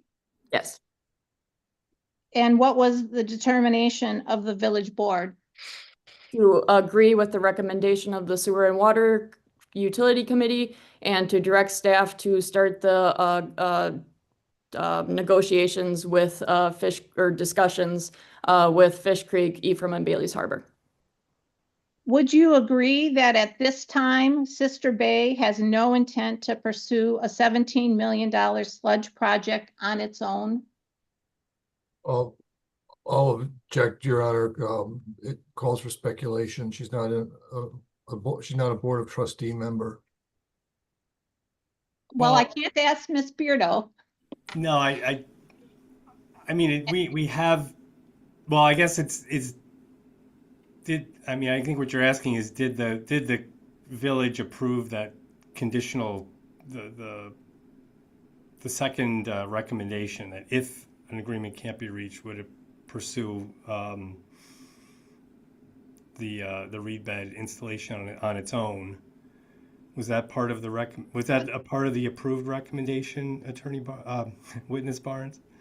I would have to actually go back and re-listen to what was exactly approved, because my focus was, or not my focus, but the first directive is to first coordinate between the other communities. So I'm not sure if they referenced the second project in that meeting specifically. They told staff they directed staff to pursue those negotiations or discussions with the other communities first and then report back. And did the village give you a deadline to report back? Roughly 6 months. They wanted to know an update in 6 months approximately. Okay. So I don't know what else we can get out of that, but you can continue your questions, Attorney Cubza.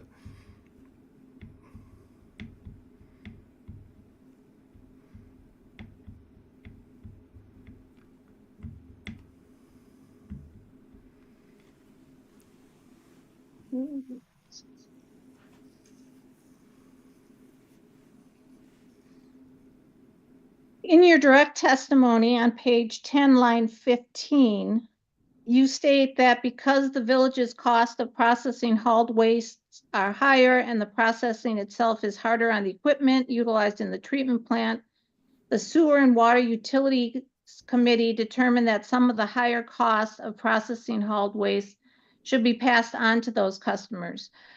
How did Sister Bay determine the amount of costs that should be passed on to hauled waste customers?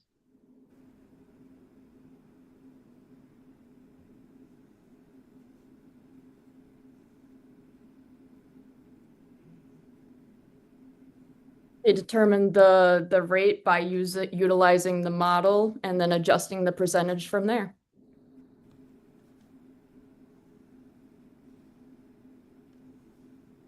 Have you ever seen a cost of service study similar to what Trilogy has prepared in Granum 23? Yes. When? I mean, if you're just speaking about examples that I've seen, I've been really digging into this stuff lately because of this whole case. So, I mean, for the past 2 weeks, I've been looking at other rate studies as examples to see what other systems do. Okay. Have you seen anyone that approached a rate study similar to the way Sister Bay did? Yeah, I actually have examples written down. So in 2024, Alloway did a utility rate study that was done by Ruckert and Milky. 2023, City of Rhinelander did a separated rate study, but the sewer was separated, obviously, and that was by Ehlers. I don't know if I'm pronouncing that correct, Ehlers.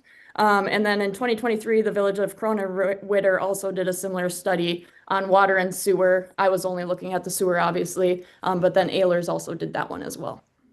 And your understanding is that those rate studies done by Ehlers and who were the others? I think Ehlers only contained the information that was in your rate study, the Sister Bay rate study? Very similar information, yes. And that's based upon your experience with one rate study in the past? Yep. Yep.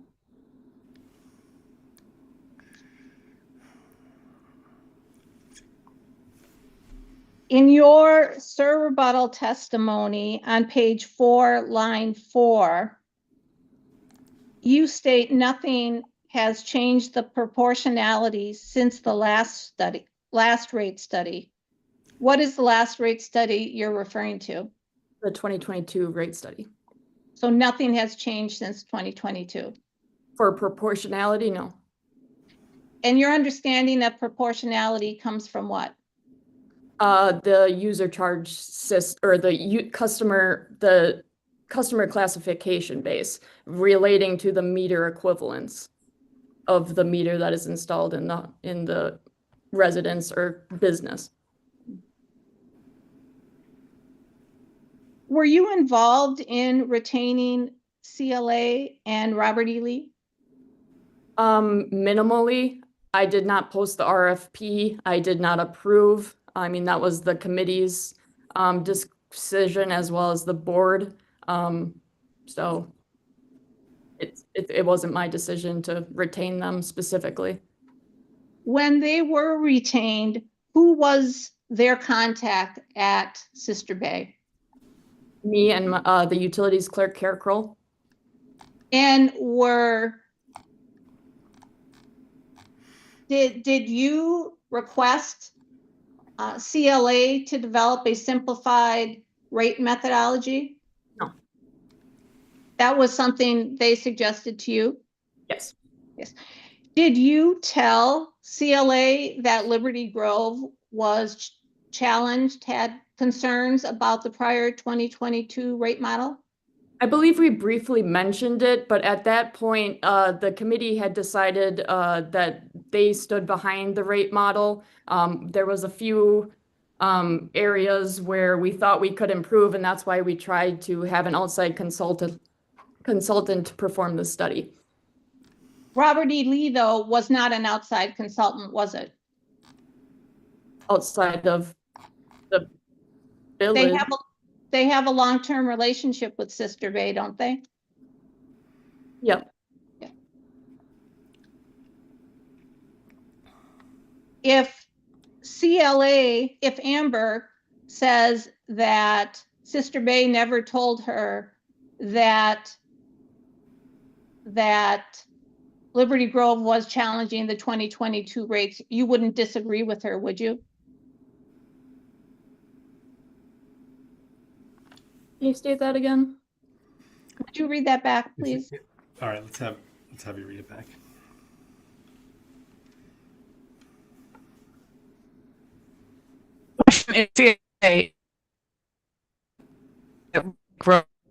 No, I'm having trouble hearing you now. If anyone else is. Yeah. Looks like you're frozen. Okay. Oh, looks like you froze and we couldn't hear you. Can you hear me now? Yes, yes. Okay, sorry. Maybe I shouldn't turn my head. If Amber says that Sister Bay never told her that Liberty Grove was challenging the 2022 rates, you wouldn't disagree with her, would you? That's a tough statement to reply to because I don't remember everything that was said. If it was said when we were in person or on the phone, that's a tough one to reply to. Or if it wasn't said at all, you don't recall. I believe it was brought up, but to the extent I do not know which extent it was brought up to.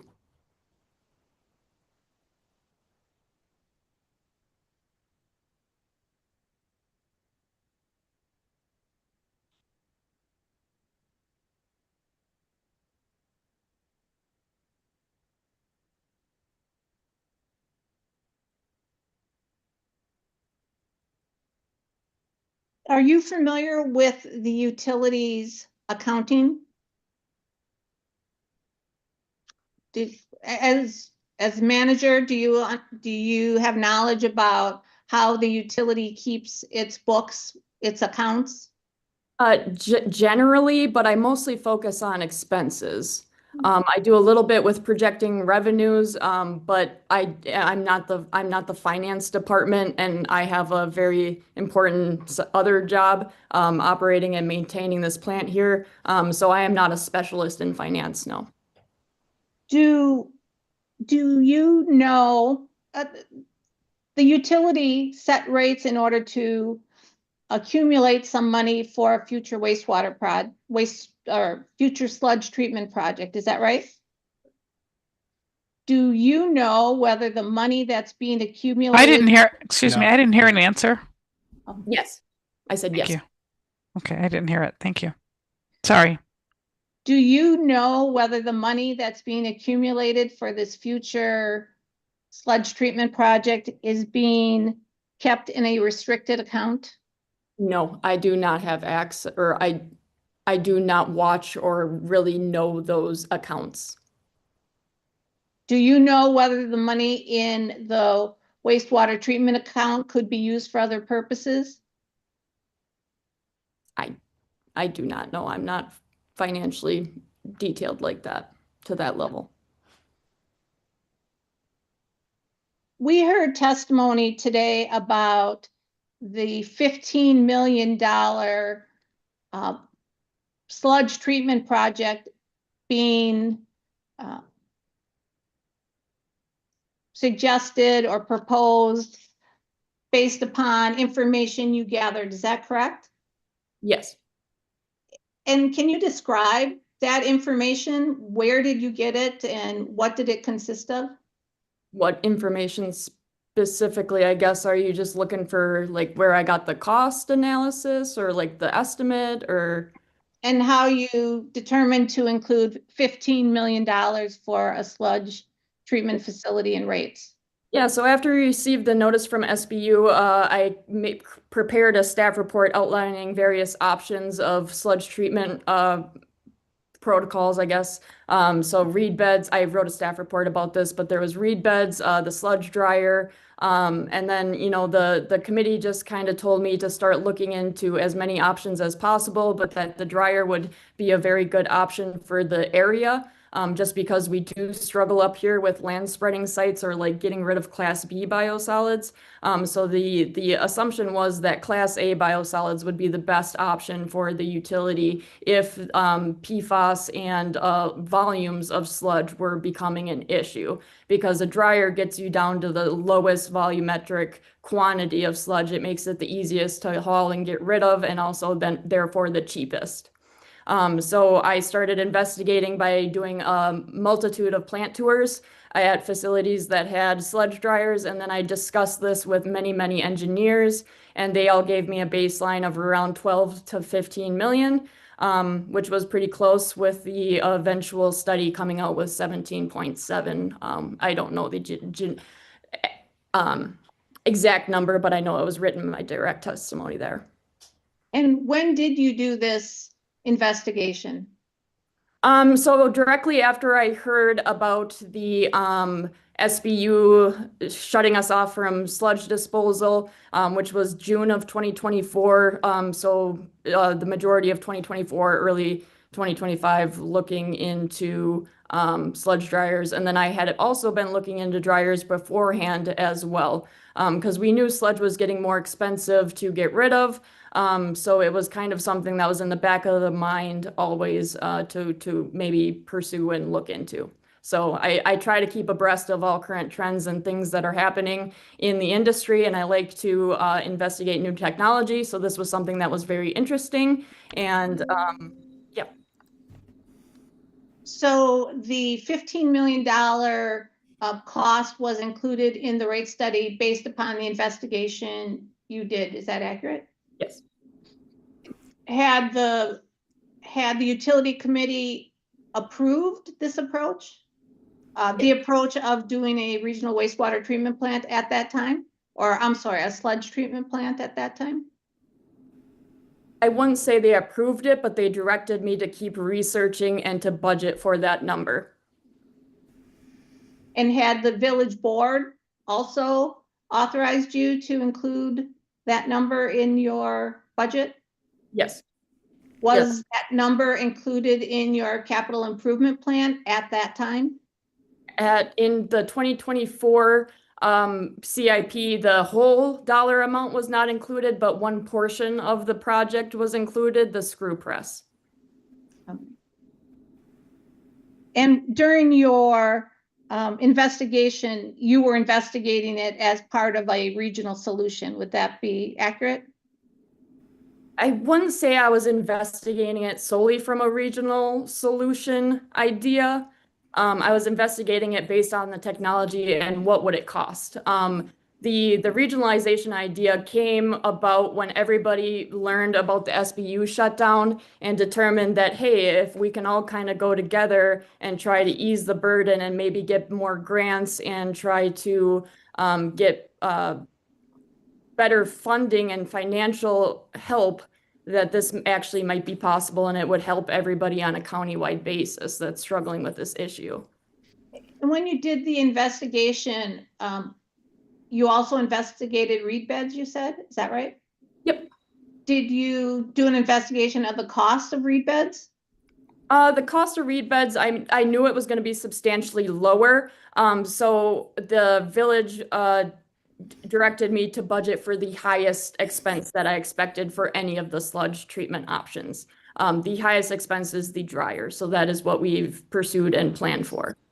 And when you say the village directed you, who exactly at the village directed you to do that? The committees and the board. This has been an ongoing process with many, many staff reports that they've been getting all this information from. And then also they've, once we included the sludge dryer into the CIP for the 2025 round, they approved that as well. They wanted the largest cost in there. But when we look back at the exhibit that was just put on, it is accurate, isn't it, that they were interested, or that the committee recommended you pursue that, but if an agreement cannot be reached between all parties, the Sewer and Water Utility Committee would then recommend that Sister Bay pursue reed bed installation to service Sister Bay alone? Yes. Yes.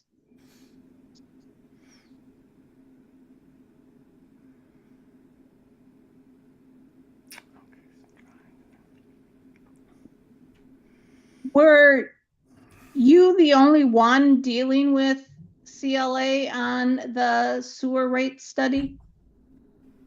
No. Who else from the village was dealing with CLA? The utilities clerk, Kara Kroll, and Julie Smelzer, the prior administrator, the prior village administrator. And when Julie Schmelzer left, who was working with Sister Bay? Or I'm sorry, who was working with Liberty Grove? Or perhaps that was before. When did Julie Schmelzer leave? January of 2026. So. Oh, okay. I'll take that question back. Sorry. So just off the record, would you mind just spelling Schmelzer for us? Ooh, I need to write it first if that's okay. That works. I can look it up. It's Sure. SCHMELZER.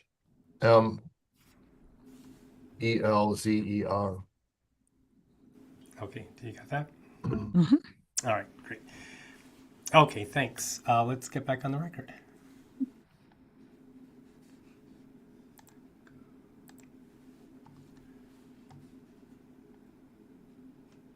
What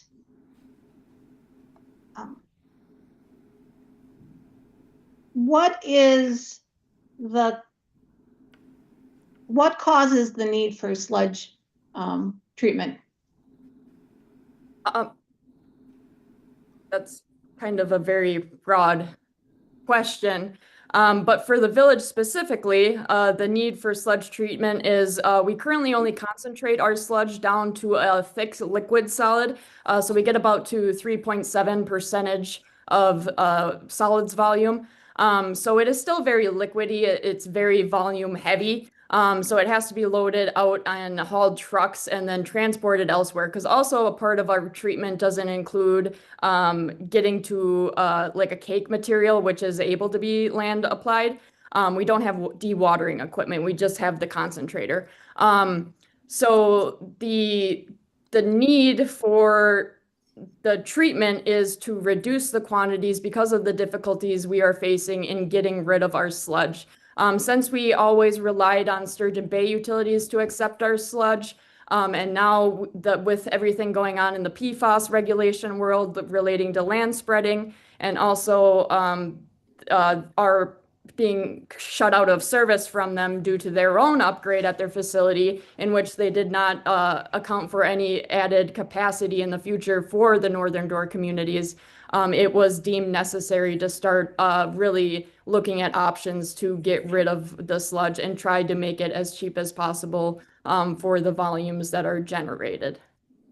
Would you say that sludge treatment is primarily a volume response, or does it have to do more with the strength of the wastewater? It really doesn't have anything to do with the strength and also it really depends based on location of the facility. With us, the issue is the volume reduction because we are so remote and so far away from any disposal options currently. So that is the issue here. So if strength isn't the primary factor, why would you increase hauled waste charges more? Hauled waste increases more solids into the solid side of the treatment train. And they also the hauled waste also utilizes equipment that influent waste does not use.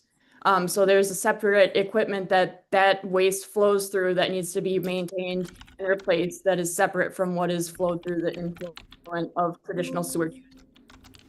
From the sludge treatment side, would hauled waste have a bigger impact on the need for sludge treatment than, let's say, wastewater from a house?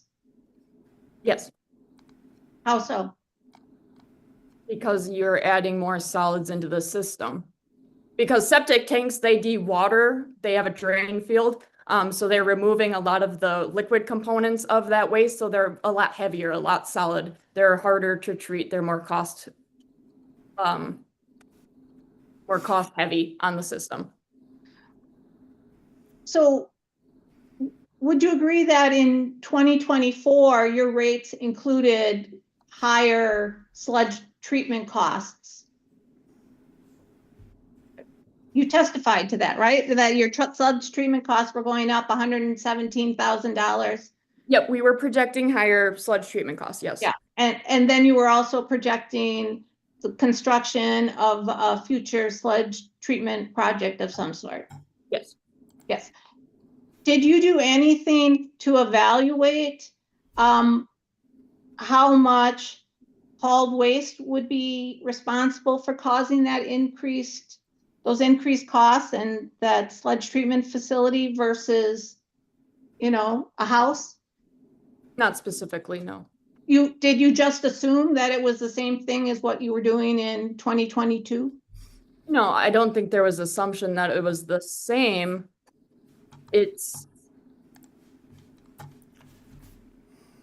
There's general composition ratios of the waste. So those are applied in that aspect. So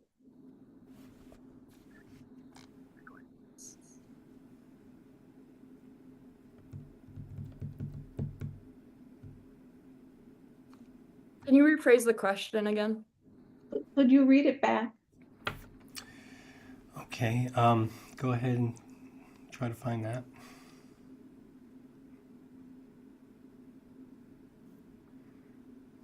The last question I have is, did you just assume that it was the same thing as what you were doing in 2022? No, I did not assume that it was just the same thing. Is there a question before that you can restate as well? We can look that up too. I think that starts I off feel like with, that's a double. did you do anything to evaluate? That's the question before. Yep. Did you do anything to evaluate how much hauled waste would be responsible for causing those increased costs and that sludge treatment facility versus, a house? Answer, not specifically no. Question, did you just assume that it was the same thing as what you were doing in 2022? Yes, the waste composition would have been relative to the study performed in 2022. Sorry.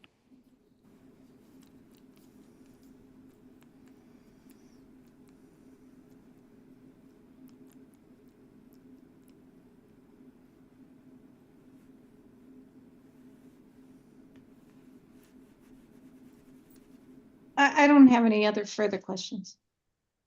All right. Questions from commission staff? Yes, thank you, Your Honor. I do have a couple.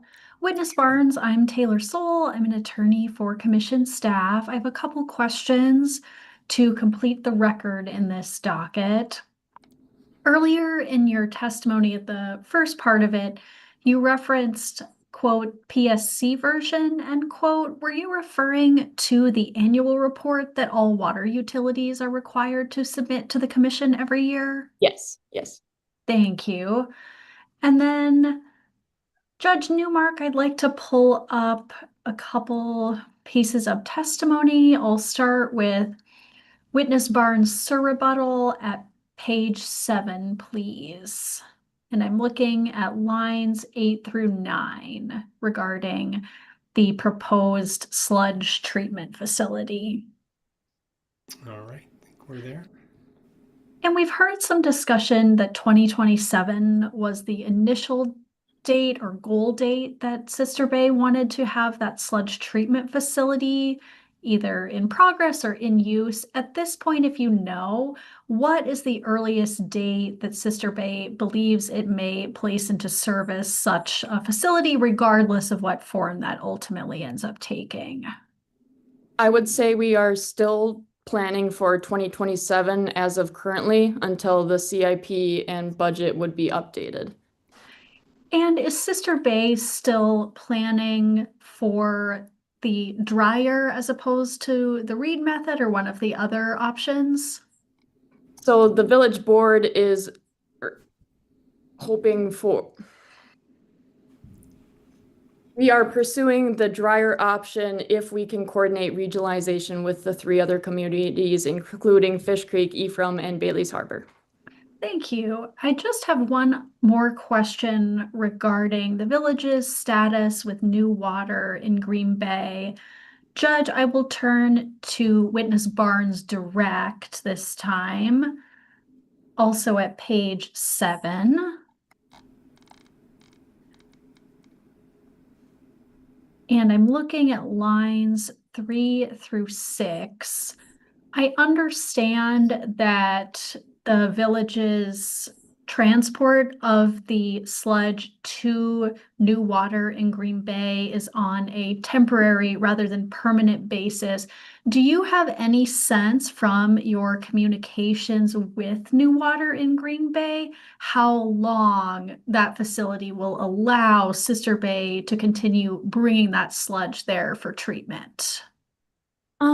I don't have a definite answer, but based off communications that I had in early or late 2024 with them and early or late 2025, because I had to reach out to them to coordinate the 2025 sludge hauling and then to coordinate the 2026 sludge hauling now. In the first correspondence in late 2024, the new water was very I don't want to say they were very clear that the acceptance of our sludge was temporary and not indefinite. And we in 2024 we were only able to secure 1 sludge load a week, so we could only bring down 1 sludge load from our facility. And then this year we were allowed to get 2 approved. So they were working with us a little bit. But it's still it's still under the impression that it is temporary, not indefinite. They do not want to treat our sludge. It is a cost to them. as well. And they get a lot of additional sludge from their service area. So it is temporary. And when do you expect to know from Green Bay an endpoint on that? Is that something they can tell you, one day we're done with this, or would they give you some notice of that to your knowledge? I think they would give us notice to that effect, but every year you have to go through an application process with them. So you get approved for the full year and you get approved for a certain amount of loads. So we are approved up until the end of 2026. So my plan was to then hopefully Sturgeon Bay is back open for the end of 2026. And then we can potentially go back to that facility if they will accept our waste due to their new potential PFAS limitations. Those are all of my questions for this witness, Judge. Thank you. All right, thank you. Any redirect? No, and you're muted. There we go. I got you unmuted now. Go Sorry. Just a few, Your Honor. Megan, this was, you came on board as a utility director in May of 2024. And as you said, this was your first rate study, but this was not your first exposure to how utilities operate, correct? No. Can you give the court a little bit of a feel of what your level of experience was in terms of how utilities operate, how they handle sludge, how classifications are handled in metering?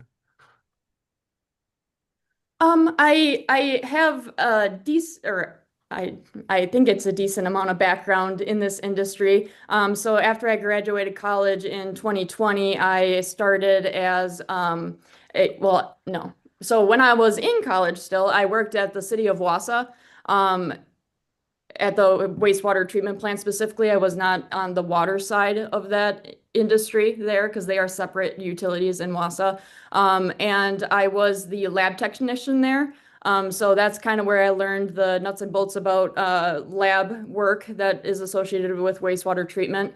And that's where I kind of grew to love this industry and be really passionate about it. And then after that, I had graduated and it was an internship, so I was looking for a full-time position. So I moved down to the village of Randolph and I worked there as the utility superintendent for 1 year. And when I was down there, I saw the job that opened up in Sister Bay, and I always wanted to live up here. I think it's a great place. So I received the position and as a lead operator specifically. So I've been operating and maintaining this plant since 2021. So I'm very intimately familiar with this place, the processes, controls, and all of that.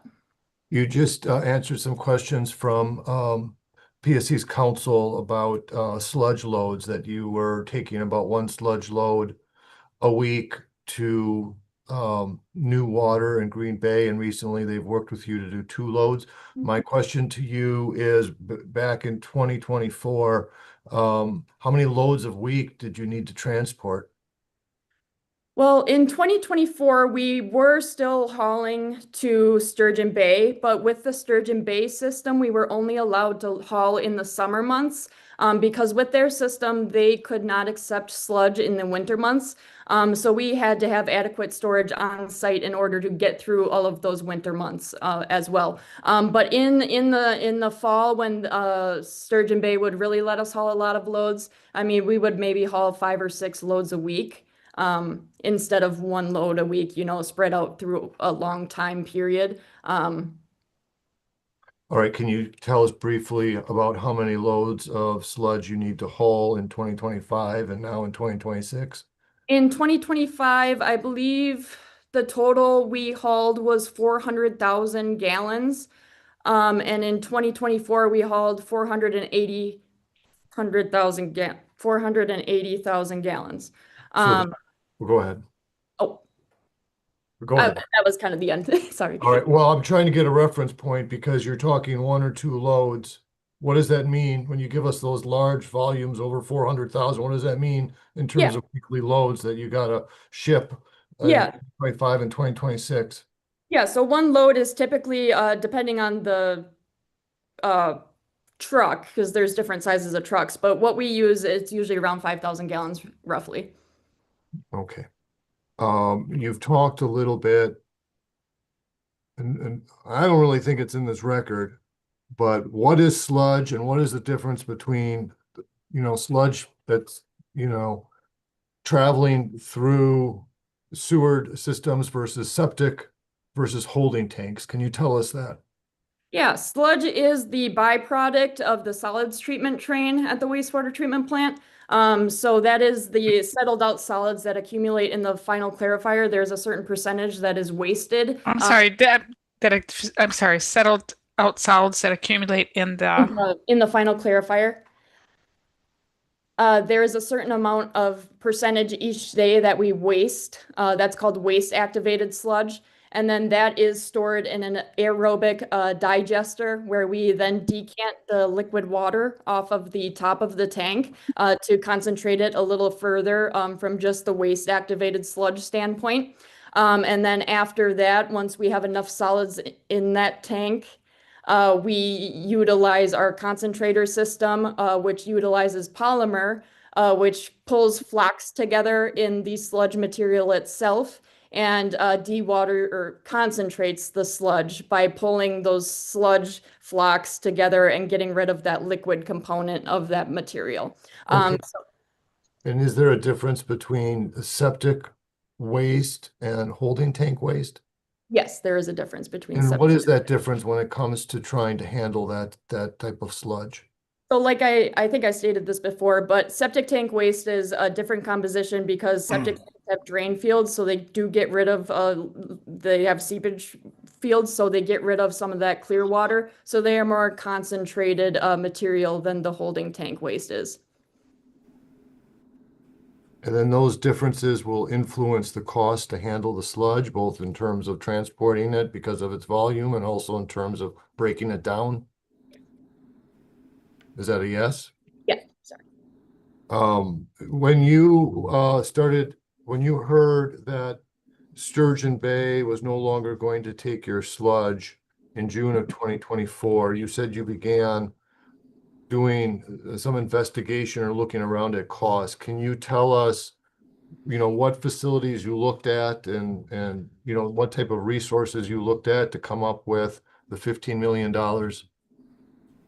Yeah, so I toured the city of Wausau after they had their new one installed. I wasn't working there when they had their dryer system installed. They were going through the process of getting the upgrade approved when I was still there as the lab technician. I also toured the Stevens Point facility, the Sheboygan facility, the Kiel facility. Off the top of my head, those are the ones I specifically remember. All right, and did you do any kind of computer research to find out what such a sludge drying facility would cost?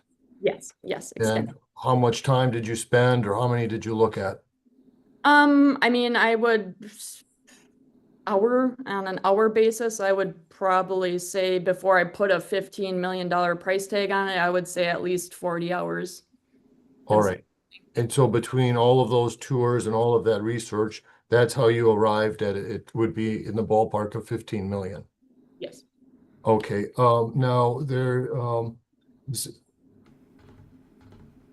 you were asked about this this very recent meeting you had, March 26th staff report to the village board and the meeting that you had with the Sister Bay Utility Committee. Yes.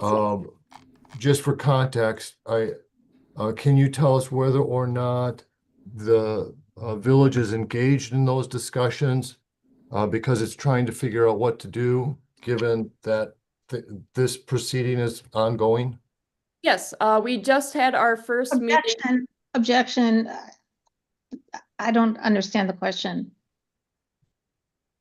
These proceedings are ongoing. Let's read it back. I'll re-ask it, Your Honor. No, let's read it back.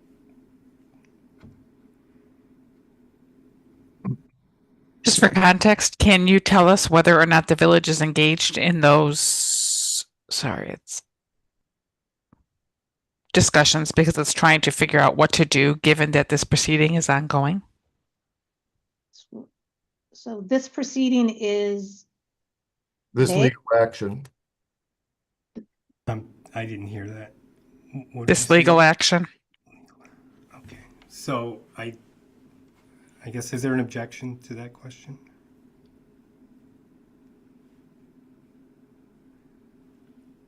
Well, let's move on to a new question, if you can rephrase. I'm not really sure what we're, Megan, is this legal action by Liberty Grove one of the reasons that the village is currently considering trying to engage other communities or look at these options that you talk about in your March 26th memo? No. Um, What can you tell us? Well, did you hear the testimony earlier this morning from Mr. Barnes to the effect that it's okay for a utility to look down the horizon in terms of its what its cost might be or its needs? I'm going to object for going beyond the scope of cross. yeah, I think we are getting far afield from cross. So I don't really understand that question either. All So right, back to the March 26th memo then.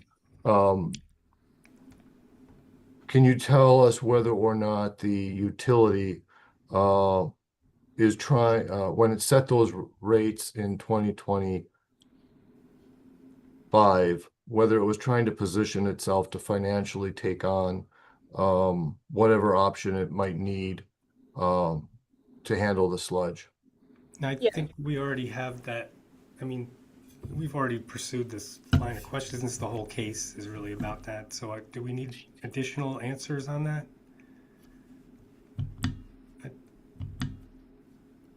I'll move on, Your Honor. Okay. I have no further redirect. All right, great. All right, thank you. You're excused. We'll take the next witness.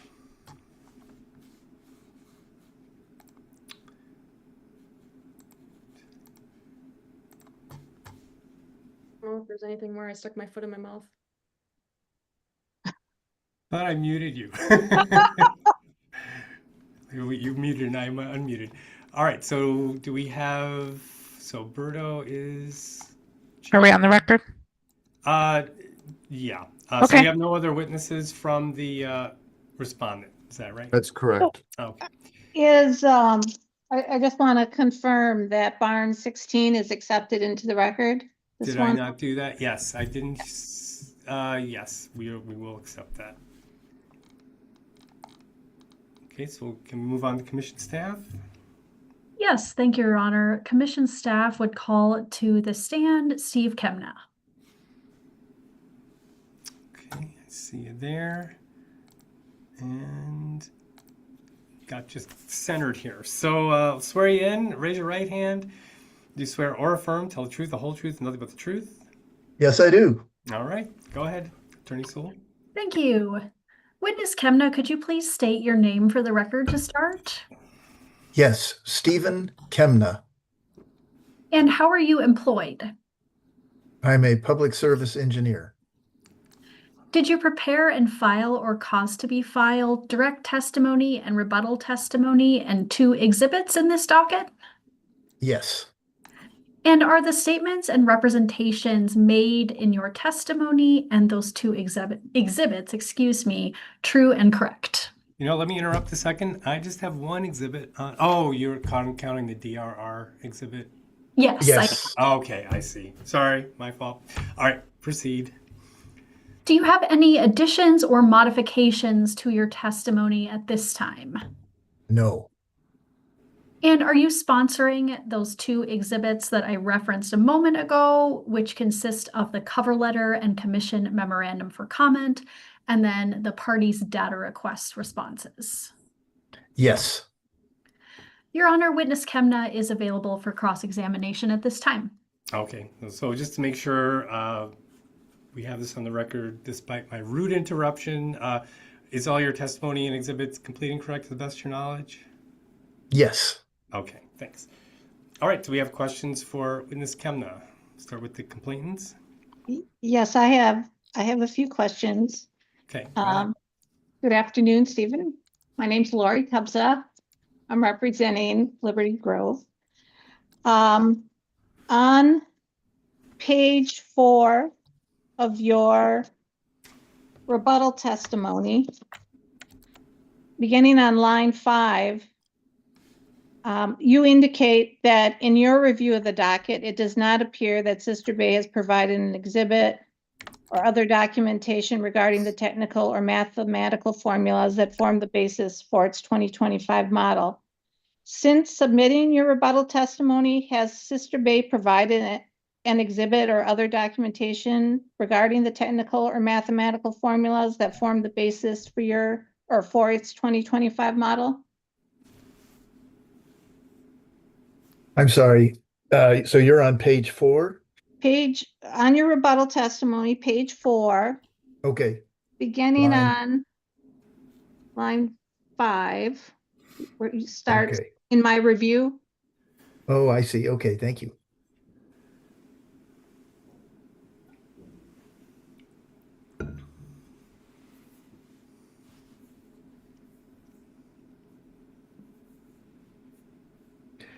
Yes, so I would say my testimony remains the same.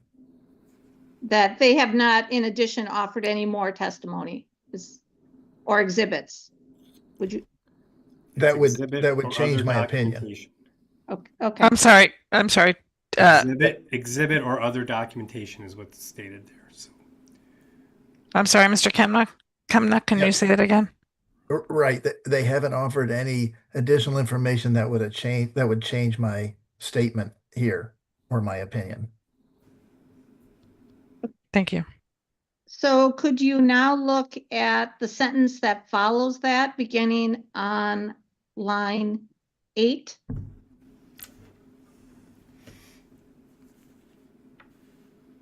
At this point, has there anything been offered in the record that would change your opinion on that statement beginning on line 8? No.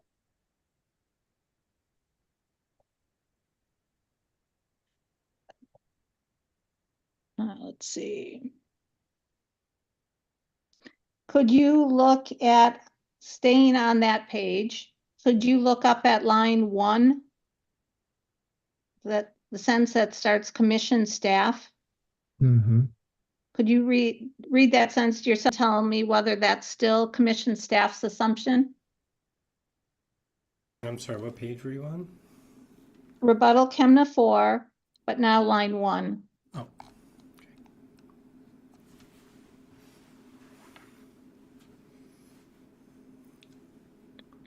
I haven't heard or read anything in testimony that would change my opinion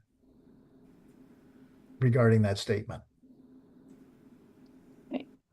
Now I would like you, still staying on page 4, going down, let's see,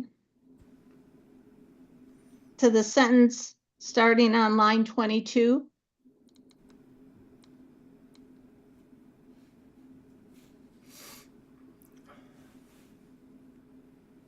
Could you read the following 2 sentences and tell me whether you still agree with that statement? Yes, I still agree with that statement. On page 2, beginning on line 16, if you look at your testimony from line 16 through 20 on page 2.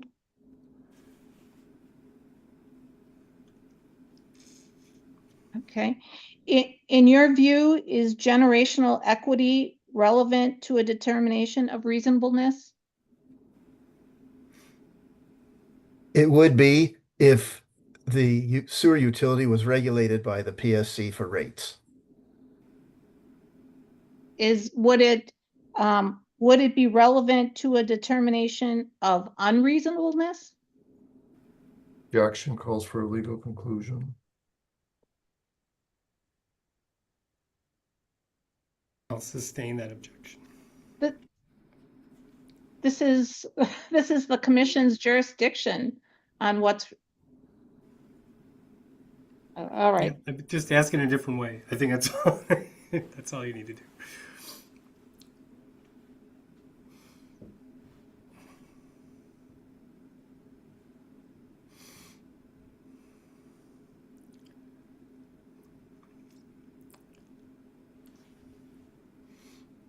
Do you believe that the commission's prior policy on rate setting, do you believe that generational equity is relevant to the determination of unreasonable sewer rates? Objection cumulative and outside the scope of this witness's testimony. I join, and it still calls for a legal conclusion. Okay, I will. Sustained. Okay, I'll withdraw that question. I have no further questions. Thank you.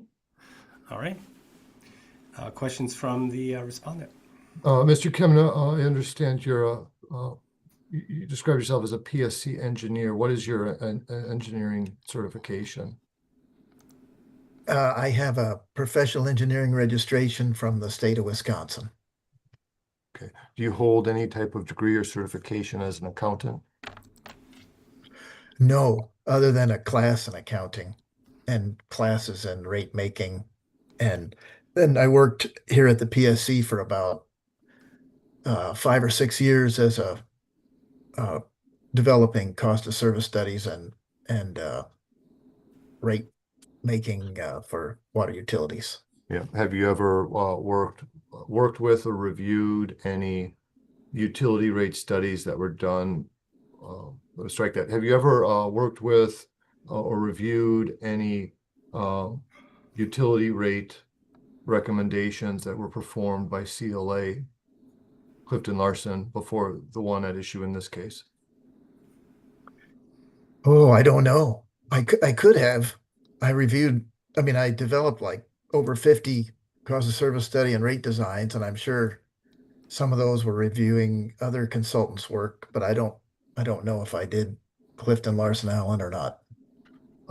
In the testimony that you were just walked through in your rebuttal at page 4, you were pointed to your testimony about whether or not you saw a technical or mathematical formula supplied by Sister Bay. Do you remember that? If you could point me to the particular line, that would help. Page 4, line 6 to 7. Specific Okay. 7.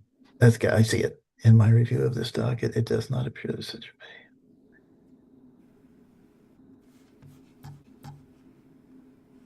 Yes, I see it.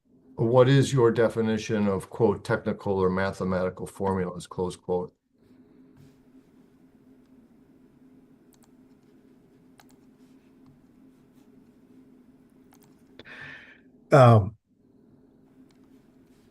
I think what I'm referring to here is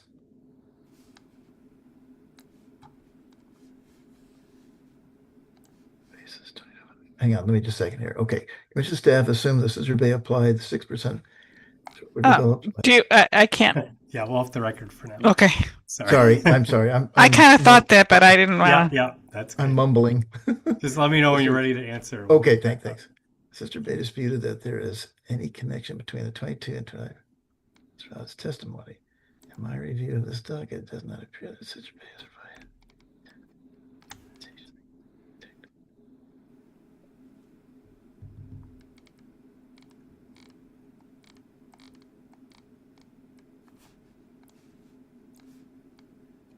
Okay, so all right, so I'm looking at. We'll get back on the record. Go ahead. Okay. What I'm trying to say in this paragraph is that when reviewing the 2025 model, I was not able to discern what the cost of service study was. How were the revenue requirement? How was that allocated to the two different customer classes? That's what I was trying to say.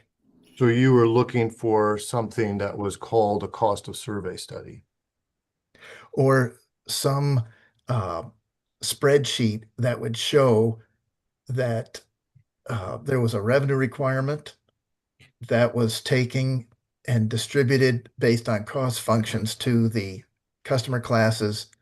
And then from there, the rates were developed. And you understand the earlier testimony that there's different methodologies or ways to create your rate, correct? Yes, correct. And did you follow Ms. Amber Drewiski's testimony explaining how she developed the rate at issue here? Yes, that was very helpful. Okay, and did you review her exhibits that showed her homework and what she was offering to the village? Those were exhibits 2, 3, 4, and 5. I have not looked at those. Okay. Is that part of her surrebuttal? So if you have not looked at those exhibits, it's possible that she has submitted information as to how they arrived at the rate formula. You just haven't had a chance to look at it, correct? Oh, could you remind me, when were they submitted as part of rebuttal or surrebuttal? Well, are you telling us that I guess, did you review all of her testimony? I reviewed her testimony, but I didn't review all the exhibits after the rebuttal. All right, well, that answers my questions. You also referenced the phrase granular details. What do you mean by quote unquote granular details? Okay, at the time I wrote the rebuttal, let's see, connect to the 2.5 model without Sister Bay providing the granular details. Okay, so at that time when I wrote the rebuttal testimony, there was a table that I think she provided, but it didn't, there was no analysis or spreadsheets that were showing how the revenue requirement was distributed to the different cost functions. But the bottom line, as we sit here today, you have not had a chance to review Amber Drewiski exhibits 2, 3, 4, and 5. Objection, that misrepresents what the witness has testified. He testified that he did review the direct testimony and the exhibits at that time. And Drewiski's 1, 2, 3, and 4 were all offered as part of the direct testimony. Yes, then I did review those, yes.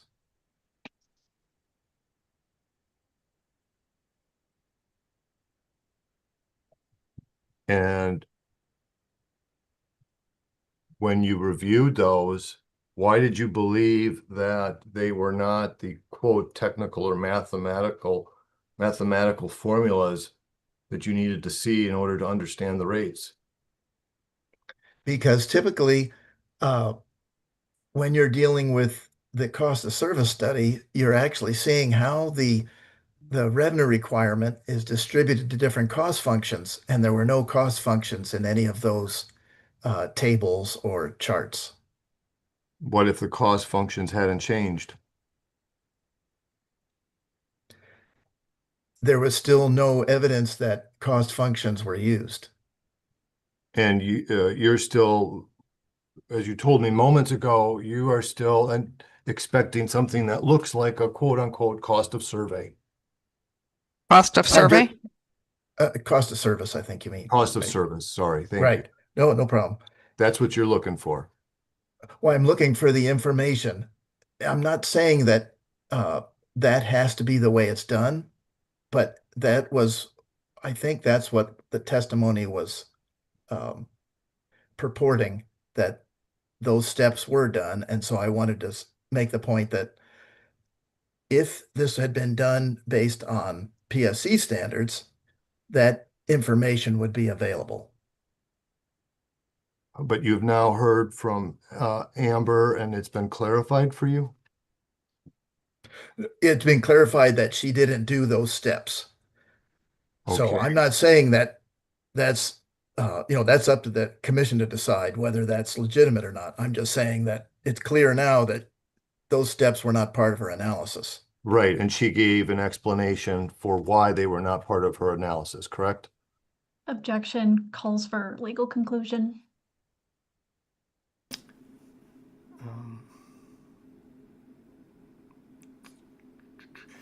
I'm not sure I understand that objection.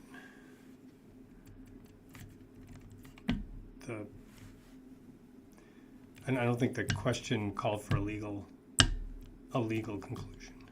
So I'm gonna overrule that objection.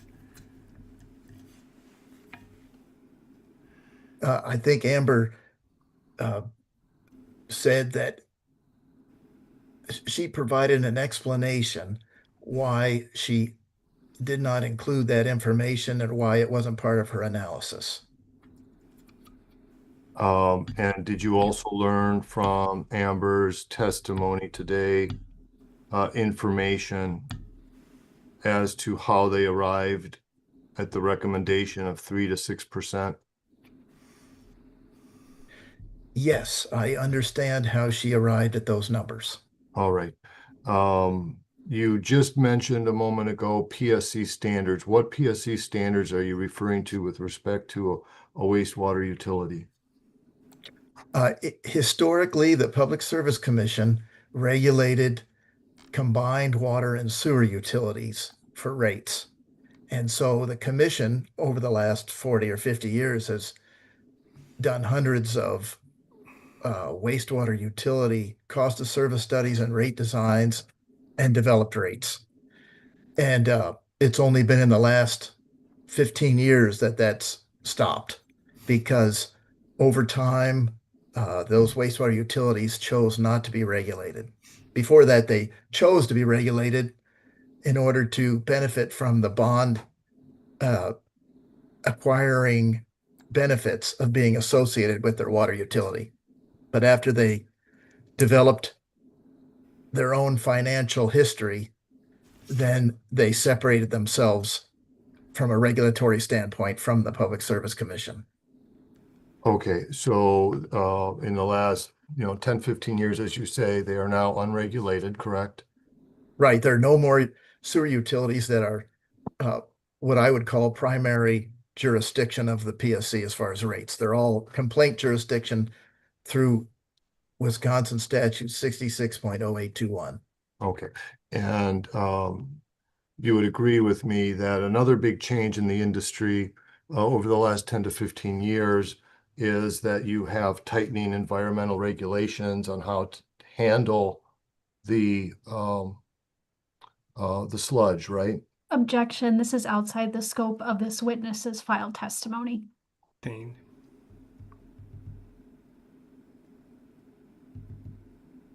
I'm sorry, Your Honor, did you rule? Yes, sustained.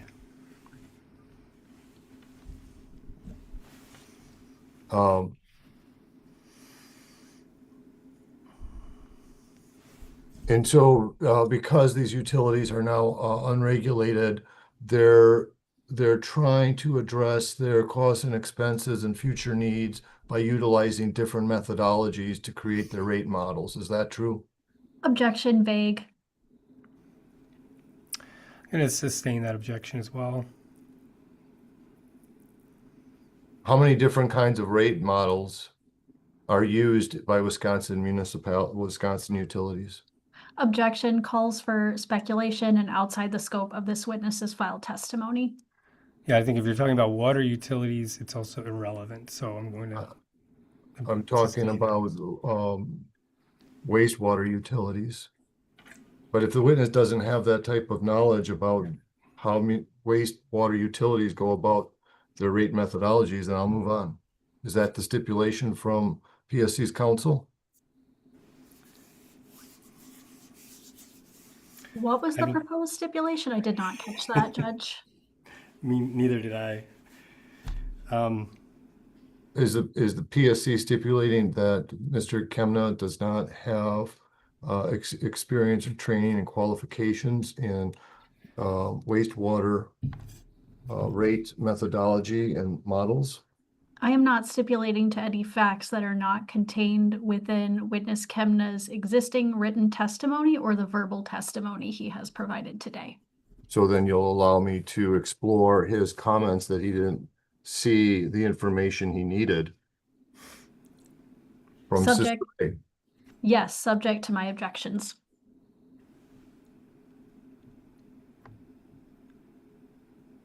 Have you,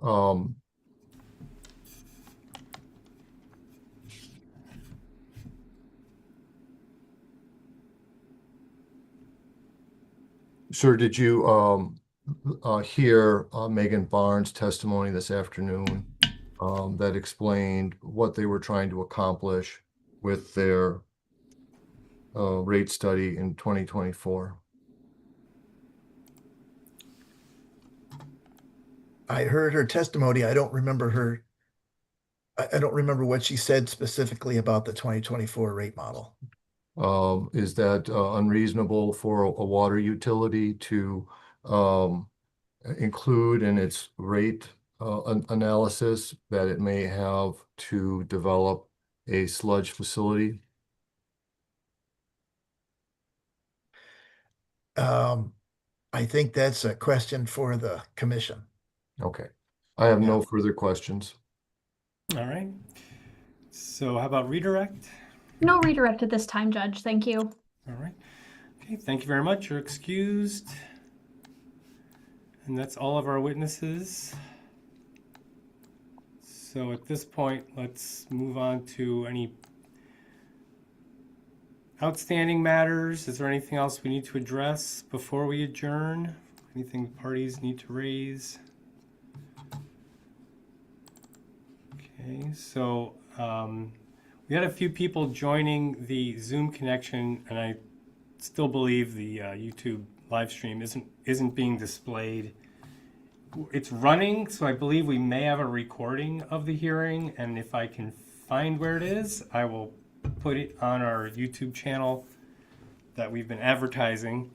I don't think it's not running on that channel right now, but because we do have a few people I don't recognize on Zoom right now, I'm just going to ask if people who are not affiliated with the party wishes to make a comment as a member of the public in this case. Just unmute and let me know. Okay, so I'm not hearing anyone. So then let's review some basic post-hearing items. Make sure we have no questions about that. So we will have a few deadlines coming up.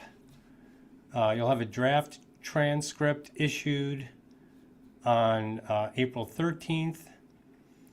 Then just skipping down the schedule here, April 16th is an opportunity, the deadline to request corrections to the party hearing transcript or this transcript. And then that triggers motion practice in section 5 of the FMO. So there's response and reply of opportunities available. And on April 14th, there's the deadlines for correcting offered evidence. It's the same dates, but the first one is exhibits offered and received at the hearing. So the new exhibits we marked and received today. The other deadline is the refiled testimony with corrections. And we didn't have any exhibits being correct. Oh, yes, we do have some exhibit refiling. So that's due on the 14th as well. We won't need any affidavits filed. We have verified all of our evidence here today. Then briefing deadlines are here, and the process for all of those filings is in the FMO. So at this point, I don't think I have anything else to introduce here. Is there? Now let me just make sure there's any questions with the post-hearing process. Nothing. All right. Well, thanks very much, everyone. We have everything we need for the record, so I appreciate that. And we are adjourned. Take care. Have a great day, everyone.